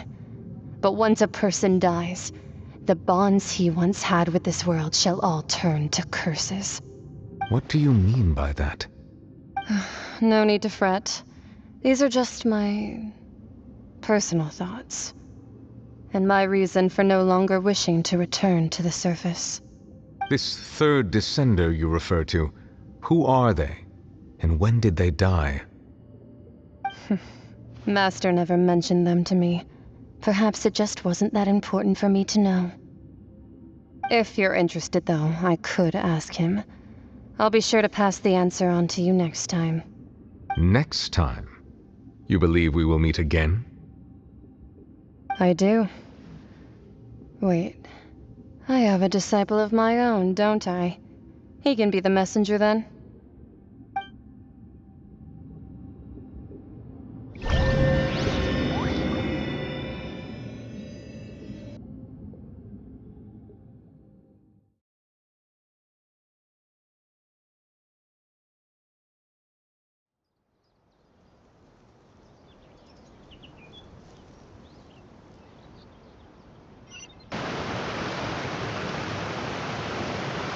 That's what she told me. Whether it would prove useful or not, I wanted to pass that information on to you. The remains of the third descender?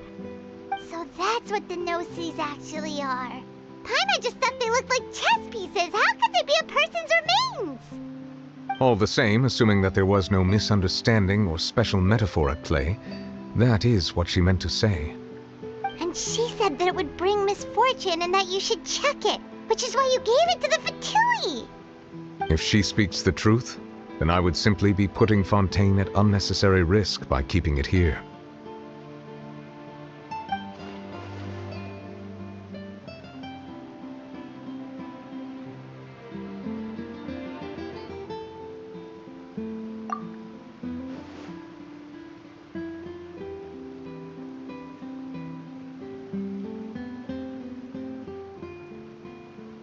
I had guessed that you might already be familiar with this concept, but I did not expect you to be one of them. That means that the Gnosis, which are exceedingly element-compatible and can even enhance elemental abilities, do indeed come from the third descender. I wonder, does your body also possess similar properties?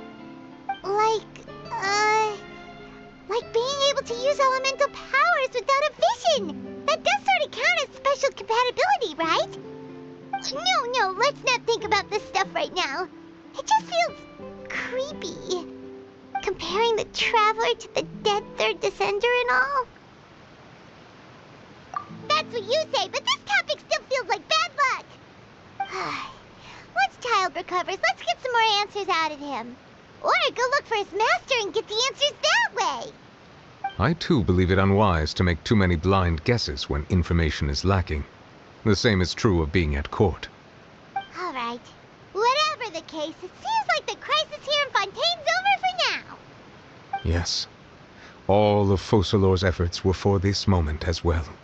But she sacrificed herself in the end as a god, and she suffered through all those years as a human. Was that really what she wanted? I suppose that would be the mystery of a god's will. I suspect not. But once in a while I too would guess that if wishes were like the clouds in the sky, they will one day return to the earth as raindrops. Life flows like water, and rain is the final answer. The water levels may sometimes tilt one way or another, but the rain falls fairly upon all. And what, ultimately, is the difference between the rains that fall upon all of us?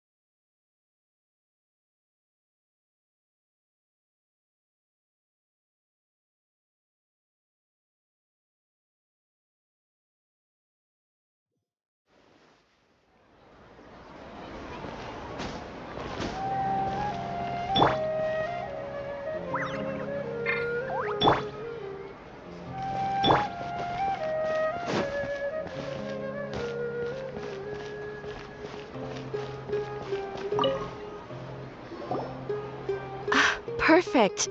It's you two. I have a commission here that has your names written all over it. In fact, I'd even go so far as to say you're the only ones for the job. The only ones for the job? Huh.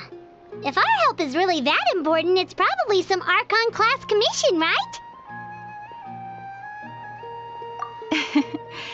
The Adventurers Guild doesn't employ that kind of classification system.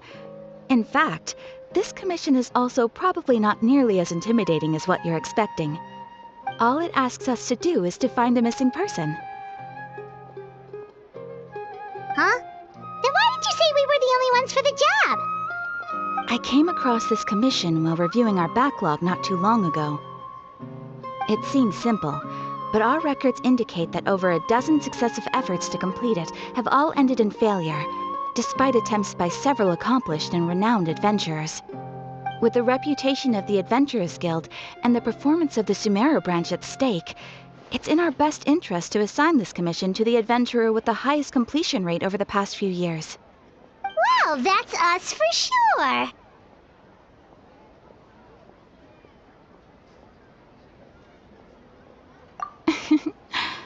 All I'm asking is for you to give it your best shot.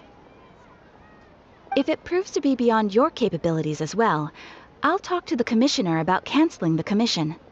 Okay, so who are we looking for? And what is it about this commission that's made it so hard to complete? This commission was jointly issued by the residents of Vimara Village. They say one of their own villagers has gone missing.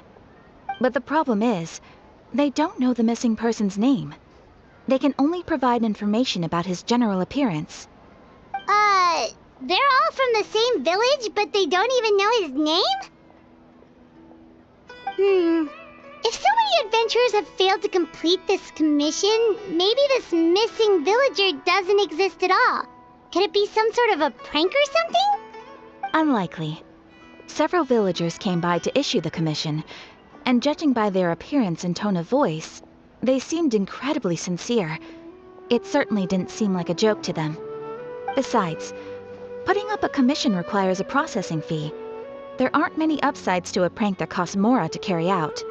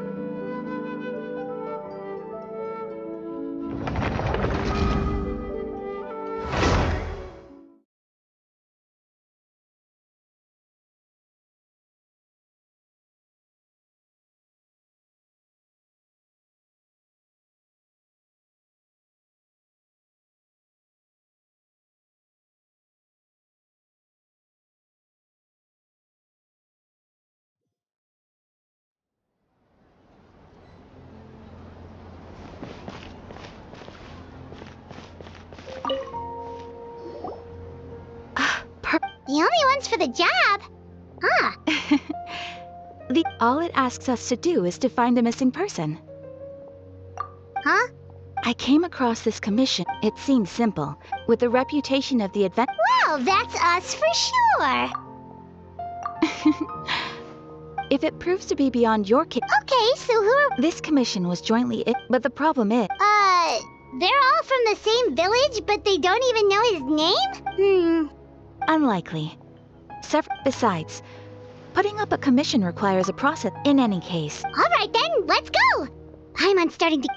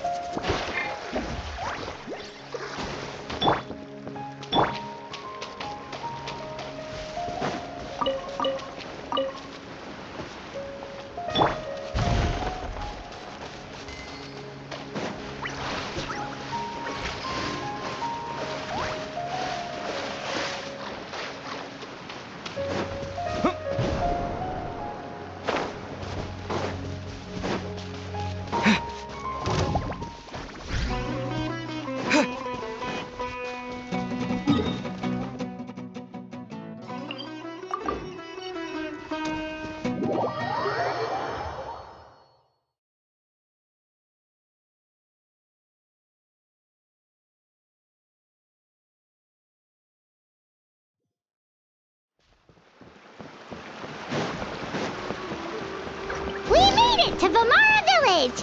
Why don't we talk to some of the villagers to learn a little bit more about the missing guy? If this commission is really as challenging as Catherine made it out to be, we're gonna need to carry out a very detailed investigation. Hello there. You looking to buy something? I do business in this area. Oh, no, we're adventurers. Catherine sent us to look into a commission here in Vamara Village. Ah, so you're here about that, then. Ah, you're not the first, that's for sure. We've certainly made a lot of trouble for you all. To be honest, we aren't holding out much hope. Many adventurers have made their way out here, confident they'd be able to help us, only to leave soon after with nothing to show for their efforts. We've pretty much had it up to here in questions, and the area around the village has practically been overturned in search of clues. But no one has been able to make any headway. So, this person we're looking for, what's his name? Where did he live? Does he have any relatives? I don't know. I really have no clue. I couldn't tell you. Okay, guess you are really sick of answering questions. I'm sorry, I didn't mean to sound short with you. I was actually just giving you my answer to your questions. I know it may seem like we don't have anything to offer by way of information, but I promise you, we all have a very strong impression of him. When you live in the same village as someone, you develop a lot of memories together, you know? We just don't know the specifics. Maybe we did at one point, but that at least that's what everyone in the village seems to think. We've all exchanged what we know, and that was the only logical conclusion. All right, specifics aside then, what kind of person was he? Young guy, in his early 20s probably. Incredibly kind sort of person, always willing to lend a helping hand. I'd chat with him when I didn't have any customers. I even saw him stick out his neck for others on more than one occasion. Very interesting guy, that one. Now that you've started talking about him, you don't seem nearly as down in the dumps as you did before. Seems like he left a pretty good impression on you. But of course, everyone in the village is pretty fond of him. We wouldn't have issued that commission otherwise. There aren't many young people like him nowadays, so genuine and pure. To think that he just up and disappeared one day. I just hope nothing bad happened. Could he have just moved away without telling anyone? No, he's not the type to leave without saying goodbye. And anyway, moving away without being seen by a single person in the village? There's no way he would have been able to manage that. Huh. Alright, thanks for the information. We're gonna go ask around some more.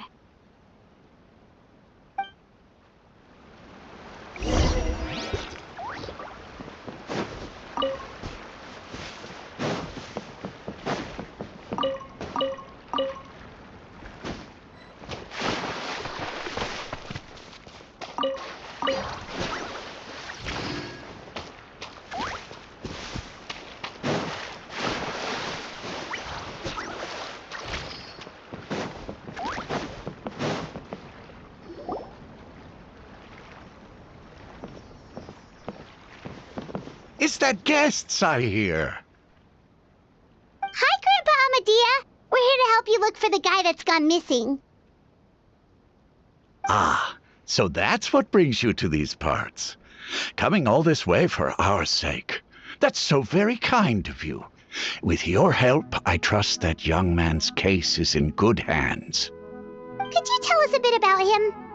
Of course. I'm happy to help any way I can. With my failing eyesight, I'm afraid I can't offer much about his appearance. But I do remember hearing the sound of his voice. Not recently, of course. That loss has left me feeling quite empty. I don't think his parents are still living in the village. But somehow he never seemed lonely. In fact, he was usually the one offering companionship to others. He would often take time to visit the elderly or play with the orphans in the village. And whenever someone had something on their mind, he was there to listen with open ears. He always knew just what to say. As the village chief, I owe him many thanks. Helping villagers navigate difficult moments in their lives should have been one of my responsibilities. But he was often the one rising to the occasion. Wow, he seems like such a nice and gentle person. No wonder his disappearance affected you all so much. But, you wouldn't happen to know any details about his name, address, or family situation, right? I'm ashamed to admit it, but I just can't remember. No matter how you look at it, I should know those things. But for some reason, no matter how hard I try to remember, the information just doesn't come. Perhaps my age really has caught up with me this time. It's okay. There's no need to force yourself to try and remember. We'll figure something out.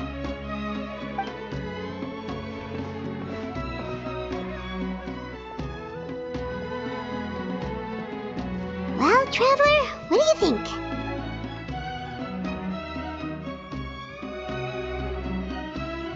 I don't think so too.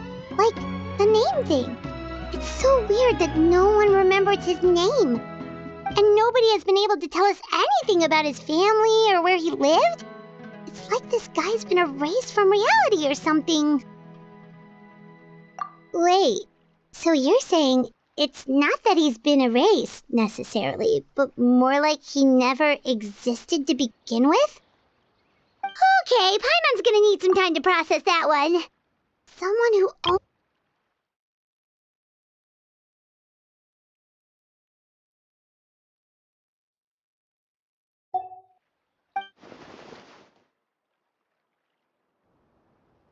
You two are the adventurers who just arrived, right? You're here for the Vamara Village Commission? Yep, sure are. We were just looking into the case. I'm so glad to hear that. Thank goodness you haven't given up. I've been so worried the Adventurers Guild might cancel our commission. My name is Atosa, by the way. I grew up here in Vamara Village. Anyway, I just wanted to say, please keep searching for a missing villager. I'm begging you. You have to find him. Yeah, no need to worry. We'll give it our best shot. So, were you close to the missing villager? Are there any leads you can give us? I'm not sure this counts as a lead, but follow me. There's a place I'd like to show you.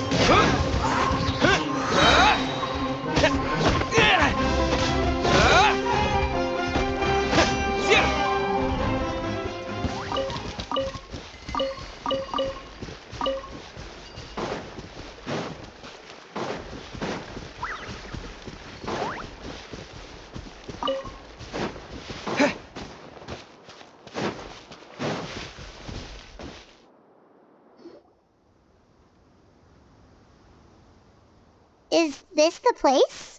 Under this tree? Yep. I know it doesn't look like much, but this place is very meaningful to me. It's so full of memories. We used to always sit together under this tree and talk.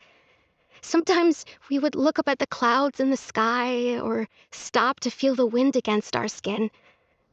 We could sit there for hours at a time, never realizing how long it had been. I was actually adopted by the people of Vamar Village. The forest rangers found me in the woods as a child. I was surrounded by such good people, and growing up in the village was so lively. Still, there were times when I couldn't help but feel incredibly alone. Alone? How should I put it? When something's bothering you, or when you have good news to share, you always want to talk about it with somebody. But for the longest time, I didn't know who I could talk to, or if I should say anything at all. Everyone has their own problems to deal with. Even if I might want to confide in others, I don't want to become a burden. Really? You know exactly how I feel?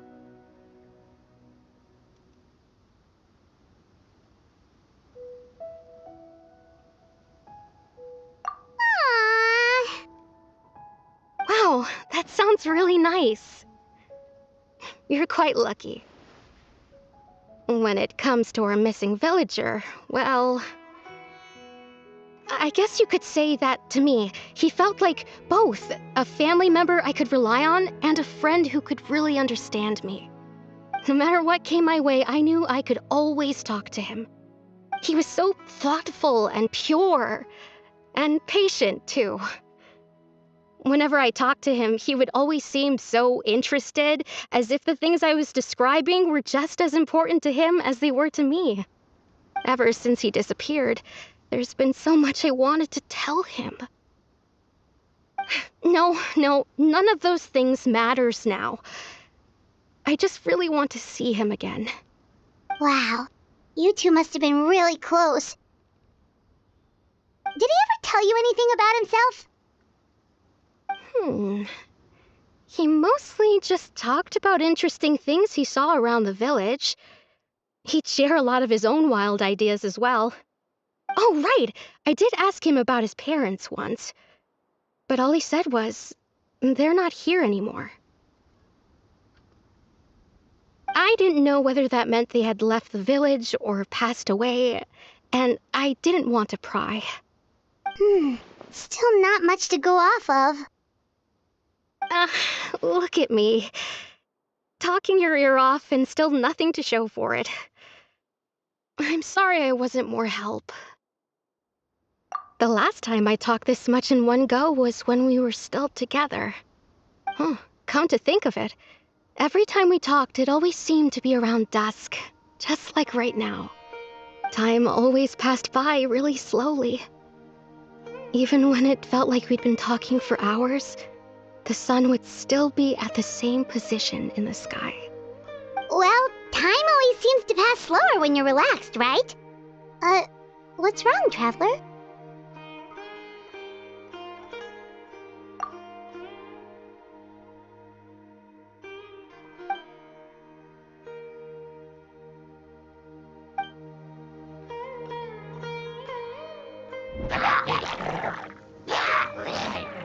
Hey, look at those hilly trails over there.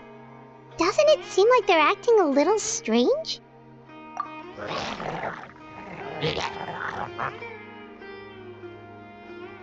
The Abyss Order. Could they be the ones behind all of this?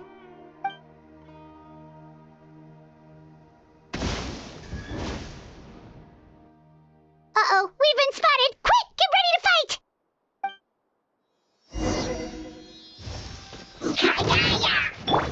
Go!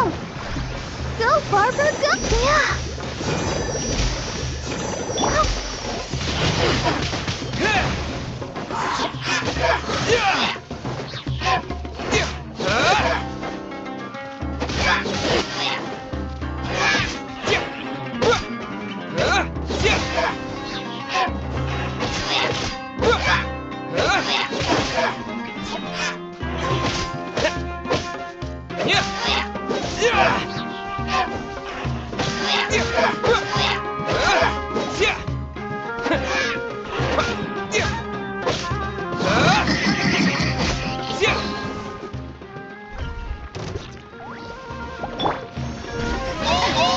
No one escapes by sight!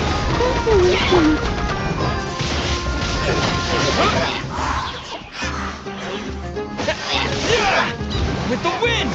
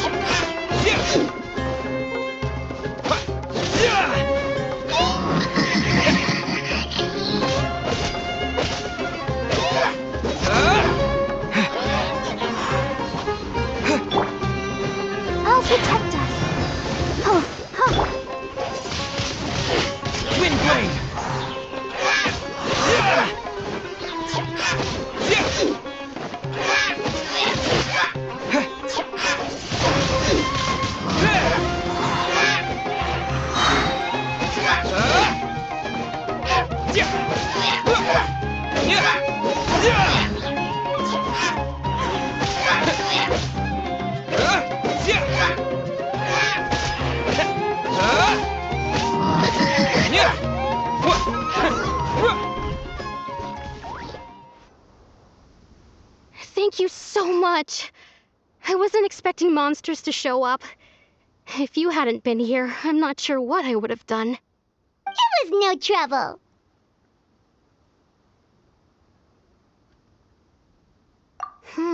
Now that I think about it, the hilly trolls around Vimara village have been a lot more active lately. They seem agitated and would often attack anything in sight. Chief Amadea doesn't allow the children to play in the area around the village anymore. Maybe the Abyss Order really is involved. Well, we should head back and check out the situation in Vimara village just in case. If the Abyss Order is plotting something, that could spell trouble for the villagers.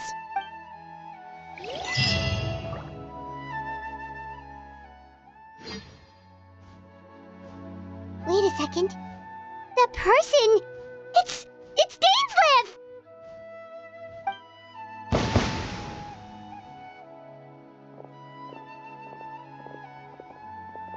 Ah, it's you two. Oh, a friend of yours? Well, I'll leave you all to it then. I should head back to the village and check up on Chief Amadea and the others anyway. Well, see you later. Yep, see you later, Atosa!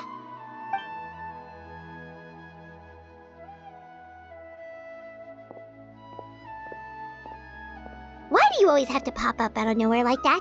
Is it your life's mission to jump scare us or something? It's hardly personal, or intentional for that matter. As long as you and I are both in pursuit of the Abyss Order, we're bound to cross paths. Ah, so you're here to investigate the Abyss Order then. That would explain the monsters you were fighting just now. Naturally. Hold on. Are you not here for the same purpose? No matter. It may have taken you a while to catch on, but I'm sure you've also realized by now that there's something strange about this place. The Abyss Order is most certainly planning something in this area. Or worse, their plan could already be in motion. So you think the Abyss Order is behind the hilly trail activity in the area? As things stand, I highly doubt that is their primary motive. I would imagine the increased hilly trail activity is merely a byproduct of whatever it is they're really trying to accomplish. Still, the hilly trail activity is causing a lot of problems for the people here. We should stick around for a while and protect the village, don't you think? The best way to protect them is by figuring out what the Abyss Order is truly planning. That is how we prevent further tragedy.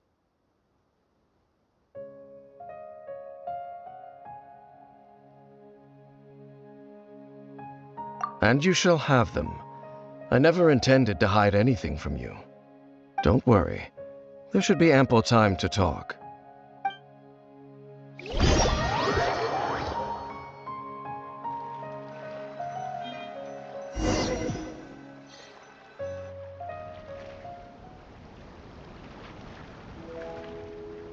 Ah, so that was the commission that brought you here to Vimara village. Someone who seems to only exist in people's memories. That is indeed quite intriguing. I would agree that it's unlikely you have a simple missing persons case on your hands. However, any possible connection to the Abyss Order is still unclear. It appears all we have by way of clues is increased hilly trail activity, and that is certainly not much to go off of.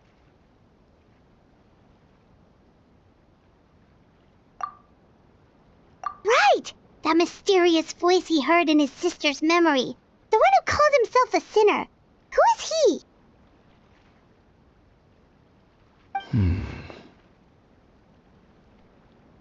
Traveler, let me ask you this.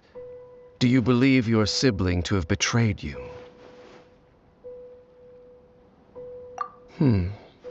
I sense hesitation in your words. After all, you still haven't figured out the whole truth of what happened. There's still hope for the two of you to reconcile. Irreparable damage has not yet been done.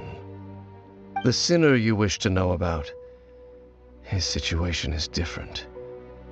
He and his fellow sinners have long betrayed me, and long betrayed their nation.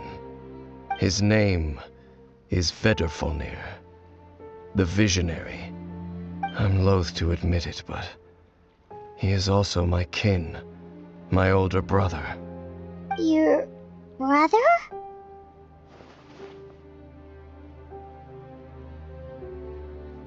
There were 5 of them, the 5 sinners of Khaenri'ah. The wise Roptatyr, the visionary Vedrfolnir, Gold Rhine-daughter, the foul Sertologi, and Rehir of Solnari, Rerir. No matter how eroded my memory may become, I will never forget their names. One day, I shall have my vengeance. Wait, some of those names sound really familiar. Rhine-daughter is the one who created Albedo. Sertologi is Skirk's master. And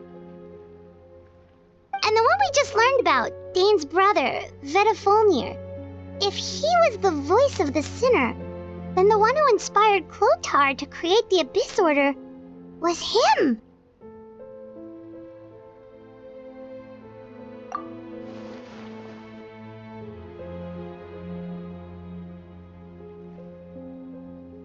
They were once people of great esteem in Khaenri'ah, those who carried the hopes of the nation. They were the best of their peers, outstanding in their respective fields. The 6 of us, together. We should have been the ones to prevent the disaster, the ones to stop the Vinster King from continuing to rock the foundation of the world. Yet, deep within, the 5 of them craved something more. They could not resist the call of the Abyss, and divided among themselves a power that could destroy the world. So they became sinners, but also transcendent beings, each in possession of world-shattering power. And when the cataclysm occurred, not one of them stood up in defense of their nation. Not one came forward to prevent the tragedy, and for that, they shall never have my forgiveness. Indeed, if they are not stopped, the day is sure to come when they will also betray the entire world. Of course, as I said, I never intended to hide anything from you. So, Dane, what have you been looking into all this time? I've continued to investigate the questions surrounding the Loom of Fate. It's been quite some time since the initial operation was launched. By retrieving the eye of the first field tiller, we were able to stop part of their plan from coming to fruition. Oh, Paimon remembers! Weren't they going to use it to corrupt Osial and make a god or something? Indeed. However, it's obvious that was just some sort of technical experiment. The eye was integral to their plan, yet somehow, despite failing to obtain it, they've skipped the experimental phase and found some other way to keep moving forward. There are many signs pointing to that effect. Then what should we do? It's not too late, is it? Our most pressing concern is to determine the purpose of the Loom of Fate. From there, we'll be able to deduce the Abyss Order's true objective. Based on the intel I've gathered so far, I suspect the Loom of Fate is related to the ley lines in some way. The ley lines? Traveler, you were able to observe your siblings' memories last time, yes? I believe that was due to the fact that the ley lines in that area were unstable. My recent investigation has shown that Abyss Order activity in a particular area is usually followed by a series of issues with the ley lines. Wait, then our commission here in Vimara Village, the person who seems to exist only in people's memories, could it be connected?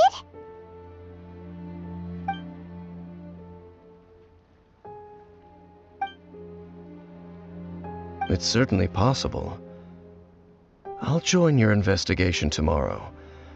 This missing persons case could very well turn out to be the key to unraveling these mysteries. Well, if we're teaming up with Dane again, we're gonna need all the energy we can get. Let's try investigating somewhere a little further away tomorrow.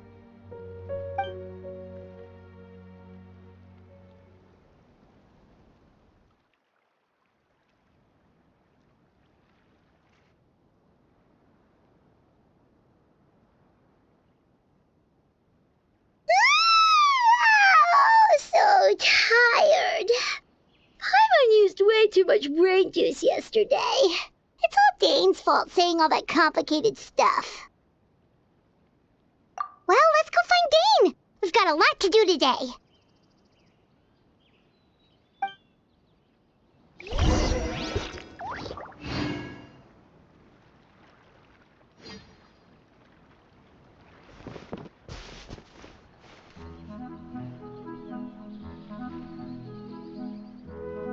This is such a great place for a vacation.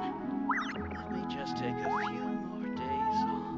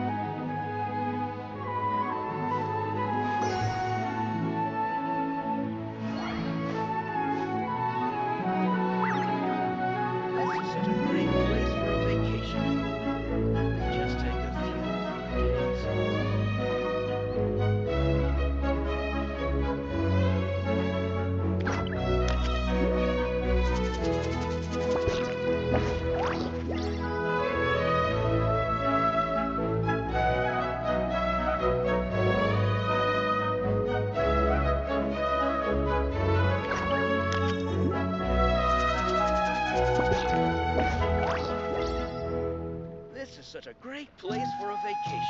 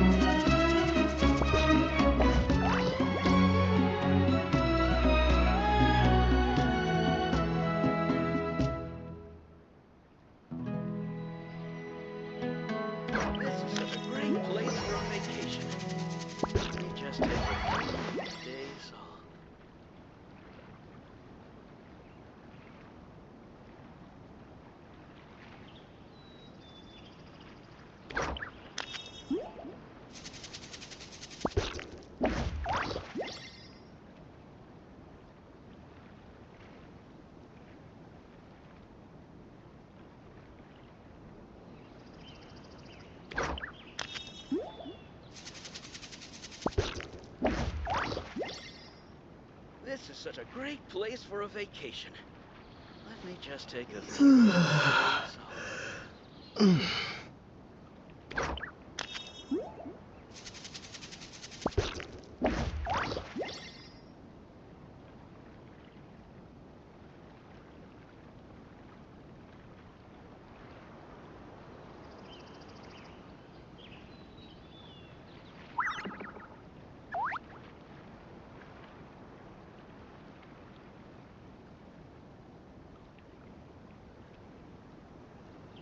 This is such a great place for a vacation. Let me just take a few more days off.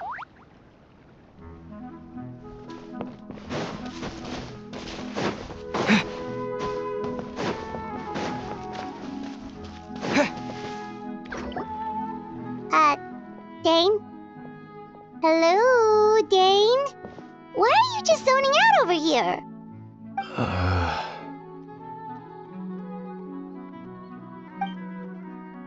Did something happen? The missing person from your commission. Could you describe them to me? Oh, young guy? Early 20s?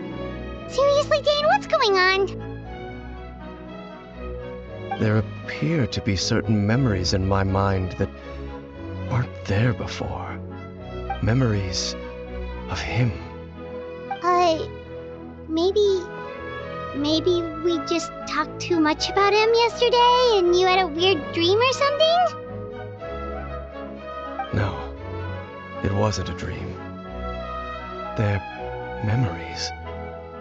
Memories that suddenly appeared in my mind after I woke up. And I'm certain I've never met this person before. I remember handing him the eye of the first field tiller. What? Okay, so this missing person definitely has something to do with the Abyss Order then! Indeed. And it appears he possesses the ability to implant memories into the minds of others. Wait then. All the memories the villagers have of him, could they be fake too? Maybe they never knew him at all. But why would he do something like that? Whatever the Abyss Order is planning, an important truth has been revealed to us this morning. What sort of truth? That their goal is still to obtain the eye of the first field tiller. They haven't stopped searching for it. I am the only person who knows its location. Perhaps implanting that particular memory was an attempt to interfere with my mind in some way. Your concerns are not entirely unfounded. I don't believe the Abyss Order is capable of altering reality like that just yet. However, considering their single-minded pursuit of the Eye, I would say an equal level of caution is in order on our part. Come with me. We must check whether the Eye is still in our possession. Oh, so you're going to take us to where you hid it?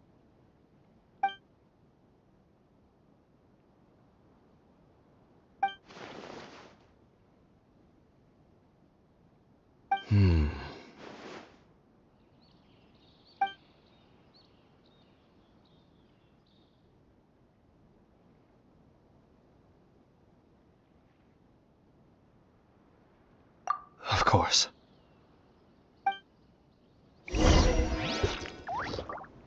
Ronan will feel better after eating some star shrooms.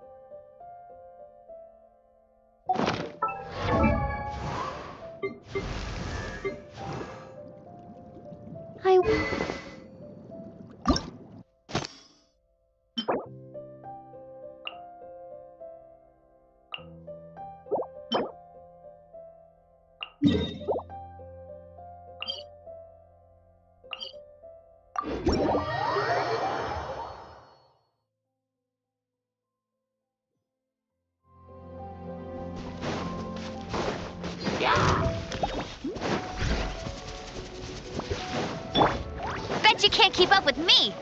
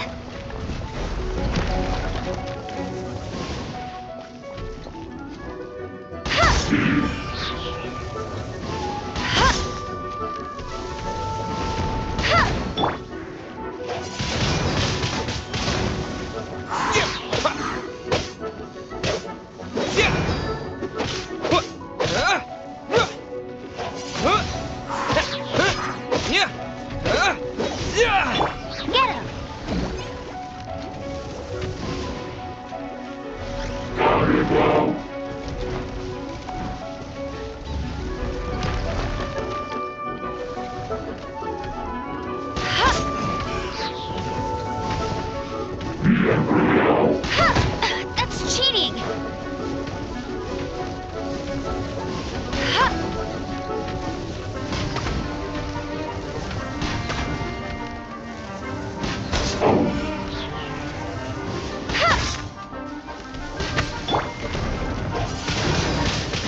Windblade!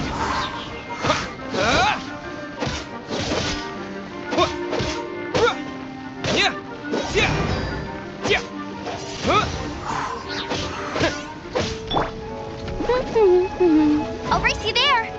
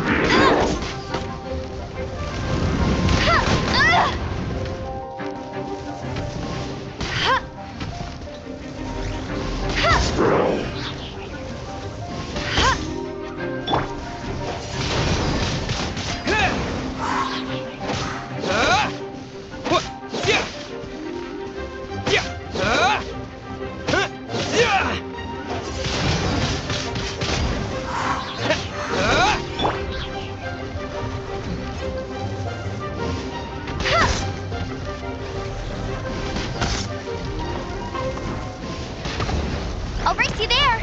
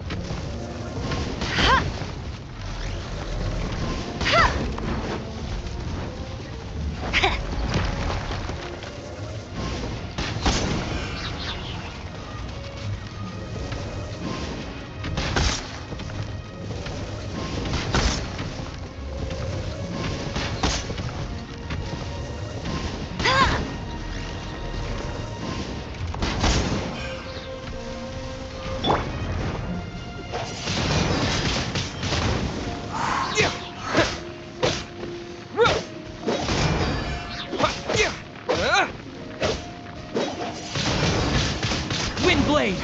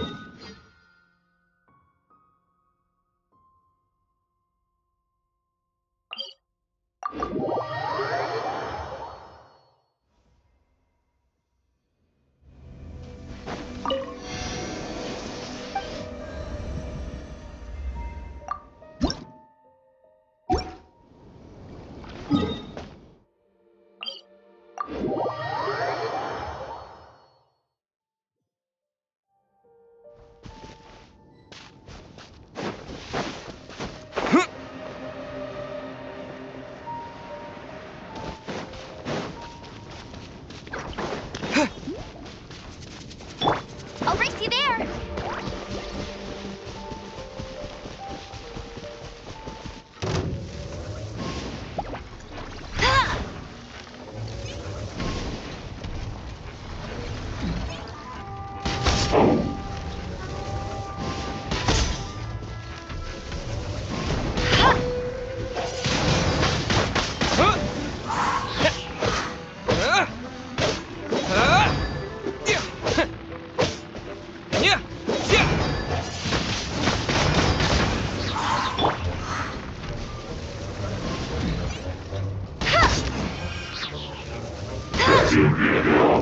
Bet you can't keep up with me!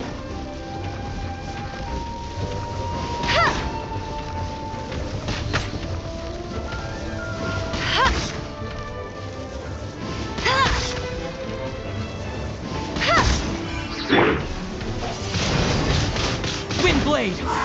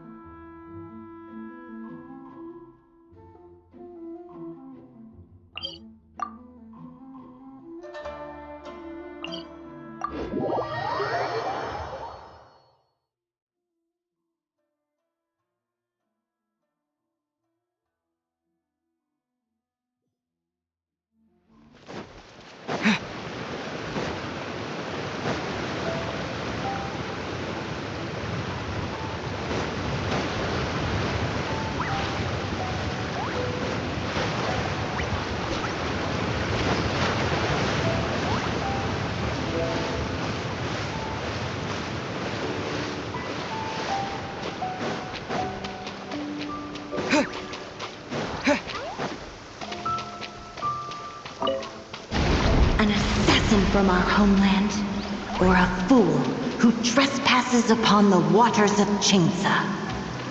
Coveting the shapes of the living, pure water can take on many forms. In this way, shall water deliver your punishment.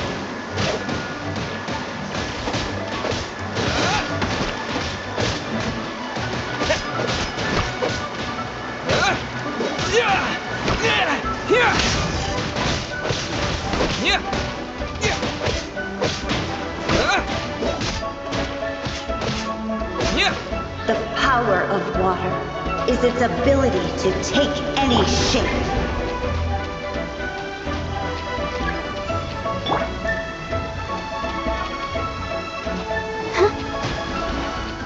Let's dance.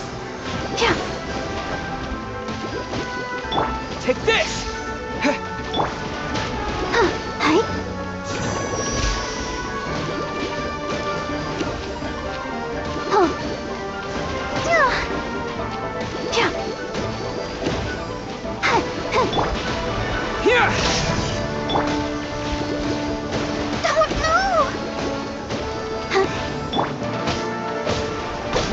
This is not the end.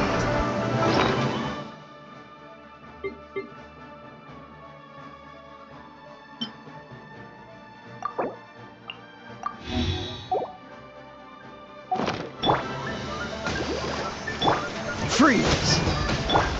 Lightning flash!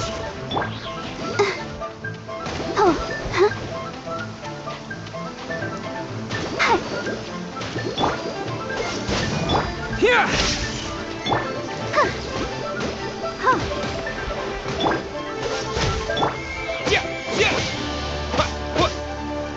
Take this!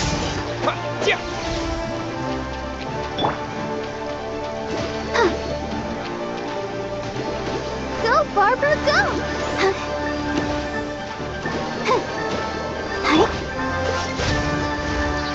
Lightning flash!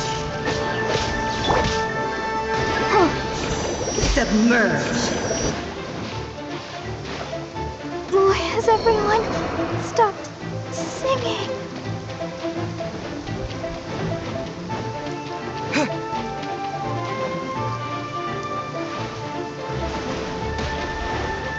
Take this!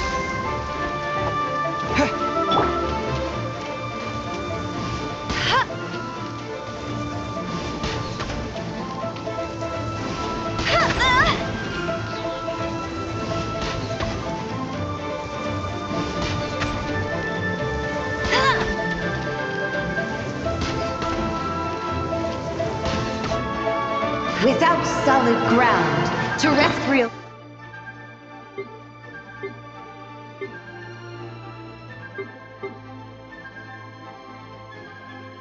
creatures become simply helpless.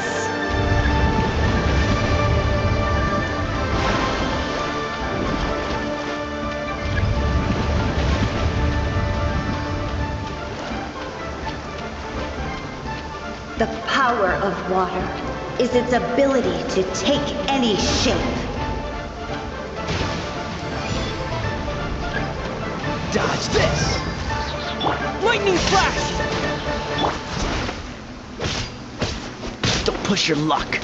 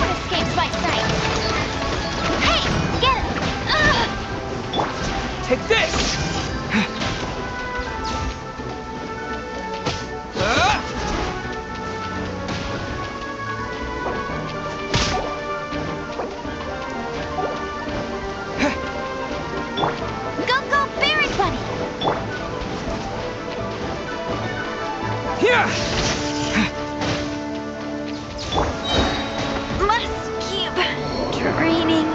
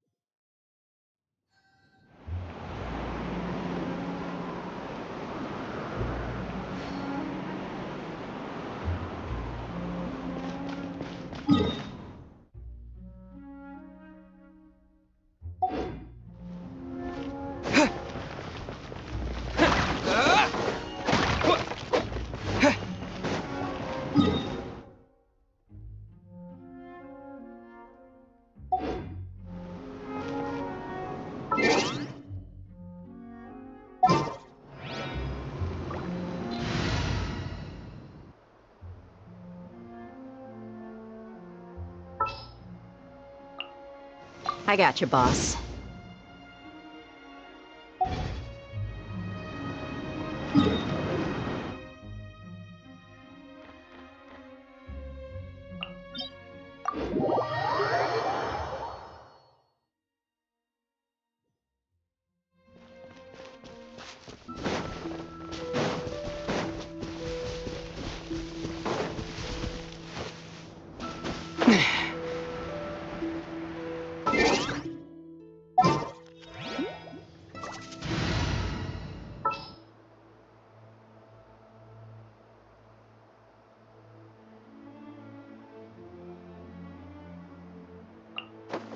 We can do this!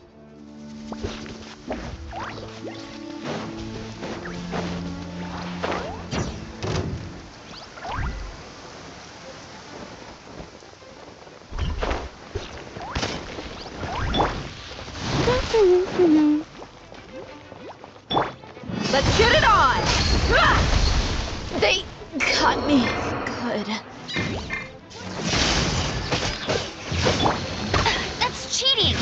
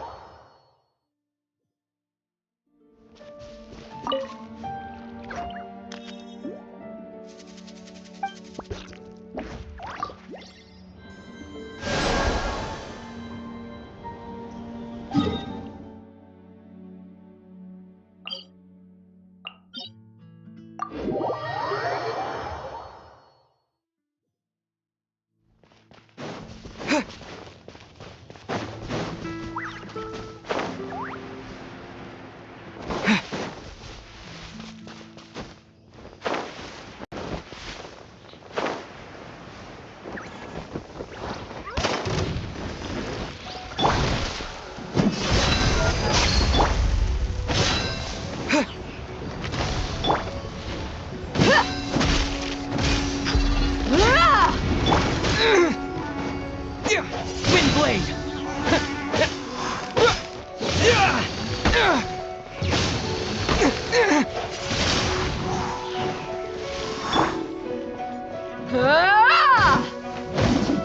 Buckle up! Hi!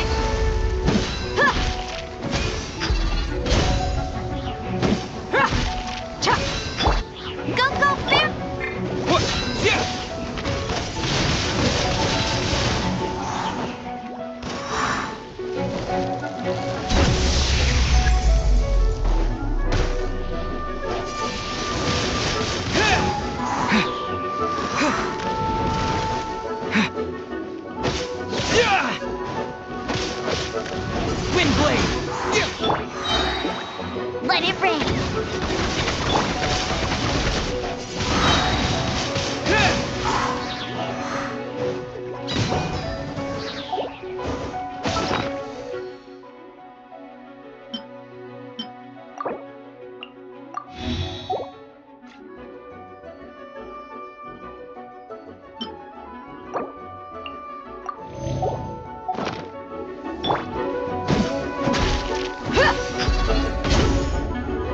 Let's get it on!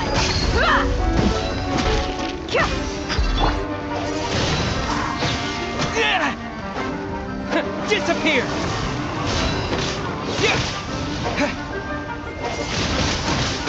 Windblade! Let the show begin. I'll protect us.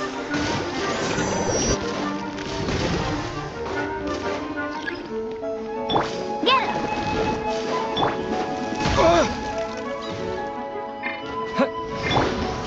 I done messed up.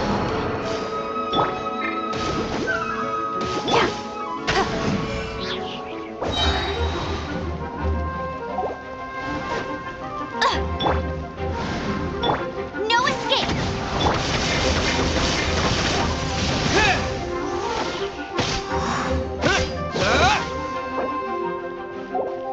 Let the show begin. I'll protect us. Huh?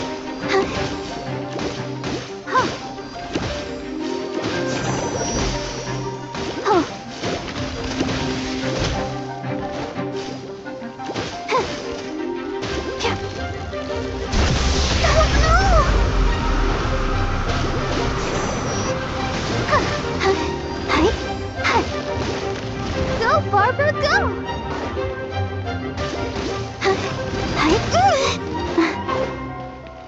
Let the show begin. I feel a little weak.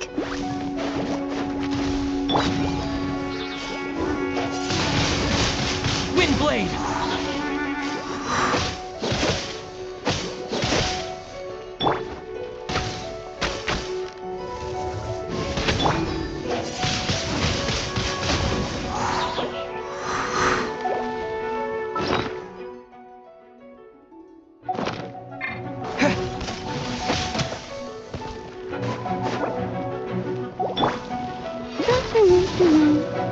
Bet you can't keep up with me. I'll race you there.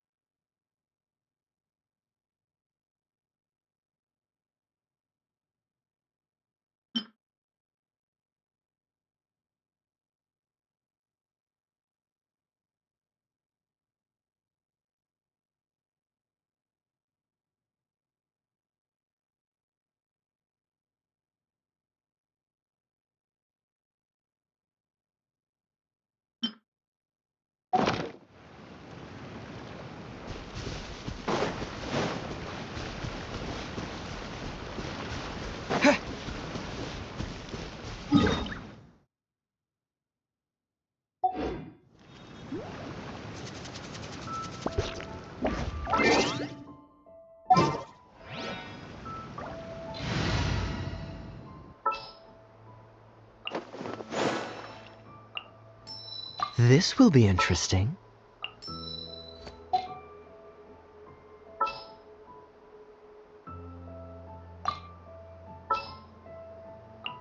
Ready when you are. Wish me luck.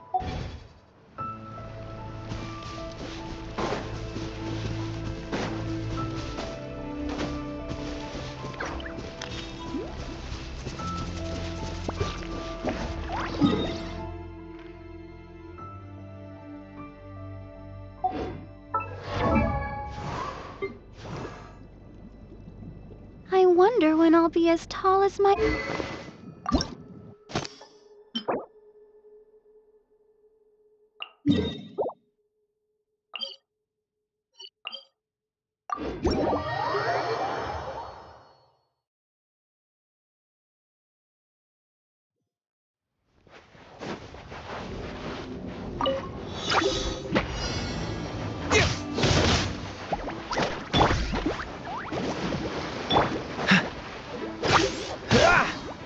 Cool it!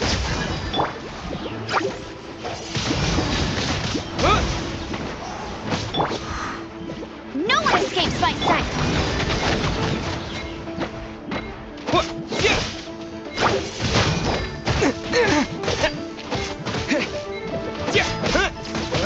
Windblade!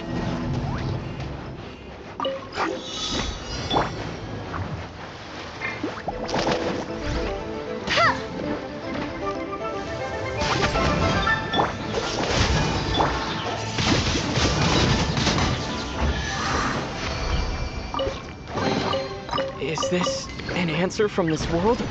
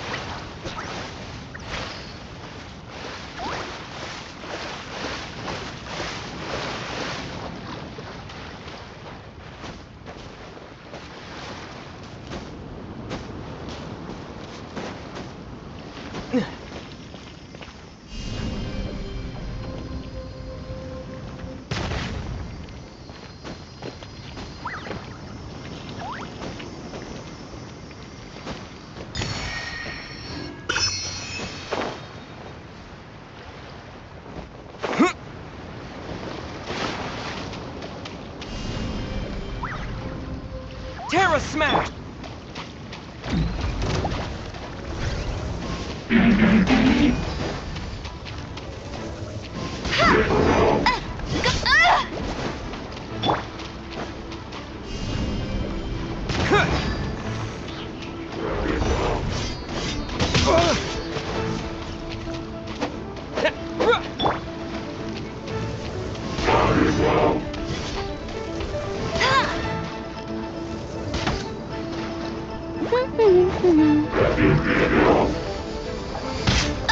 I'll never surrender!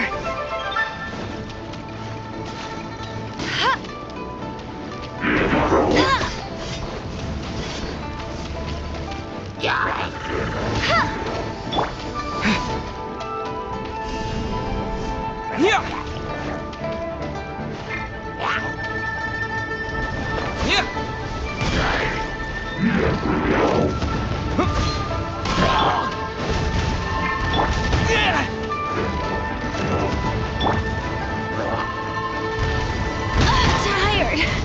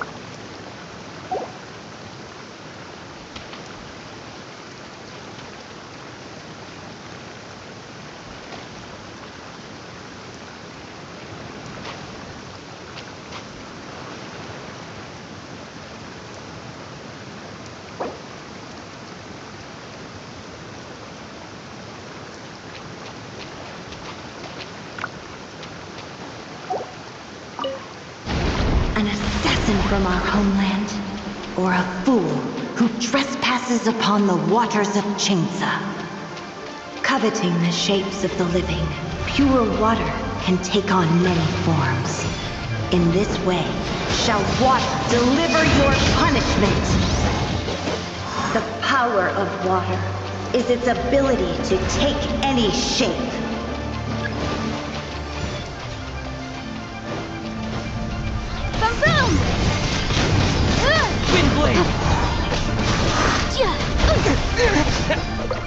Without solid ground, terrestrial creatures become simply helpless.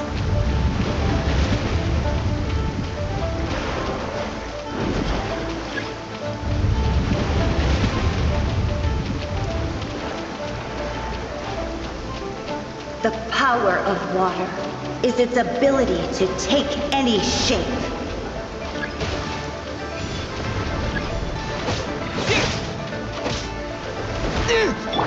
No escape!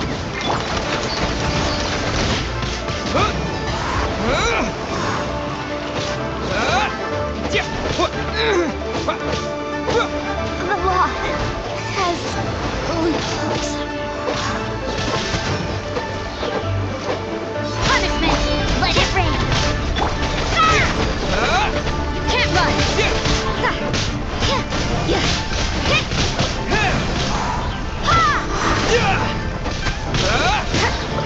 One who is ignorant of water's treasures fails also to comprehend its horrors.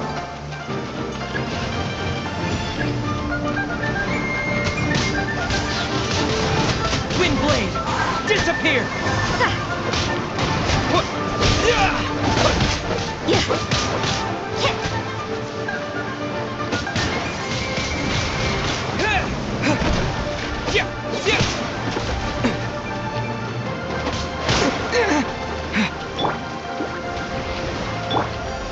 Let me handle this.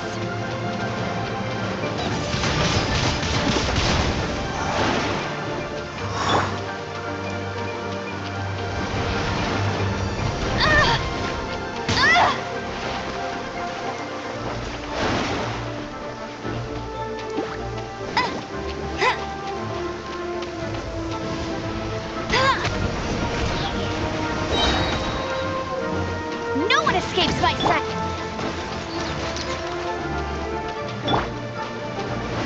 Get him! Not so hard!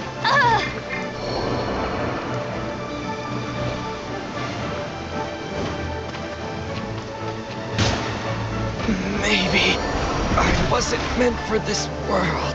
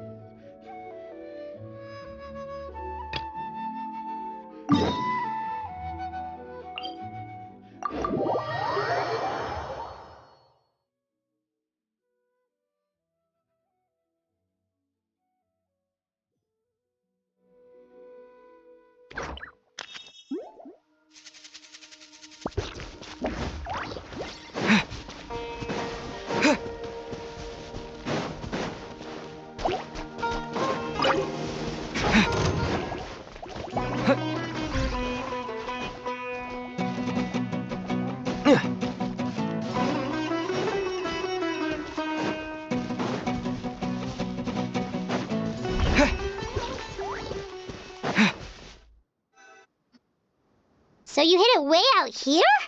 Not an easy place to discover, that's for sure. Well, let's go check to see if it's safe. Traveler, wait.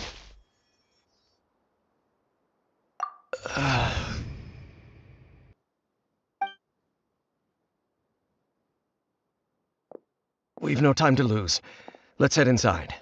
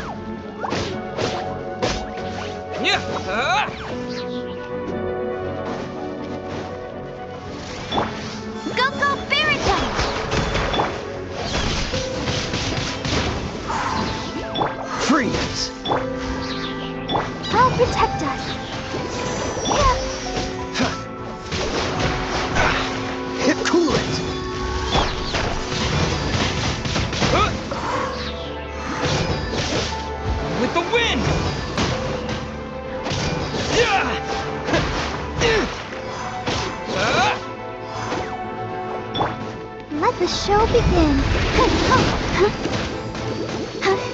Freeze!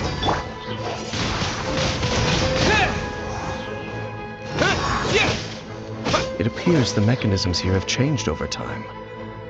You can access the upper floor through the side door. Perhaps you should try reactivating the mechanism over there.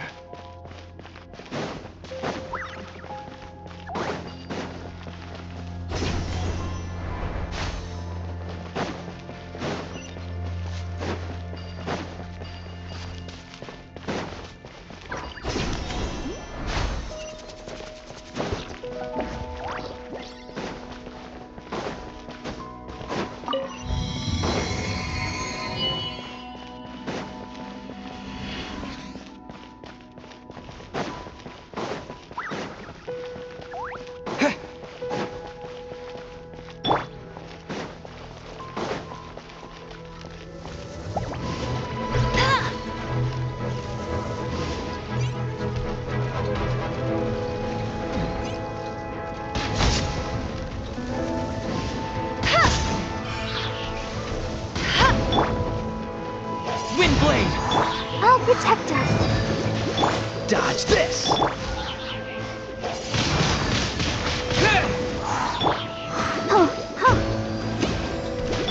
Cool it!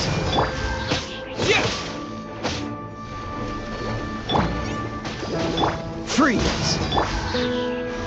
Let it rain. Get him.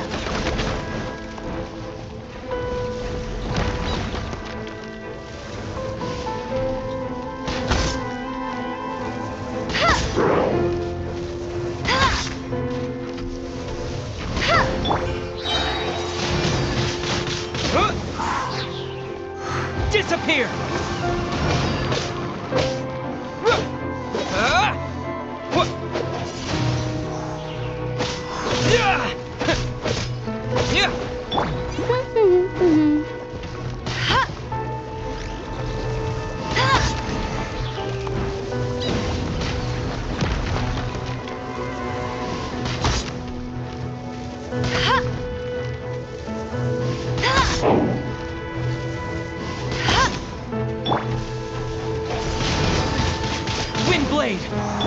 Let the show begin.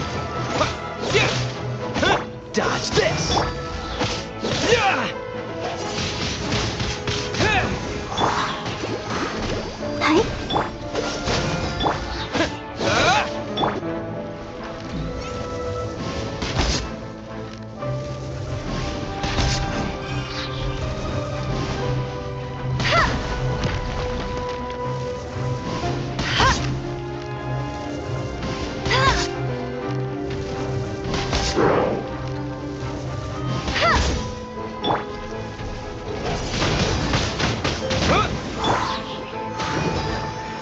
Freeze!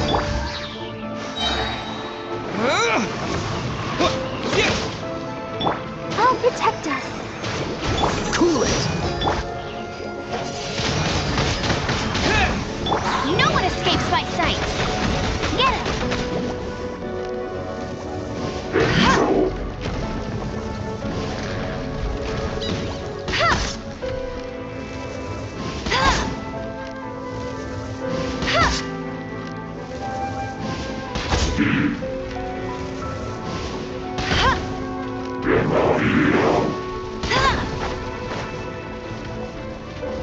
Dodge this!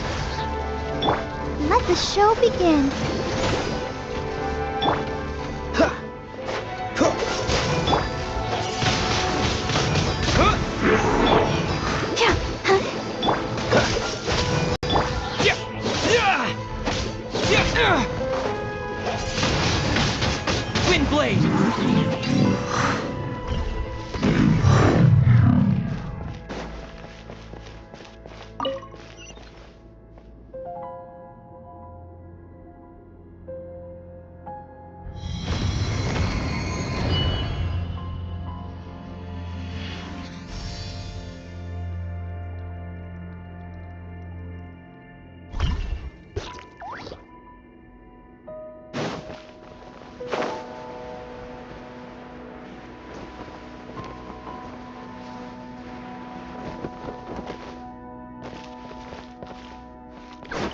Make sure all the runes are pointing in the direction indicated by the light.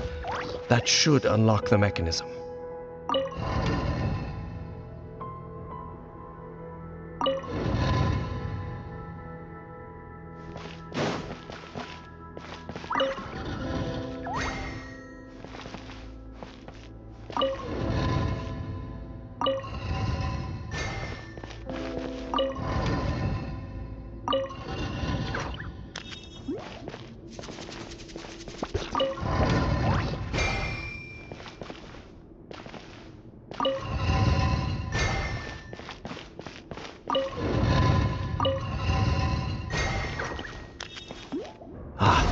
The door's open. Let's go. Our destination is just up ahead.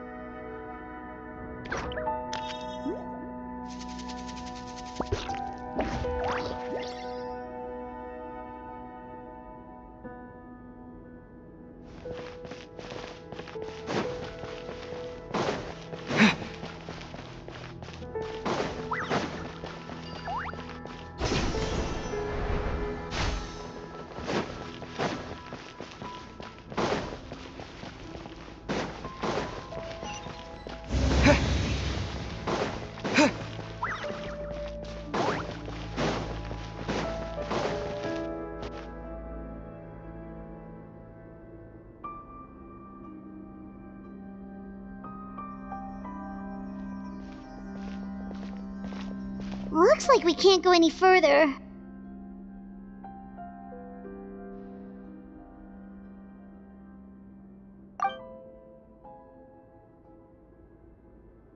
Be on your guard. I sense the presence of the abyss. It's the Abyss Order! They're here!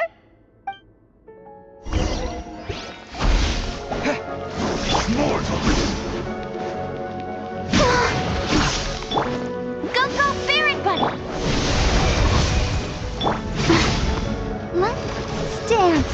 Let the show begin.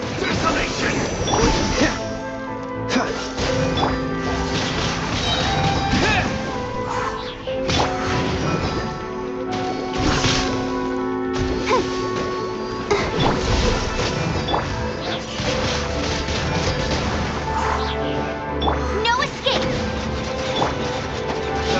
Final prophecy.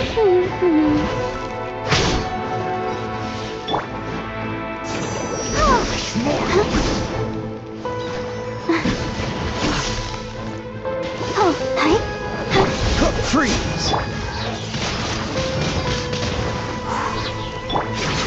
Ouchie!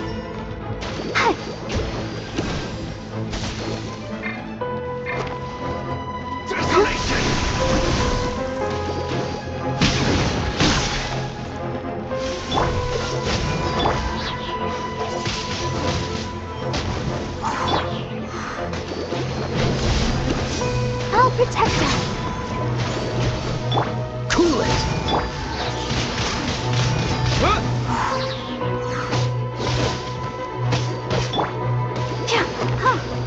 Go, Barbara! Freeze! Windblade!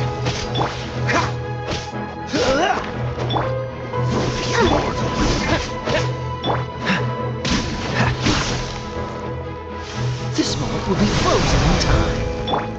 Disappear! Let the show begin. Dodge this!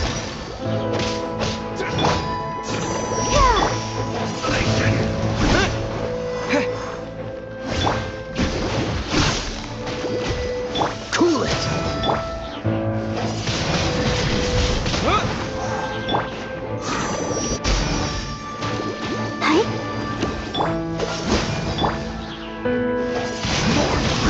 Windblade!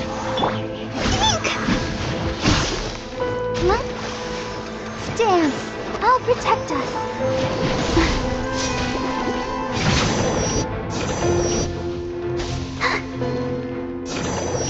Dodge this! No one escapes my sight! Hear the final prophecy. Cool it!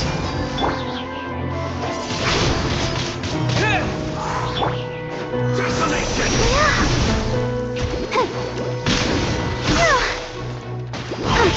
Freeze! Windblade! Let's dance.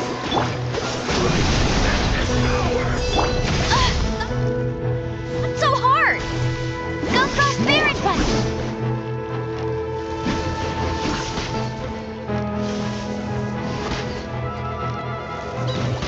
Perish in the storm!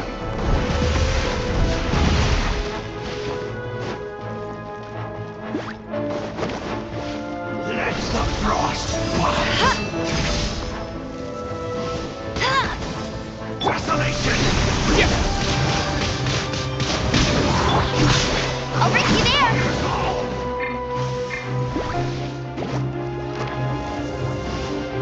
Taste and see! Winter is nigh. Fall nevermore! I'll protect us.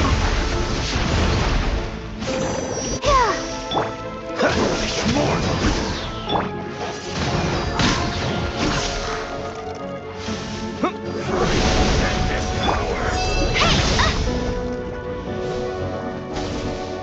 Desolation!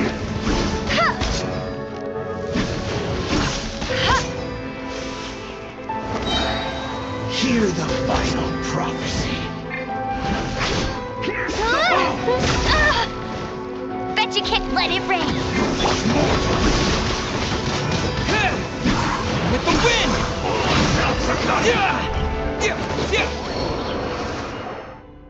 Just as I suspected. The false memories were a trap. The Abyss Order just wanted to follow us here.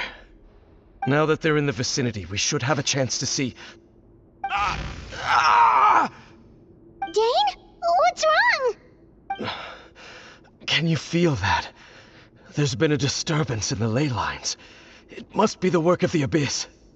Wow, you must be really sensitive to that sort of thing. Paimon doesn't feel it. You too. Do as I say. Use that mechanism over there and leave this place.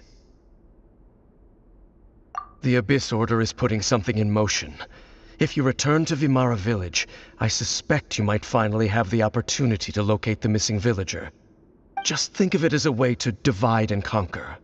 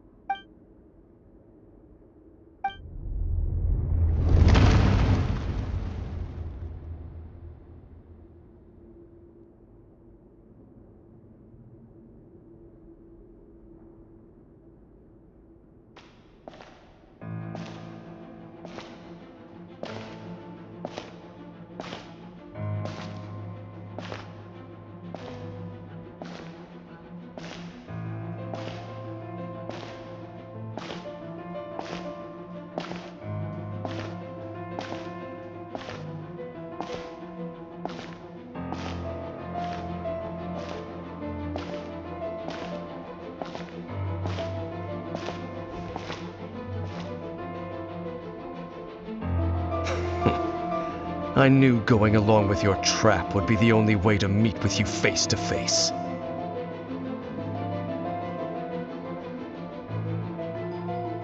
You risked your safety and that of the Eye? That's quite the gamble, Dainsleif. But I believe that I am the one walking into a trap laid by the Twilight Sword. So you came here all on your own? What about those followers of yours? When the Twilight Sword is prepared for battle, any army I could send would only be marching to their doom. Better that I face you alone. I know you must have a lot to say, but if it's a conversation you want, you'll have to defeat me first.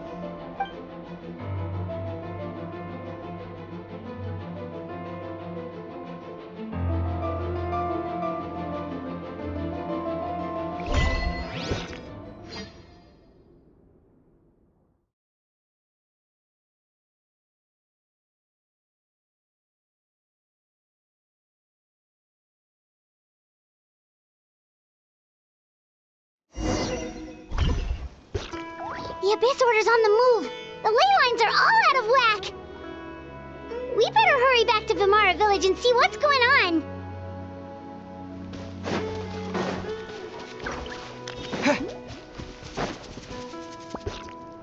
Hey! Look at those hilly trails over there! Weren't they acting super agitated just a little while ago? Why are they so calm all of a sudden?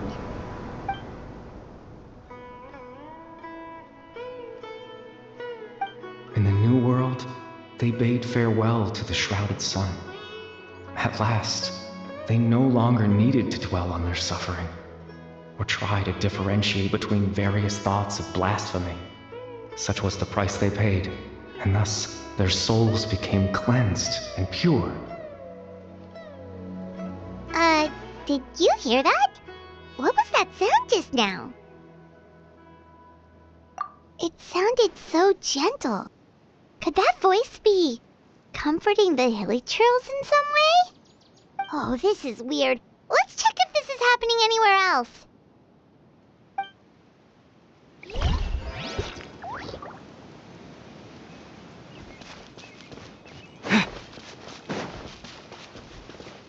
Looks like the same thing is happening over here too.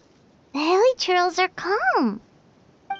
You see, we're both still here. We've reclaimed an endless amount of time to love. Release your tears. You no longer need to hold back your sorrow.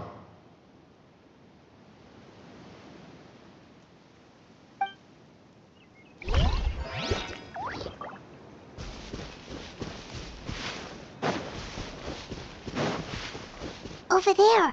It looks like they're sleeping. In the end, he whispered softly. Sleep well, Father. Sleep well, my beloved people. When you awake, that which differentiates us shall be no more. It almost sounds like a poem or some kind of story. Well, now that the hilly trails have calmed down, Vimara Village should be safe at least. Let's put this situation to the side for now. Dane said this might be our chance to find the missing villager, so we should head back to Vimara Village before it's too late.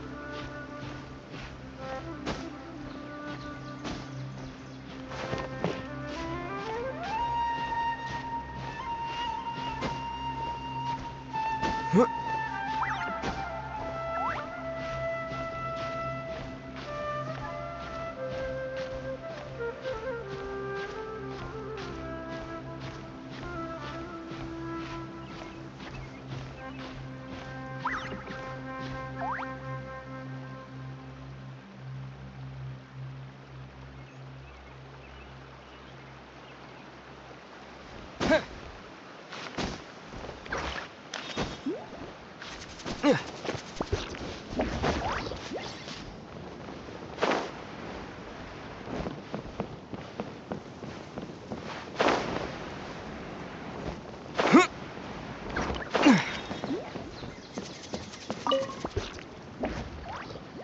Amadea, is everyone all right? The Abyss Order seems to be up to something nearby. The Abyss Order? This is the first I'm hearing of it. Thank you for your concern, but as far as I'm aware, it's been business as usual here in the village. Well, that's good to hear. Oh, also, you didn't happen to come across any clues about the missing villager while we were gone, did you? Someone's gone missing, you say? Who would that be? Huh?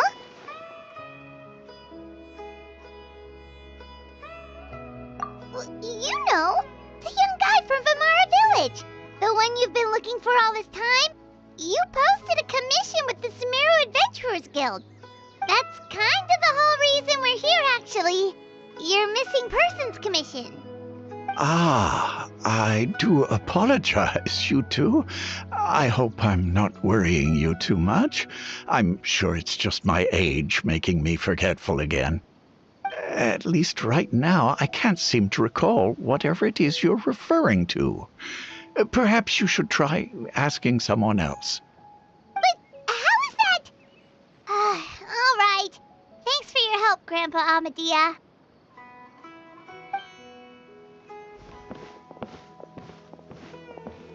Something's definitely not right. We just talked to Grandpa Amadea about the missing villager. There's no way he could have forgotten all about him just like that. What do you think, Traveler? Could everyone's memories of the missing villager have been erased again?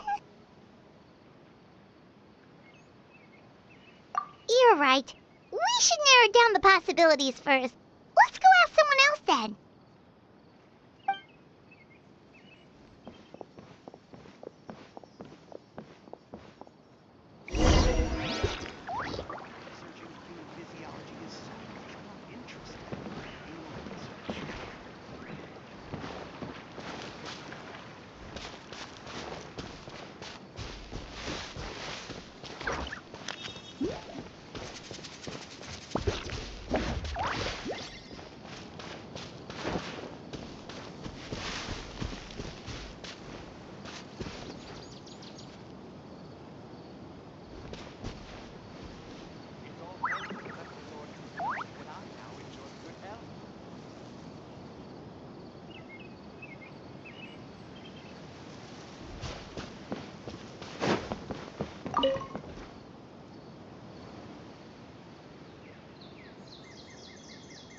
Someone's gone missing? Who? Just as expected. That guy you said a bunch of nice things about earlier? The one you always used to chat with. He's around 20 years old, and you said he was a kind, warm-hearted person? Oh, I know who you're talking about. Really? You remember? There aren't many young people who've earned that kind of praise from me. If you're certain that's what I said, then there's only one person who fits the bill. No doubt about it. But why'd you say he's gone missing? Yeah, I just saw him leave the village. There was someone else with him, too. They couldn't have gone far.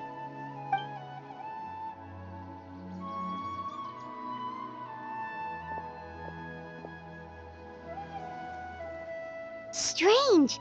Bayram seems to remember him. And apparently he just saw him? Do you think maybe it's not that there's something wrong with people's memories, but that we've somehow returned to a time before he went missing?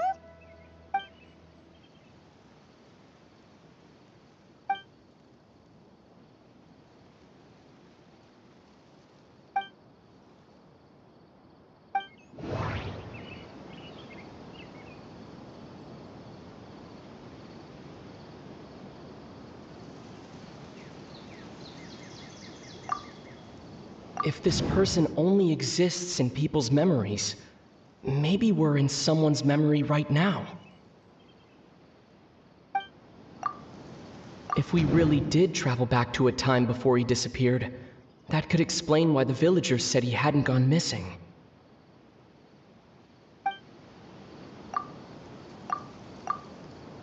Just like what happened with Greater Lord Rukadevada, no one remembers him. Because there's been a change in people's memories.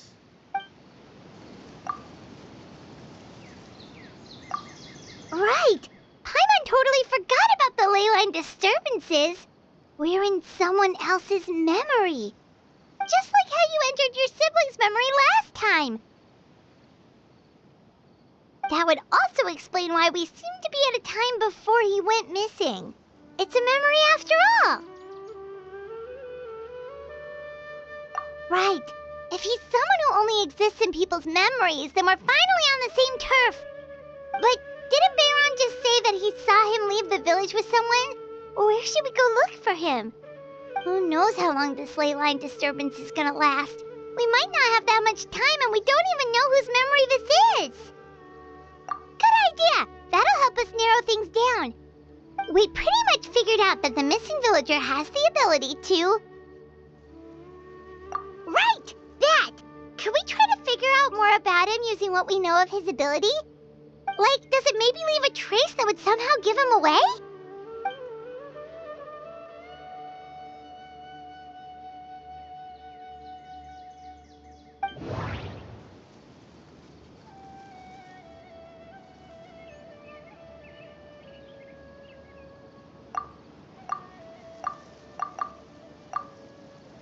All the memories seem to be set in or near Vimara village, but I'm still not sure if they're restricted to this location.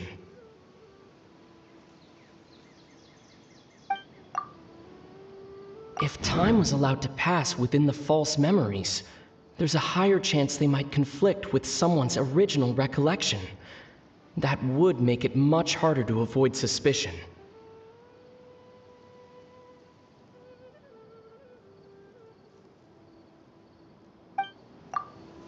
There's a difference between memories that arise from lived experiences and those that are implanted into the mind. Perhaps it has something to do with time.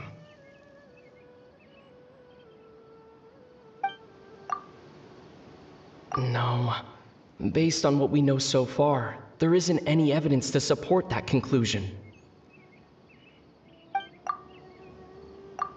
No wonder! All this time and the sky hasn't changed a bit! That must mean time isn't passing! That's the tell of the fake memories! The implanted memories are basically taking place outside of the regular 24 hours of the day. If the memories included the regular passage of time, it would be easy for people to tell that something was off. Like there could be overlap or something. People might start to wonder why they remember doing two different things at the same time of day. That's why he makes sure the memories take place at a specific moment in time rather than over a period of time.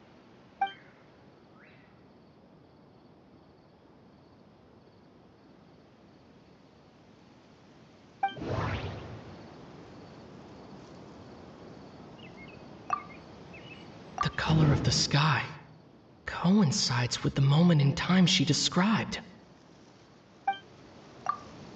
Dainsleif had memories implanted into his mind. Could it be that it's happened more than once? Dainsleif had memories implanted into his mind. We thought Chief Amadea forgot about the missing villager, but it turns out we're at a moment in time before the village issued the commission. Oh, right! That's exactly what Atosa described! Come to think of it, every time we talked, it always seemed to be around dusk, just like right now. Time always passed by really slowly. Even when it felt like we'd been talking for hours, the sun would still be at the same position in the sky. Yep, that has to be it! This is definitely Atosa's memory.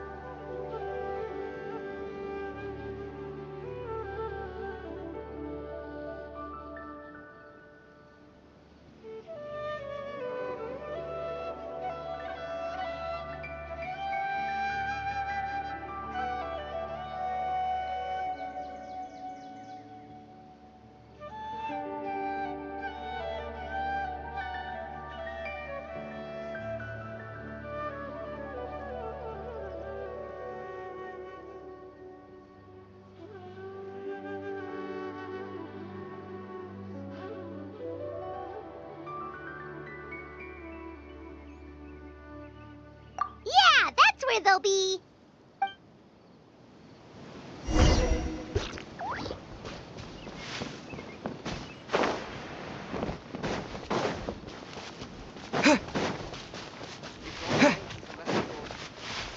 There's no rush. I'll have another talk with him.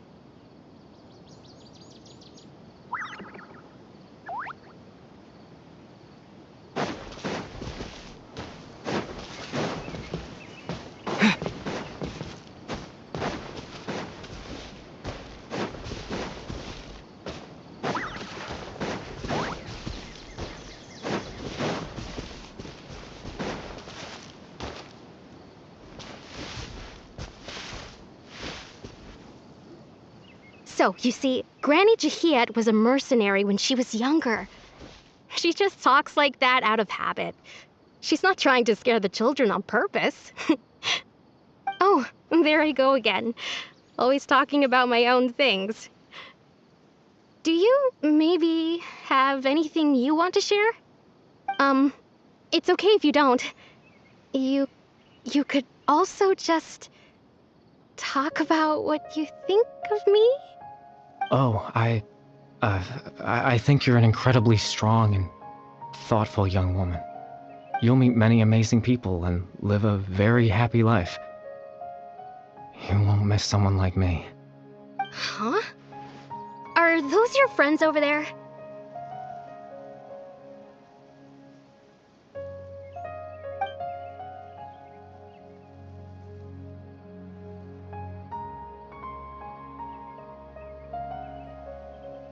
Oh, right. This version of Atosa hasn't met us yet.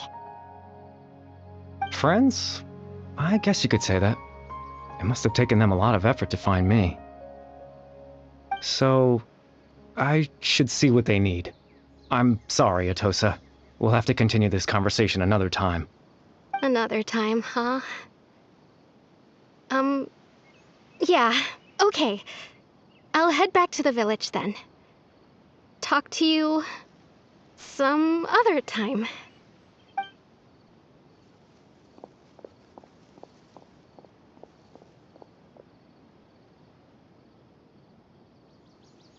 It's nice to see you, Traveler. I believe this is the first time we've met.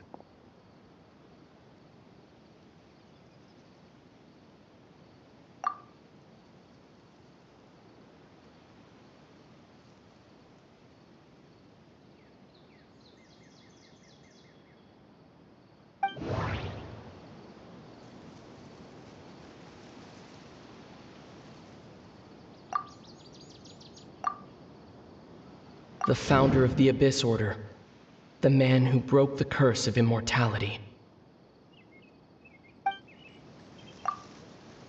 Born into abject sorrow, he shall now become the loom of fate. Dane's brother, one of the 5 sinners of Conria. The one who stole the power of the Abyss. You're Kari Bear Alberic. Oh. You know me? That's quite the surprise. I don't believe I've met you before. Oh, I see. It was the memory, wasn't it? Your sibling's memory. You saw the me from back then. This is Atosa's memory. I came here to say goodbye to her. But I suppose I'll just leave her a message instead. Come, let's find somewhere else to talk.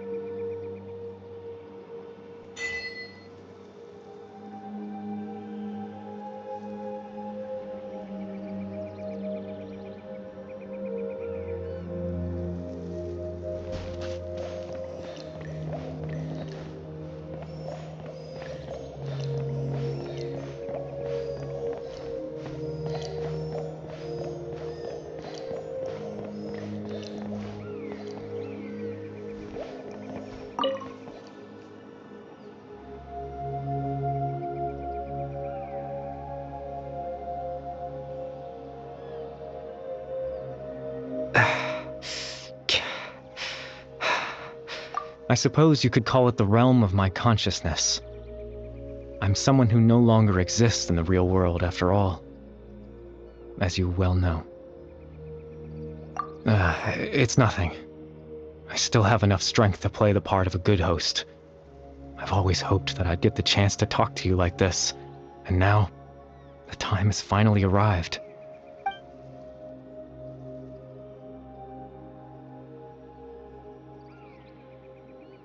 Extreme sorrow and pain, hope and regret coursing through your veins, and a degree of abyssal power that defies comprehension.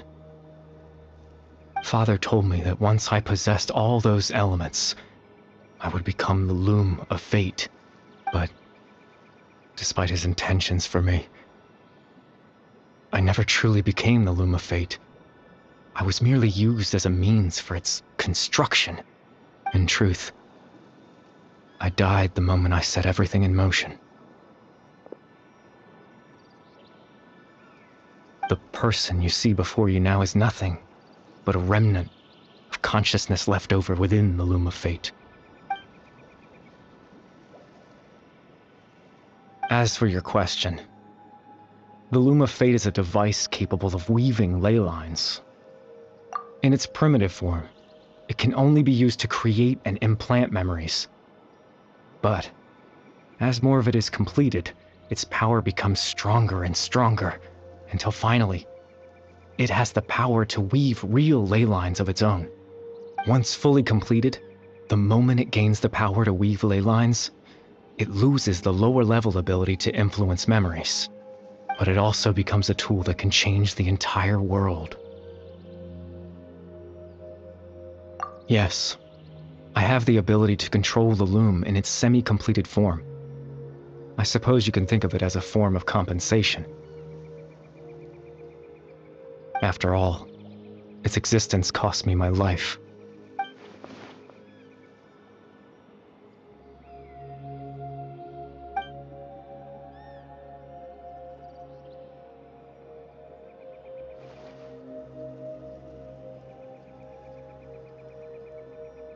Ah, that.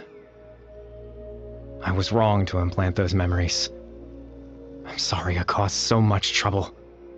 Not only for everyone in the village, but for you as well.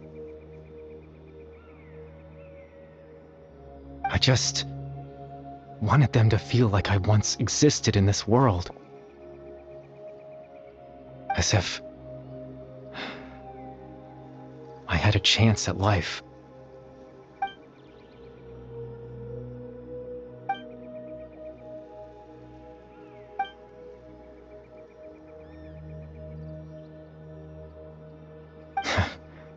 I know what you must be thinking.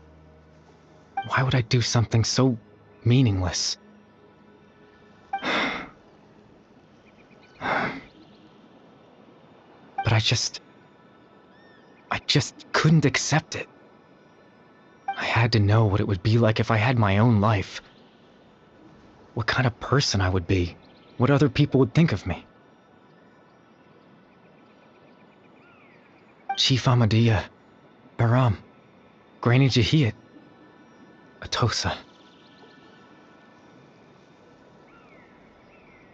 What would it be like if I could live alongside them? No cataclysm, no curse. Just a quiet life in a peaceful village. I was curious, so I selfishly tried to have my own life. Even if that meant piecing together the version of myself that could have been. One memory at a time. I know it sounds stupid. After all, my life ended a long time ago. Any chance at living was stripped away from me when I was 8 years old. My consciousness left to mature in an illusory world of nothingness. Even the form you see before you was nothing but an invention based on my father's appearance. An imagined version of what I would look like if I had the chance to grow up.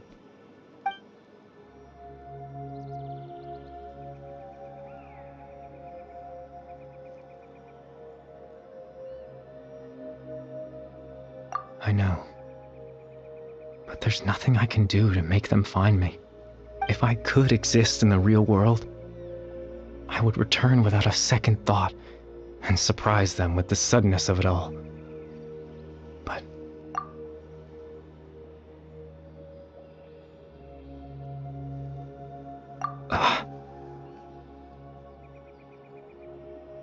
I know.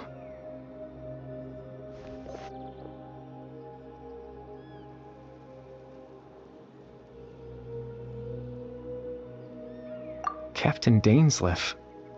Twilight Sword, you mean? No need to meet up with him. Things should already be settled on his end. Exactly. As someone who could only exist in people's memories, the fact that I'm able to talk to you in my consciousness like this can only mean one thing. The Loom of Fate has already been completed.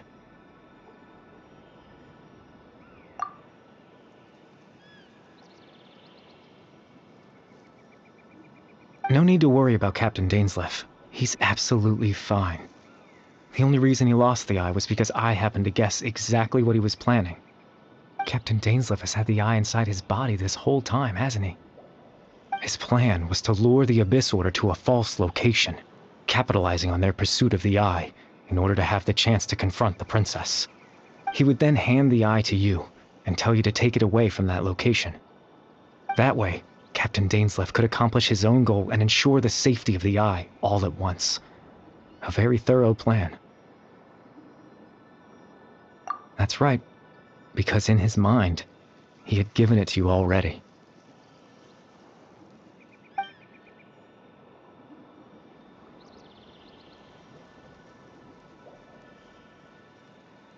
Before you two entered that false location. Traveler, wait.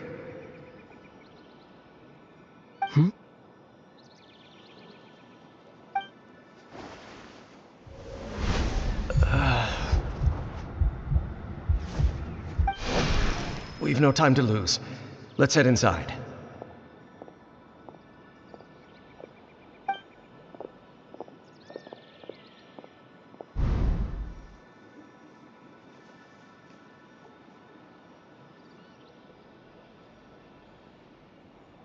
That was when I implanted the memory of him handing you the eye. Given the tense situation at that time, Captain Dainsleif failed to notice anything out of the ordinary, and took that memory to be real.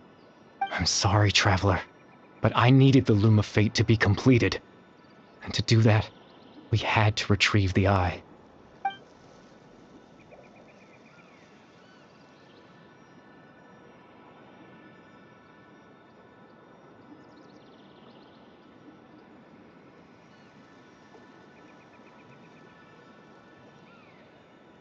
I promise I'm not trying to conceal anything from you, but I truly have no idea what the princess is planning. Tevat's ley line system is deeply entrenched in the planet. Creating new ley lines can neither replace nor extend the ones that already exist. In the face of everything they could be planning, I fear I'm too insignificant to even get a glimpse of the bigger picture. In any case, I had my own use for the Loom of Fate, and my goal, at least, has been achieved. You remember my father, don't you? Clotar Alberic. I believe you saw him in your sibling's memory. After he used the power of the Abyss to restore consciousness to my hilichurl form, I suffered from an indescribable level of mental anguish. To comfort me, my father told me a story, that this was a fairy tale world where I had to take on the form of a little monster. That story managed to dispel my fears, even if just for a moment. My goal was simple: to use the Loom of Fate in its near-completed form, when its ability to create memories was at its strongest, to implant a specific memory into the minds of the hilichurls. In that memory, I would tell them a story, just like my father did for me. It was a story of fairy tales and love. but more than anything, it was the story of us.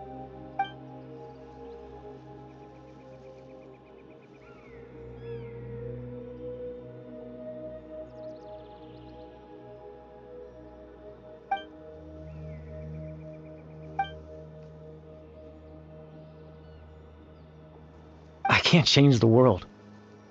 Not when I lost the very right to exist within it. Implanting those memories, that was the most worthwhile thing I could offer. All that's left of my existence is a wisp of residual consciousness tied to the loom of fate. In truth, that trace of my consciousness should have dissipated long ago. My goal was the one thing that allowed me to hold on all this time.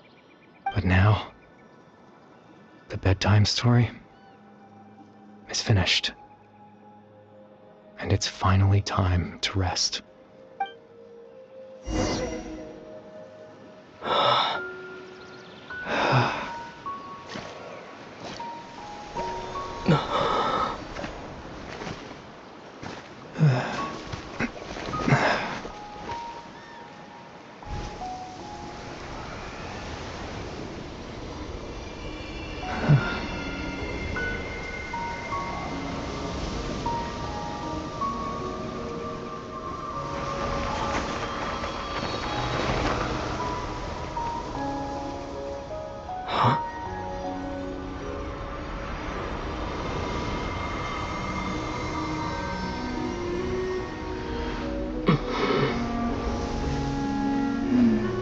Looks like I was too late to see Kari Bear one last time.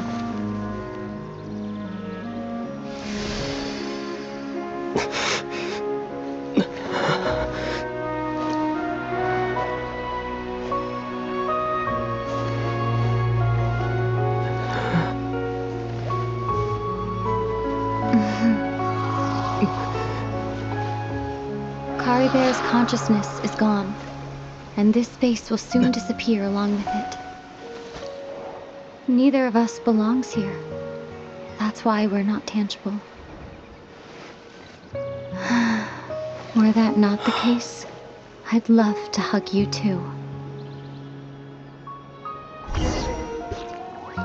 Well, how about a conversation?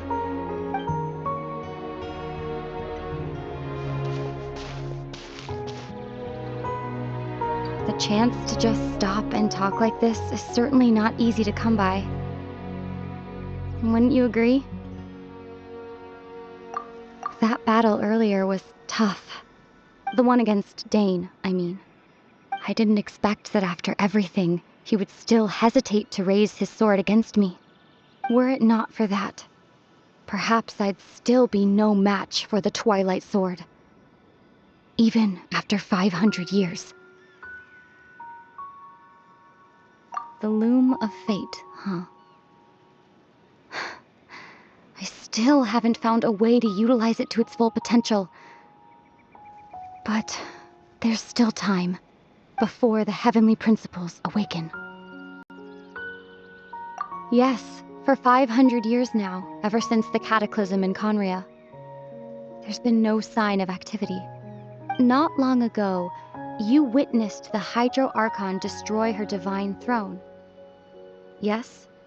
Such a flagrant disregard for the rules, and still Celestia took no action.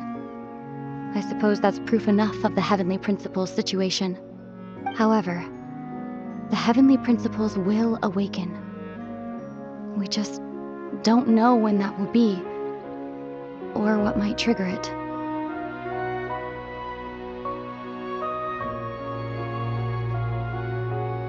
You could say that. Just look at Kari Bear. He was so pure and single-minded. The space we now find ourselves is a perfect representation of who he was. Quiet and peaceful. Even as a hilly churl, seeing the terrible sight within the mirror wasn't enough to taint his spirit. He brought comfort to the people of this world, even though he was denied the very right to be a part of it. So ask yourself this. Who was it that deprived him of that right to exist? Of course, that's only one example. My feelings about the heavenly principles are too complicated to explain in just a few words.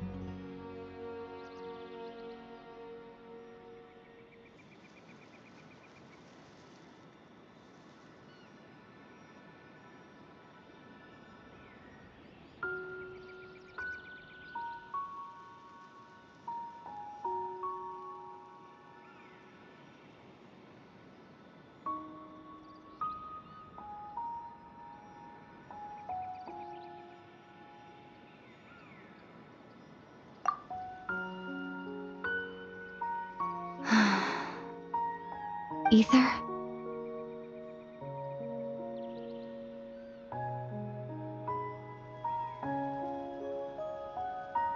You're the only one in this world who calls me that. There's so much I wanted to ask you, but for some reason, I'm not interested in asking those questions right now. There's just one thing I have to ask. One thing I could never understand. Why? Why can't we continue our journey together?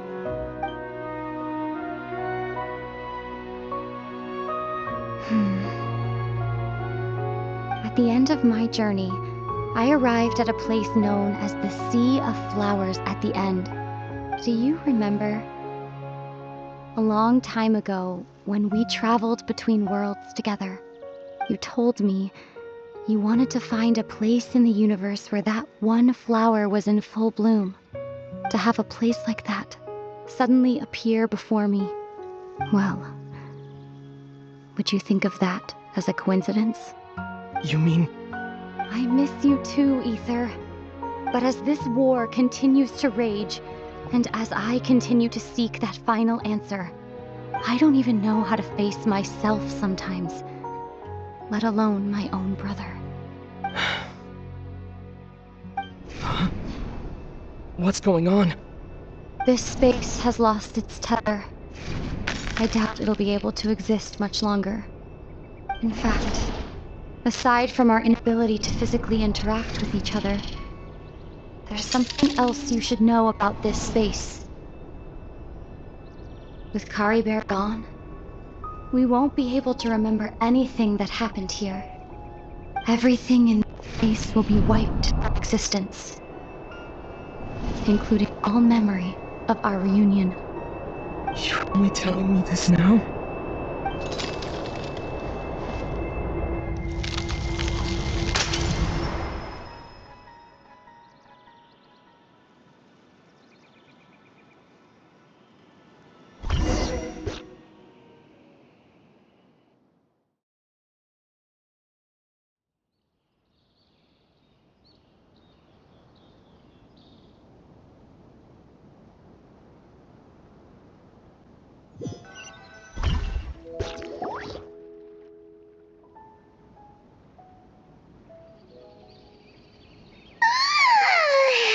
Still so sleepy.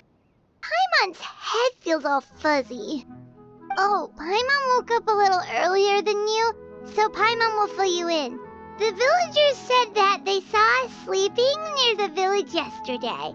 They couldn't wake us up no matter how hard they tried, so they decided to just bring us back here. Oh, and Dane came by just now. It looked like he was injured. He didn't say anything, though. Just made sure that you were alright and left. Kinda seemed like he had a lot on his mind, but that's Dane for ya. Let's think for a second. We were in that memory, and we saw that guy you called Kari Bear. He was the missing villager that we've been trying to find, right? And after that, Paimon doesn't remember what happened.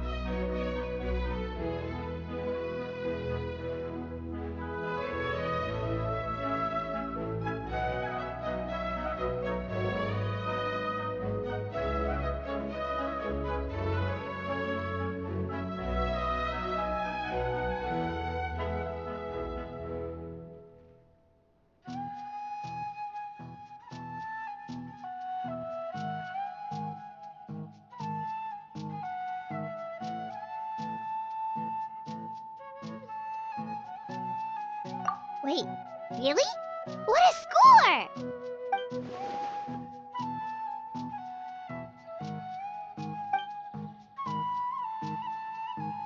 Well, what happened after that?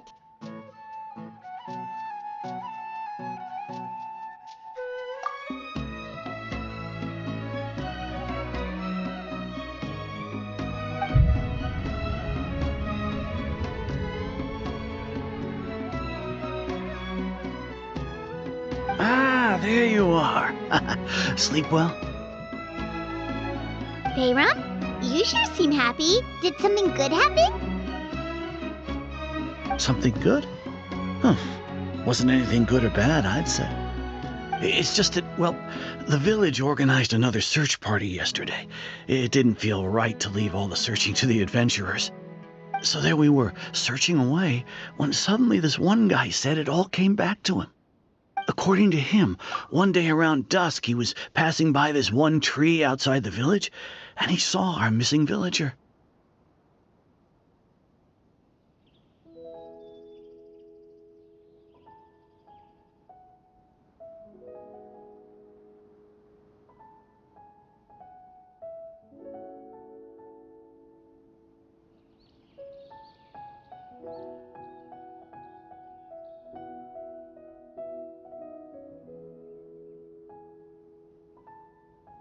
There he was, sleeping under that tree all by himself. His parents came a little later to wake him up, and they all left together. It looked like quite a happy family, apparently.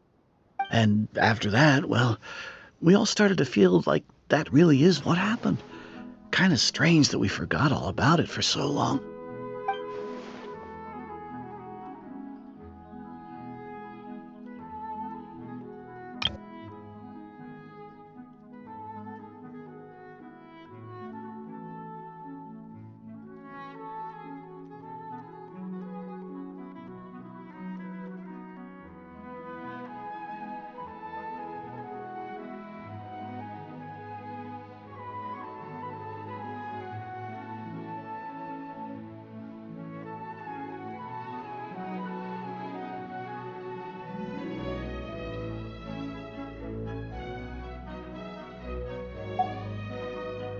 Oh, and we also remembered his name, Curry Bear. Now, that's not a name you hear every day. Would have been helpful if we remembered it sooner.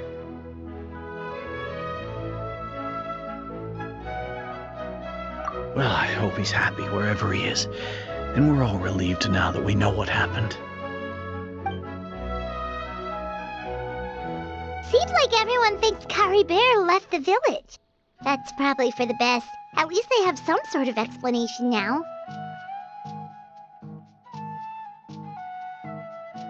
Paimon wonders how Atosa's doing. Maybe we should go check on her. If she hasn't remembered like everyone else, we can tell her what happened. Paimon didn't see her in the village just now, so she's probably at the tree. Come on, let's go talk to her.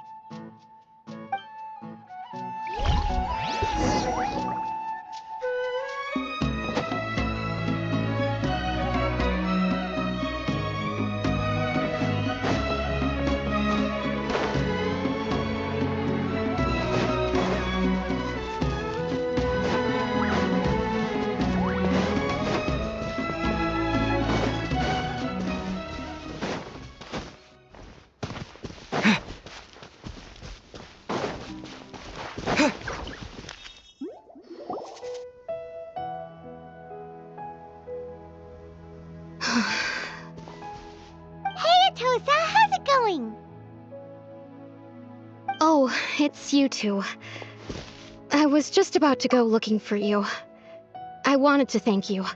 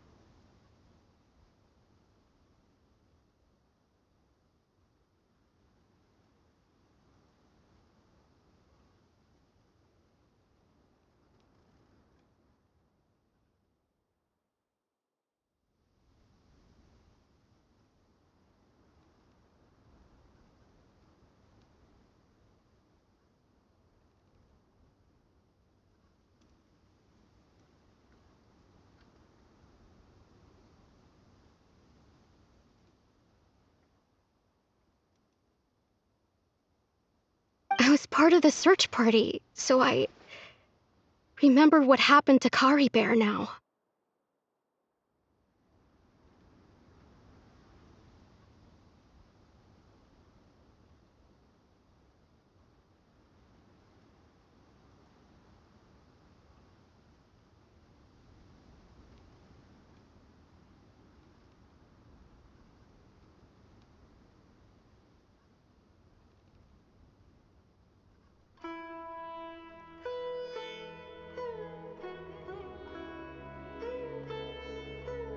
Honestly, I just can't believe I forgot something so important.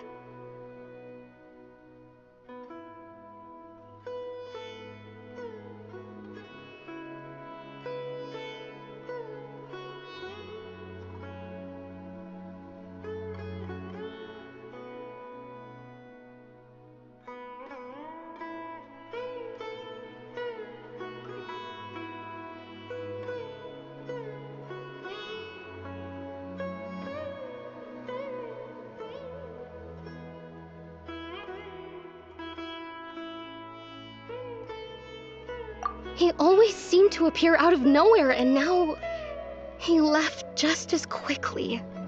If Kari Bear wants me to forget about the time we spent together, then I'm willing to try. I relied on him for a lot of things, but I'm sure with enough time, even the deepest of attachments can fade.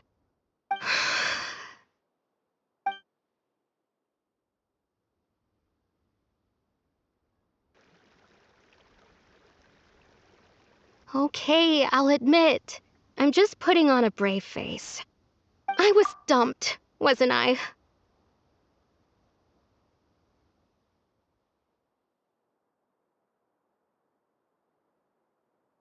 Otherwise, why would he just leave like that without saying goodbye?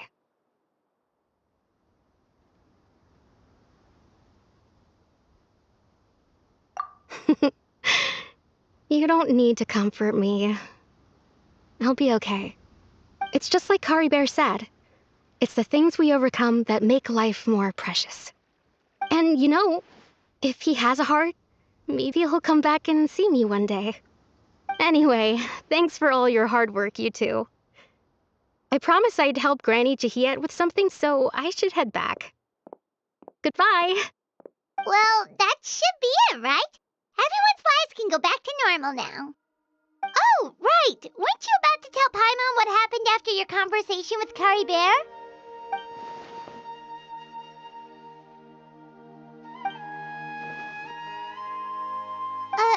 A picture? Where'd that come from? Let Paimon see.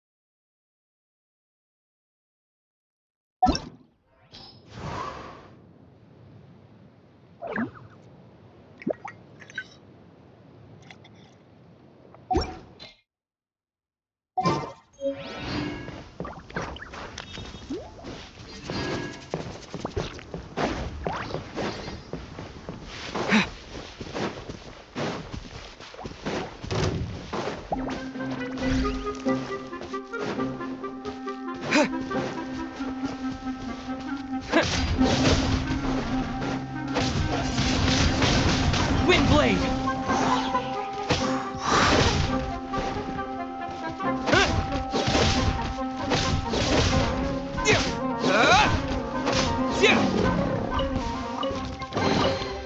Is this an answer from this world?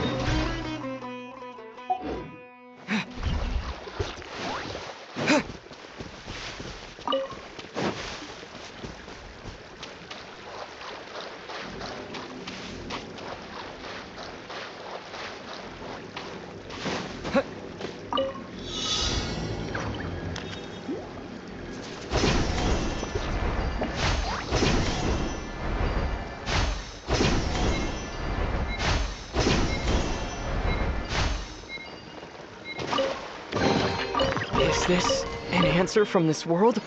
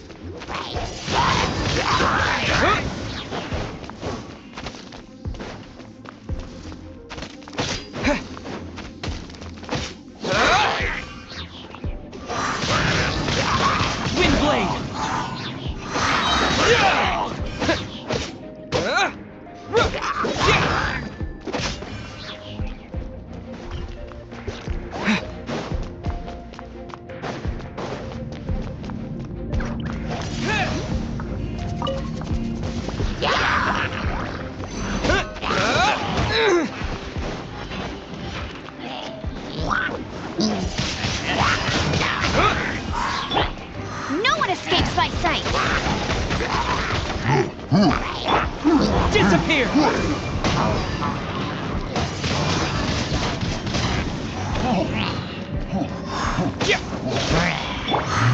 Cool it! Oh, so sorry.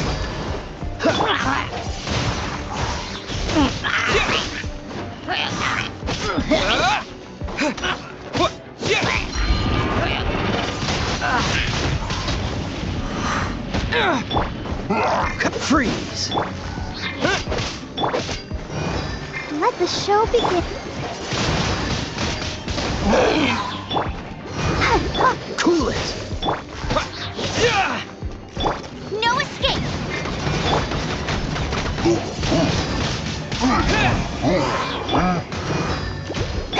Freeze!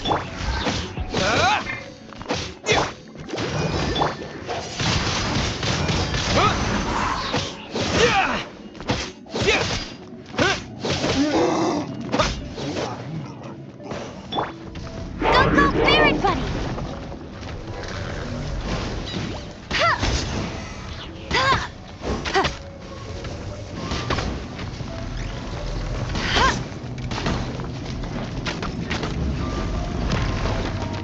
Let's dance! Dodge this! Windblade! Freeze! Get him!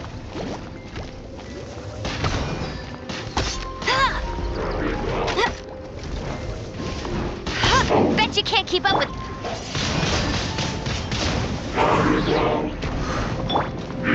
Cool it! I'll protect us. Don't get frostbite!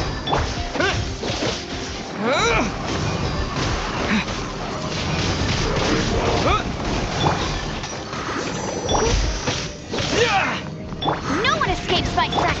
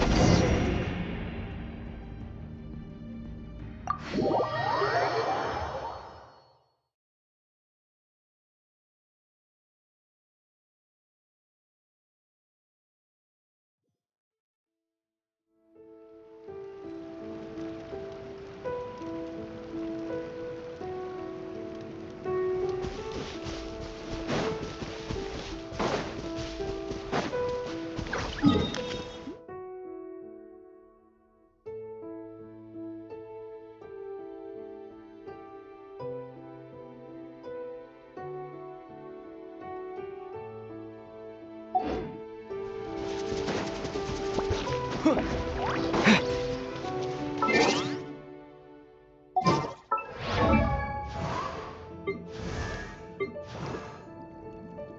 wonder when I'll be as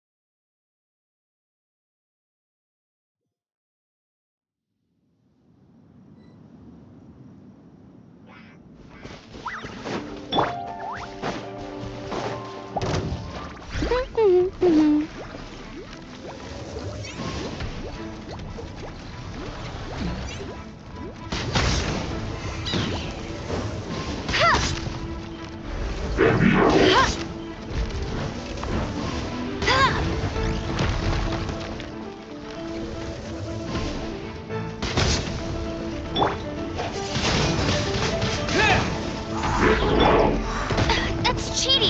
Go, Baron Bunny!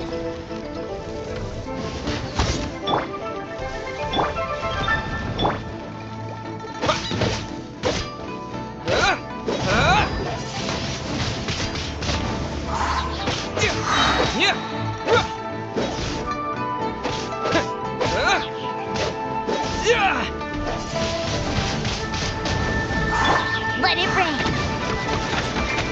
Get him!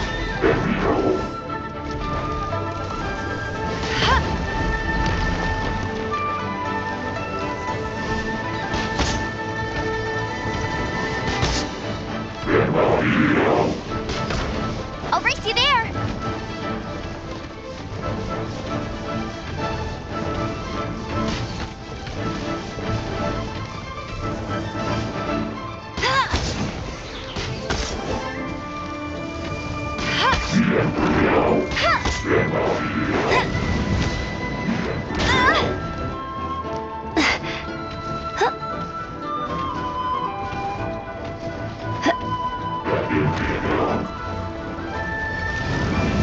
Bet you can. That's cheating.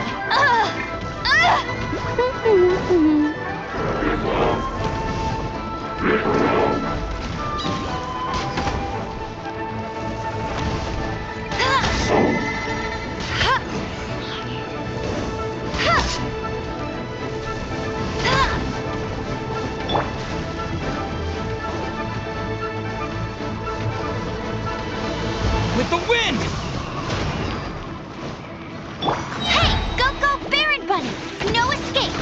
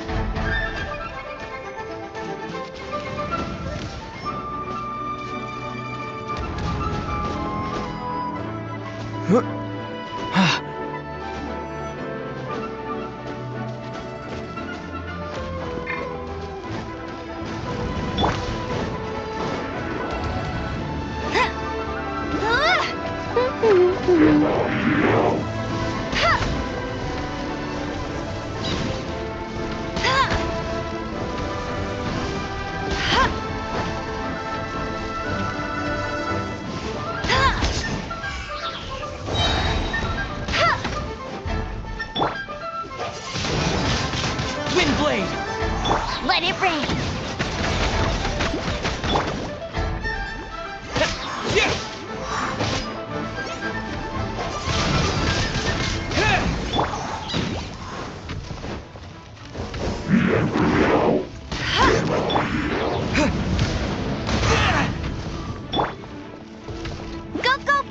Bunny!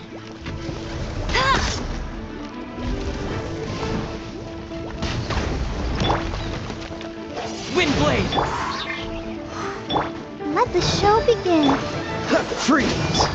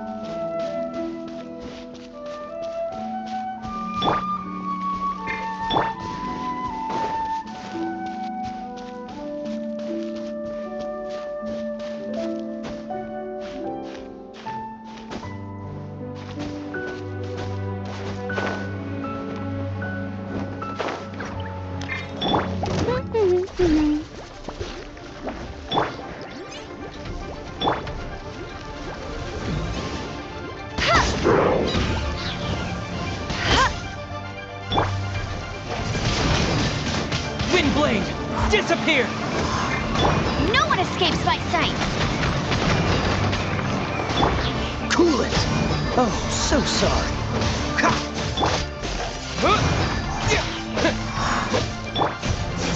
Oh, I'll protect us.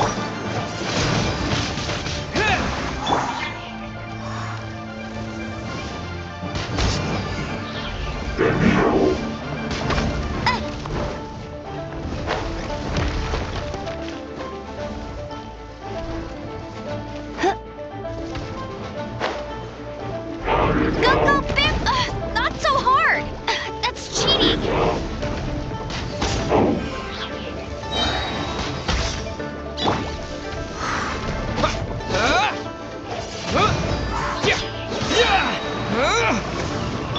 No escape!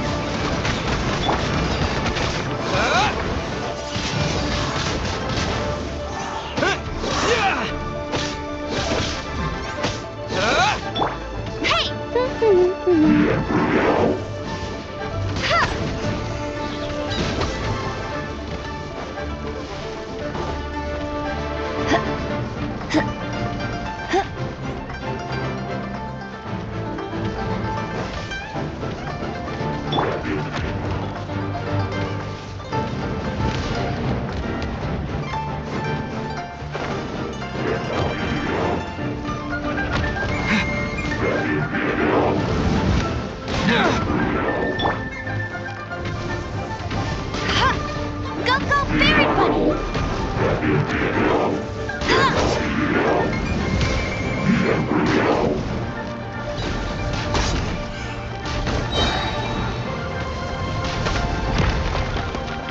Let it rain! Windblade!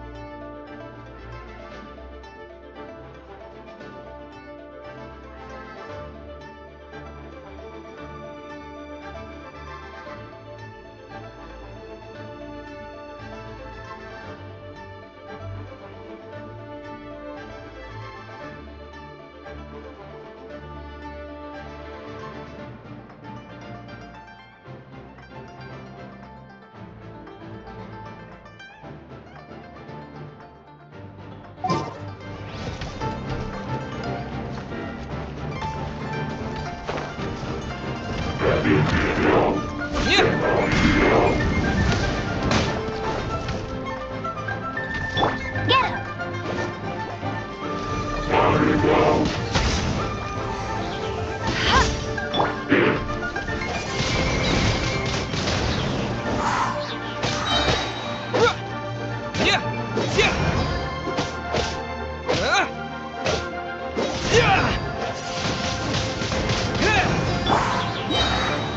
No escape!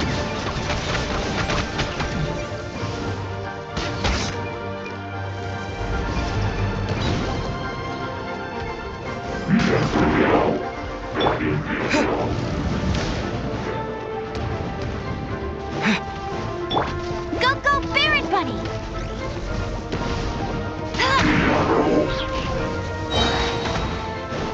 No one escapes my sight!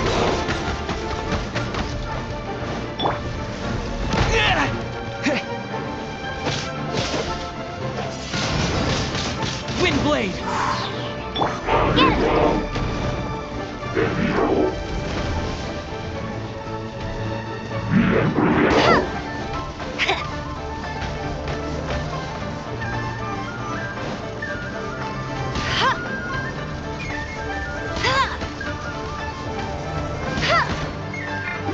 Get him!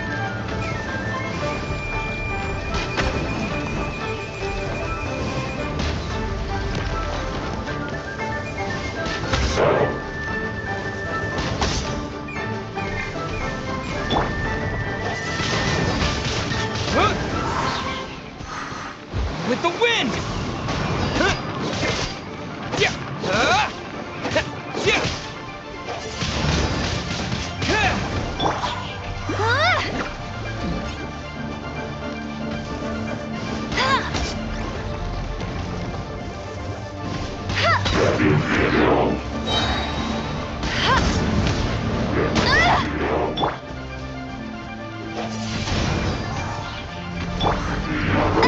Hey! That's cheating! Let the show begin. Ready, steady, go!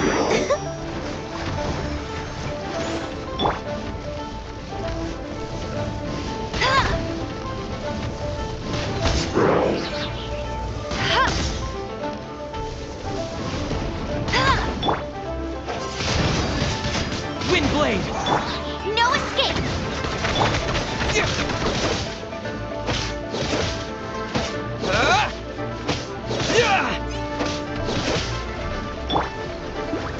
Go, go, Barret Bunny!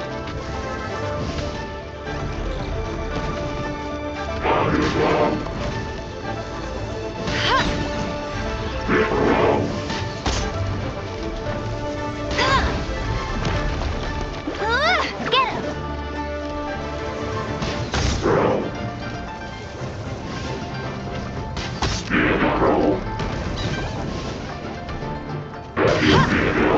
Bet you can't keep up with me!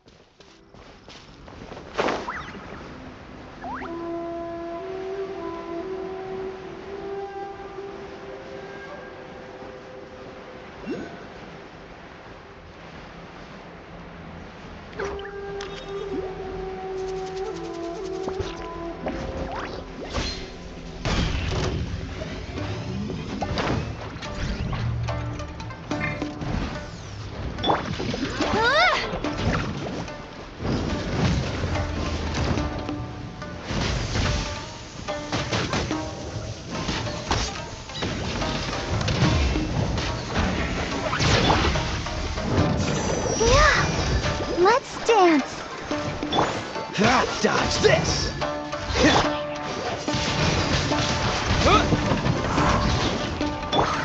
Let the show begin. Yeah. Freeze! Wind blade!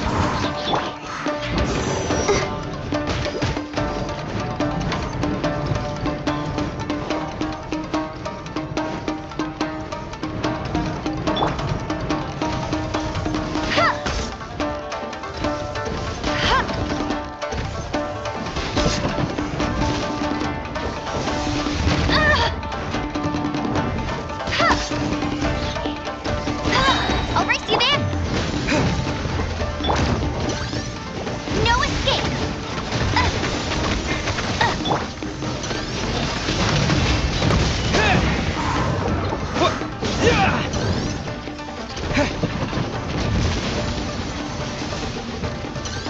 Disappear!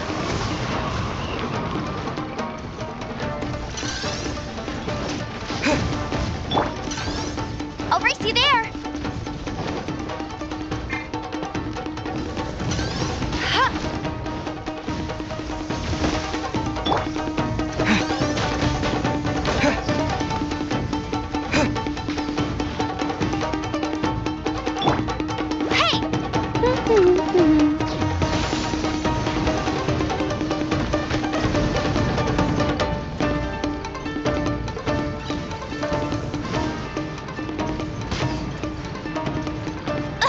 I'll never surrender!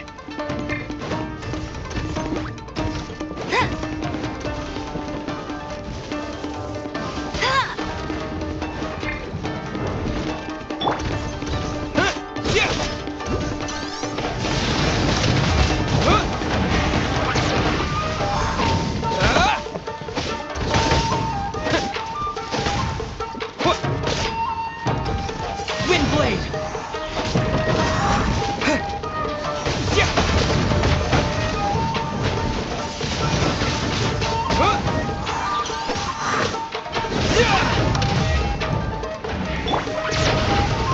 I'll protect us. Come on, we can do it. Oh no!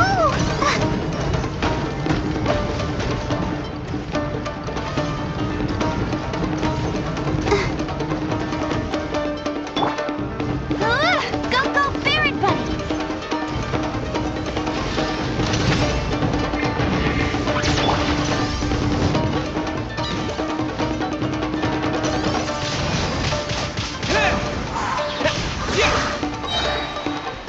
With the wind!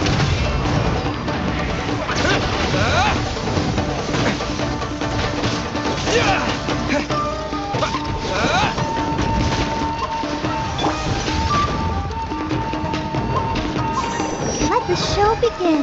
I'll protect us. No one escapes by sight!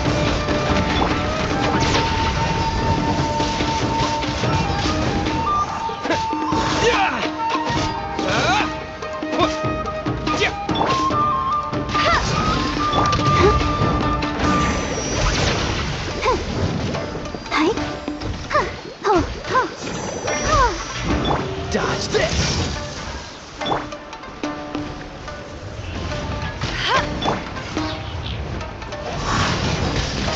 Wind blade!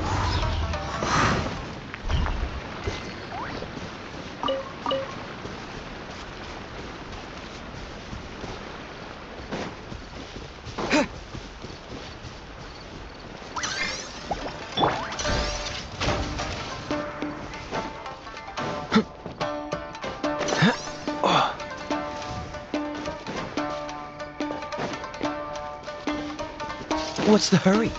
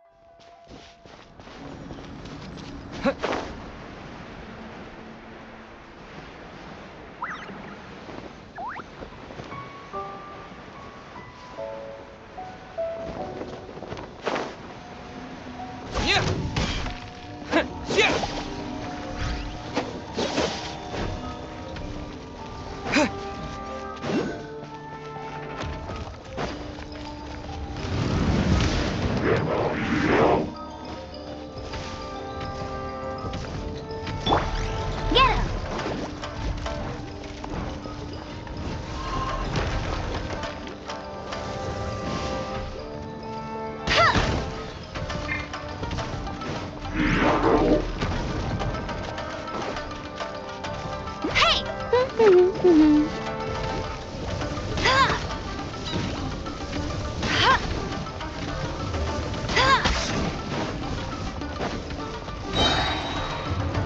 it rain.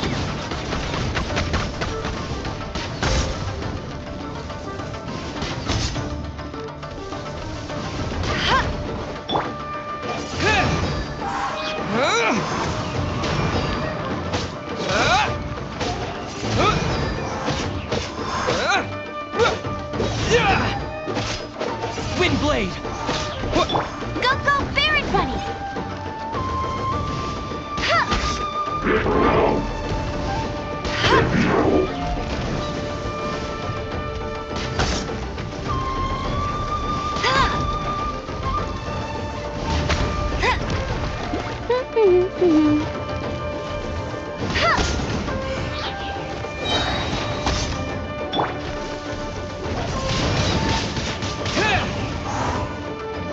No escape!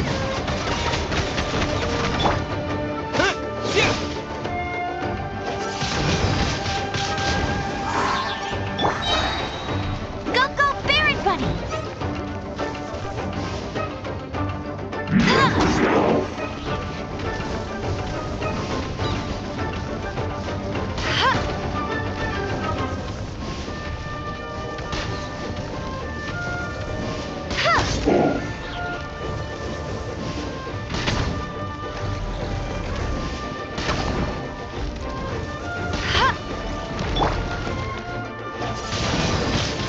Windblade!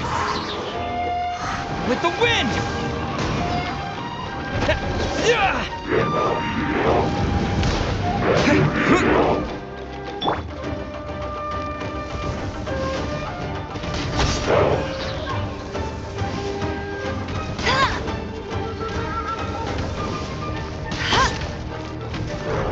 No one escapes my sight! Bet you can't keep up with me!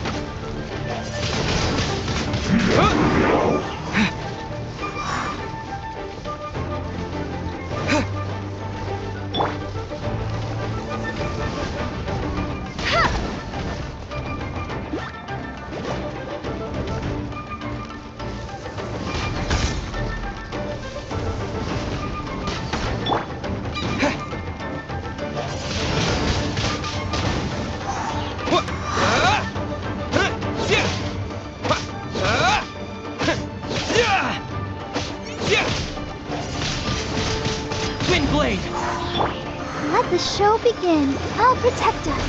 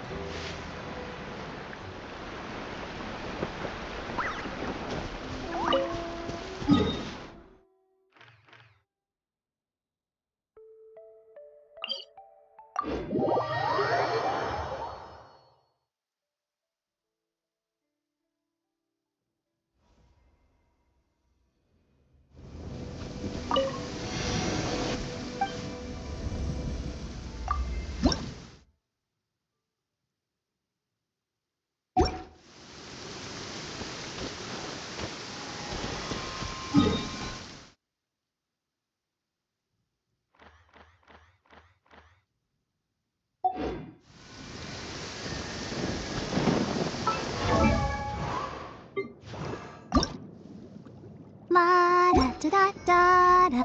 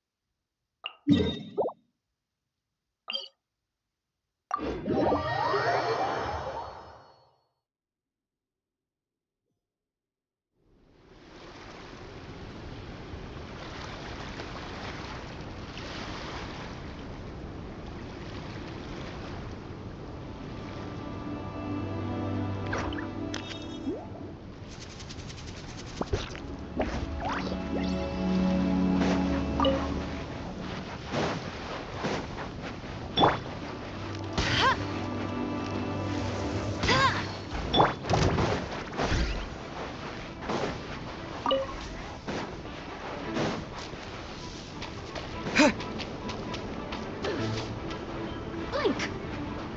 Over here! Blink!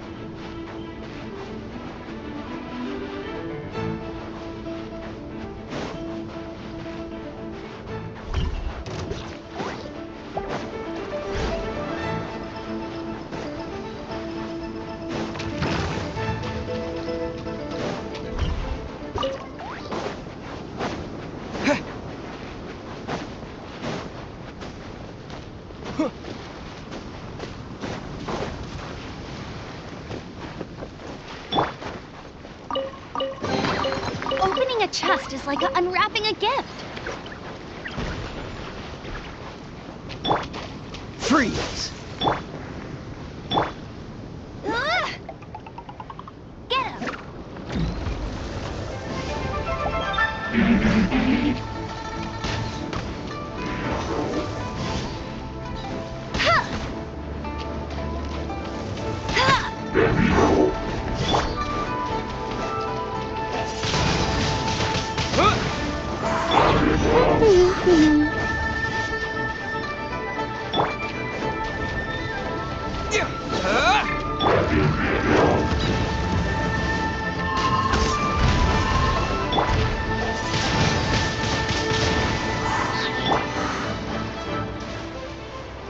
Let it rain!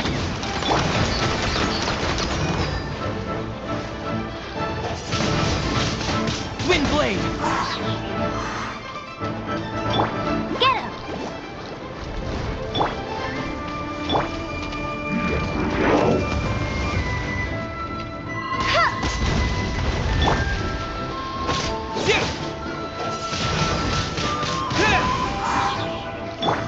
Dodge this!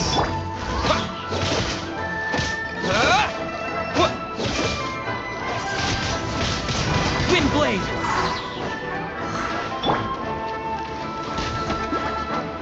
I'll race you there!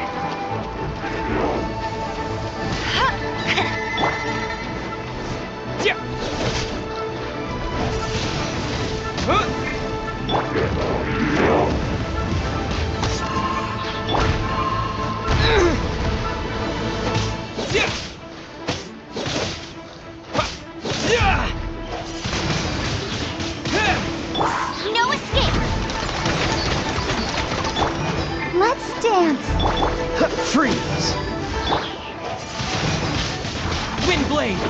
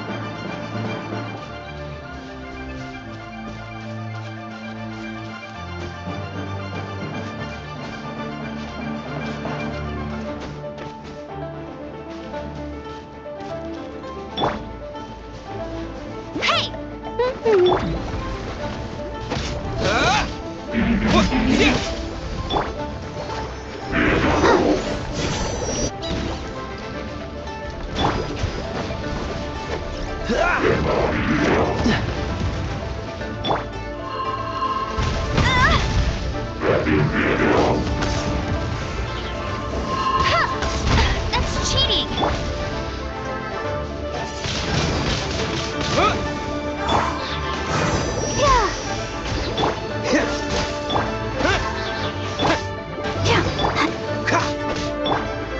Disappear! No one escapes my sight! Go, go, Barret Bunny!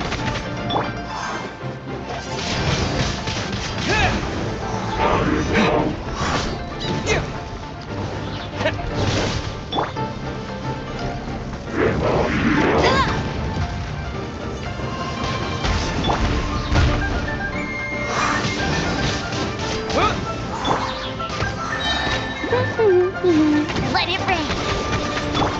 Dodge this! Huh. This moment will be frozen. Let the show begin. Let's dance.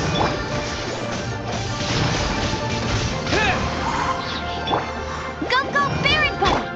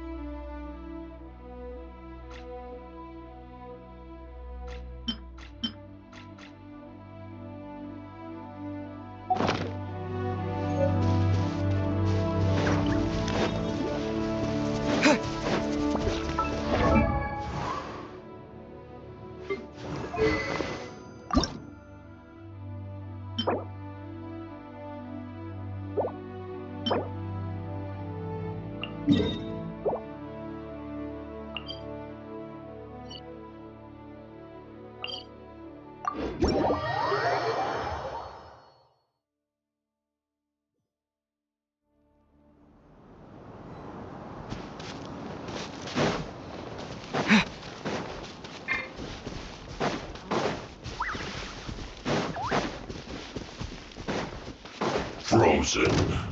Crisp.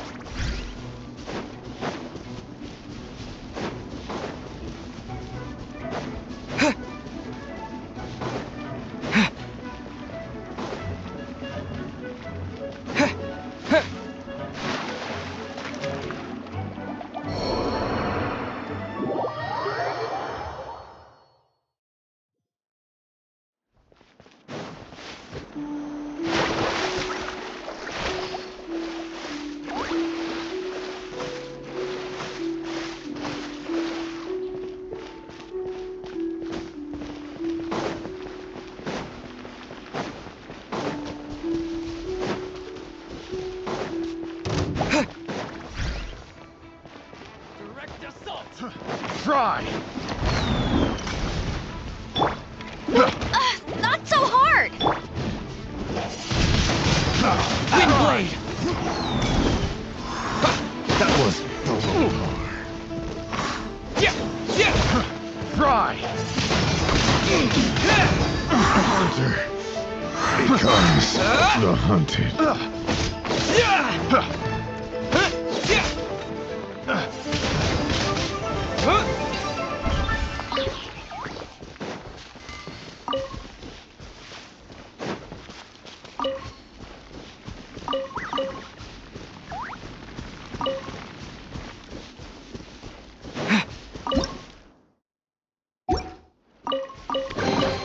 A reward on the road.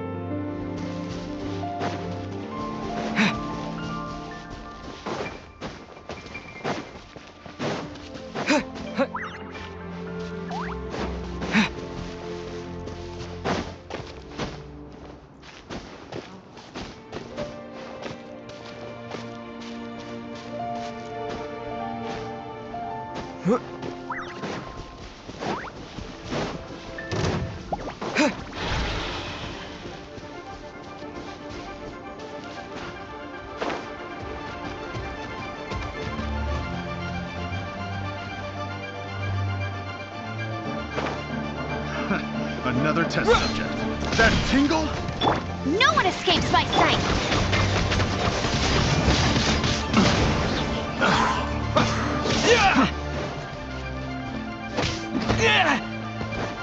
That tingle?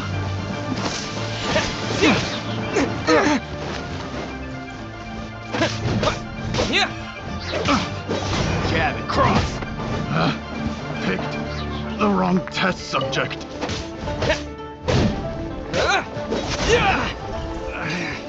Should replace my hammer. I'll keep this close.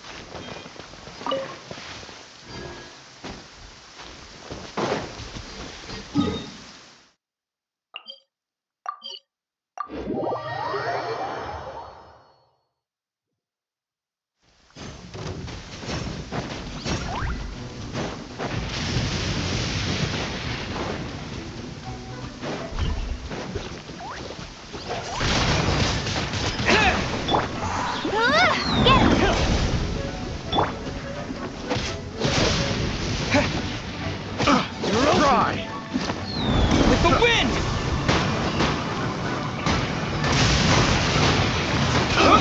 I got careless. Yeah! Yeah! Yeah! Yeah! You're open! Windblade!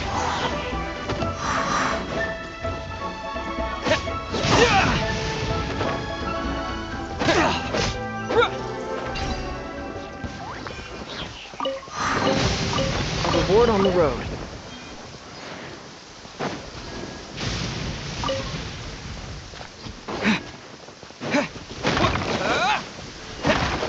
Yeah!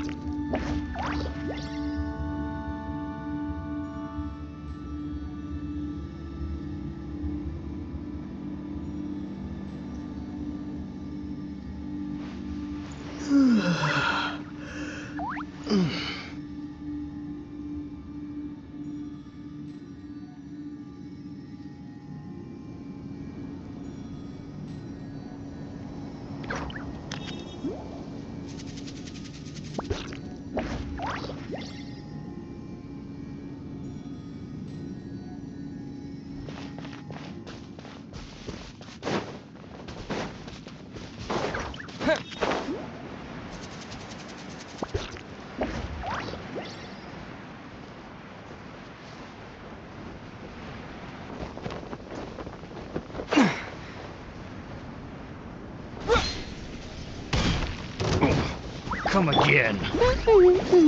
Let it rain.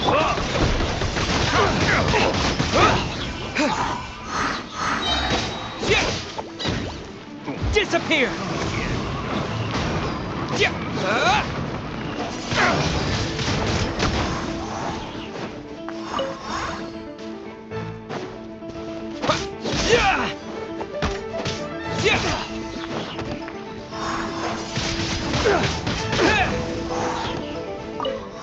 You're open.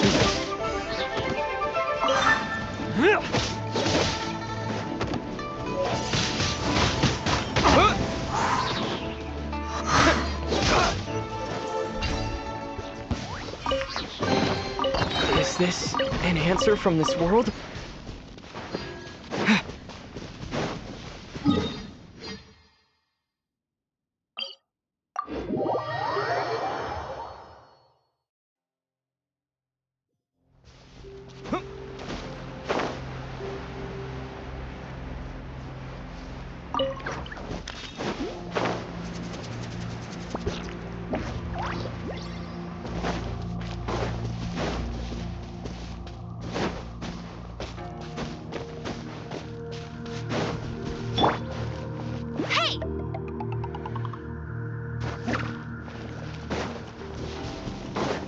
I'll race you there.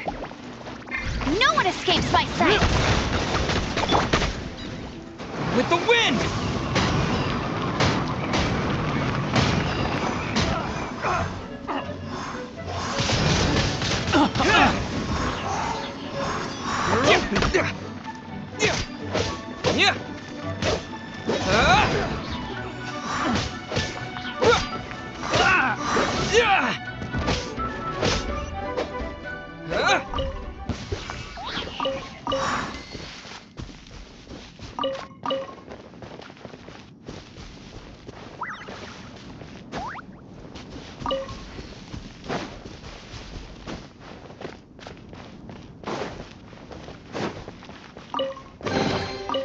keep this close.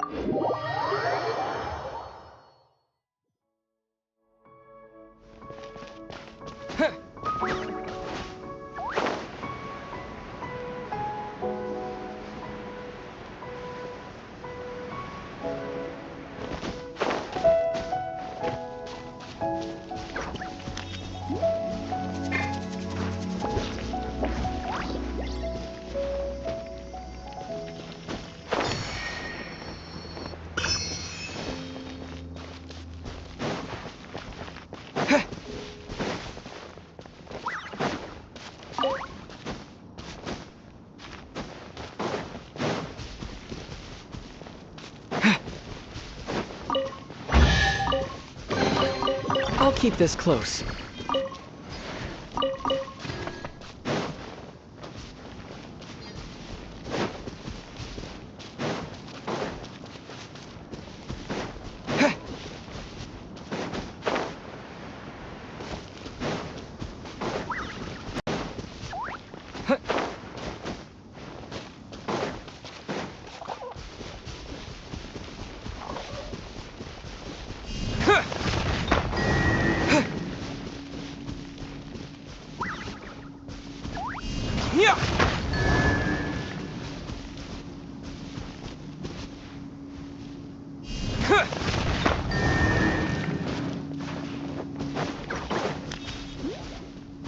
Terra Smash!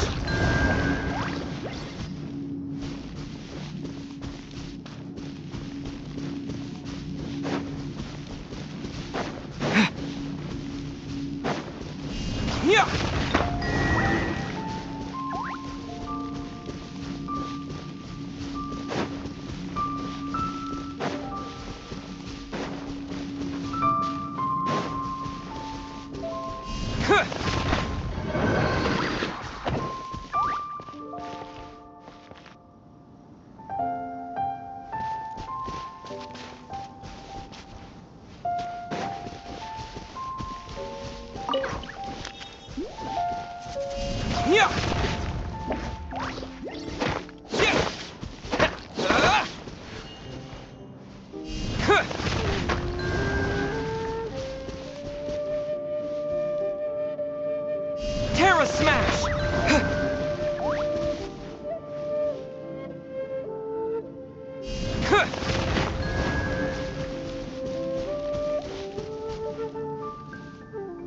Terra Smash!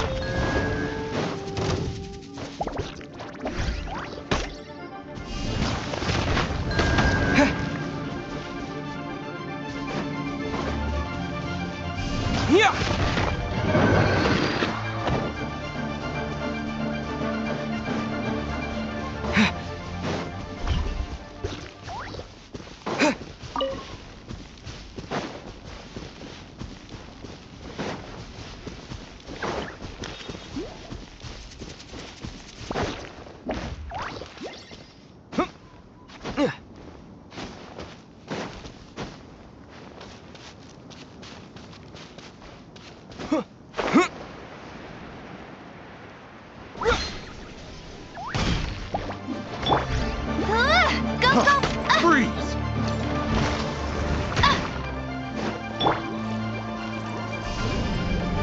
Huh. Freeze!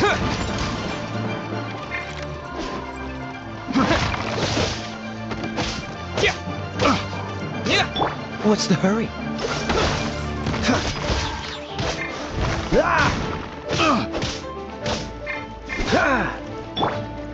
Let the show begin. Let's stick. Cool it!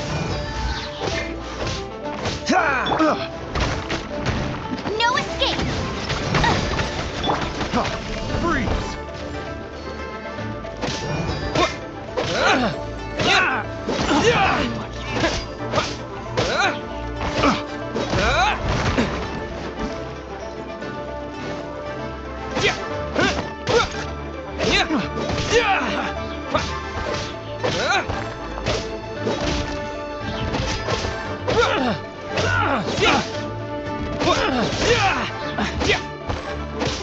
Terra Smash!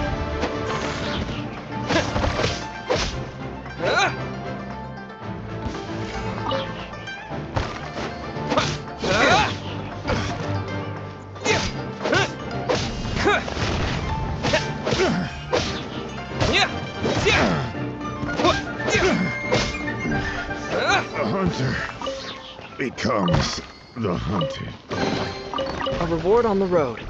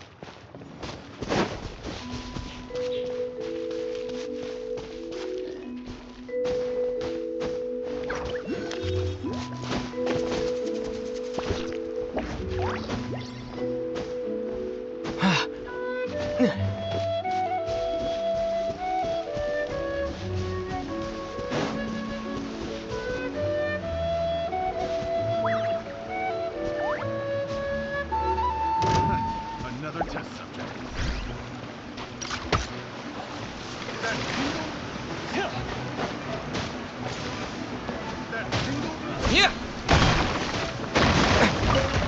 That was below par.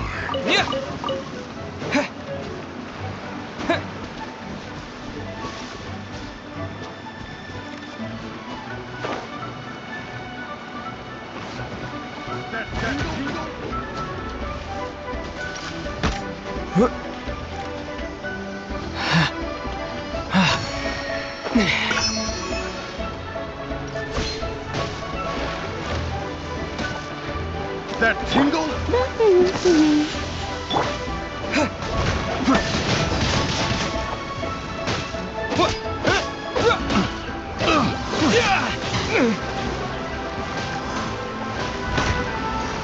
That tingle? Wind blade! No one escapes my sight! That tingle?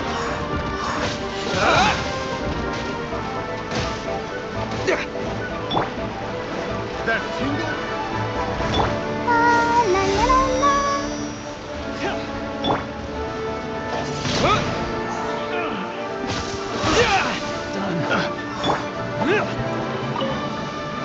Let the show begin. I'll protect us.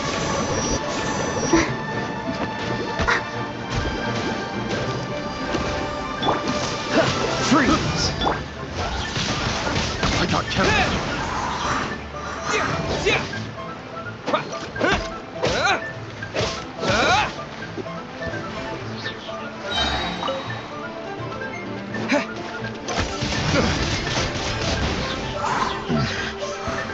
hunter becomes the hunted.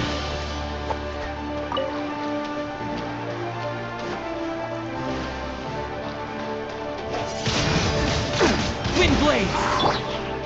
Get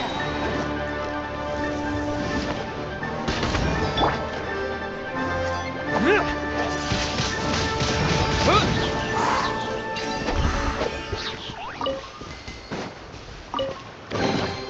I'll keep this close.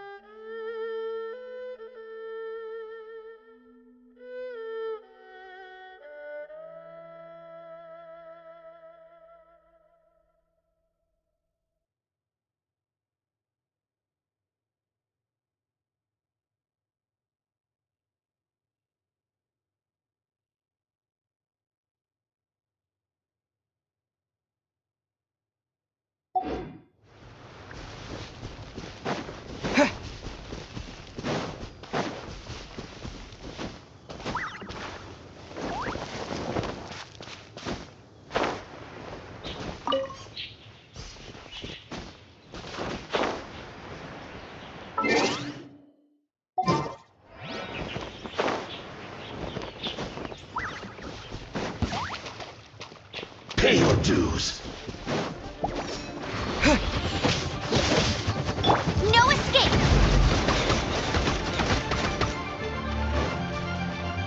No escape. Cool it! Don't get frostbite.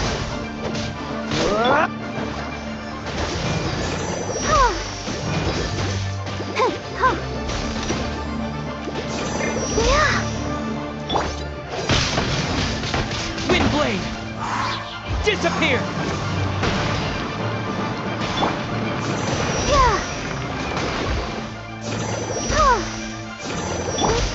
Prepare.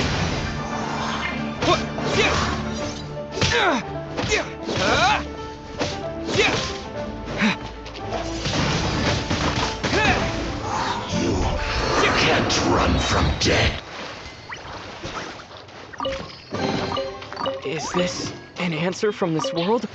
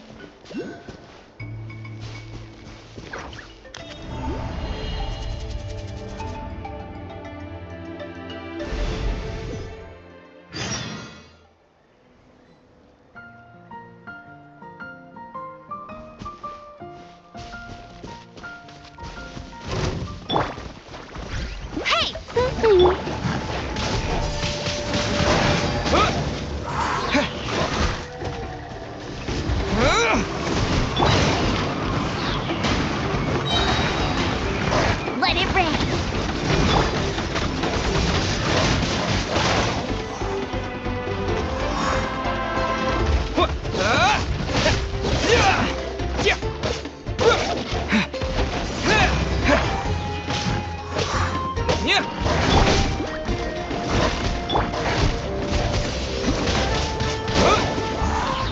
Let the show begin.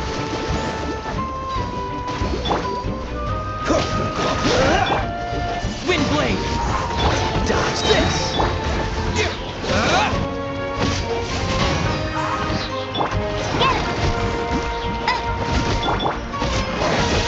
Disappear!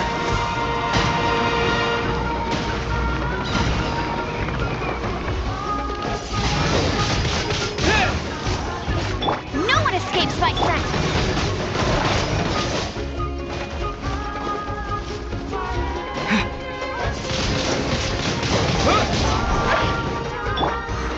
Let's dance. Let the show begin. Come on, we can do it.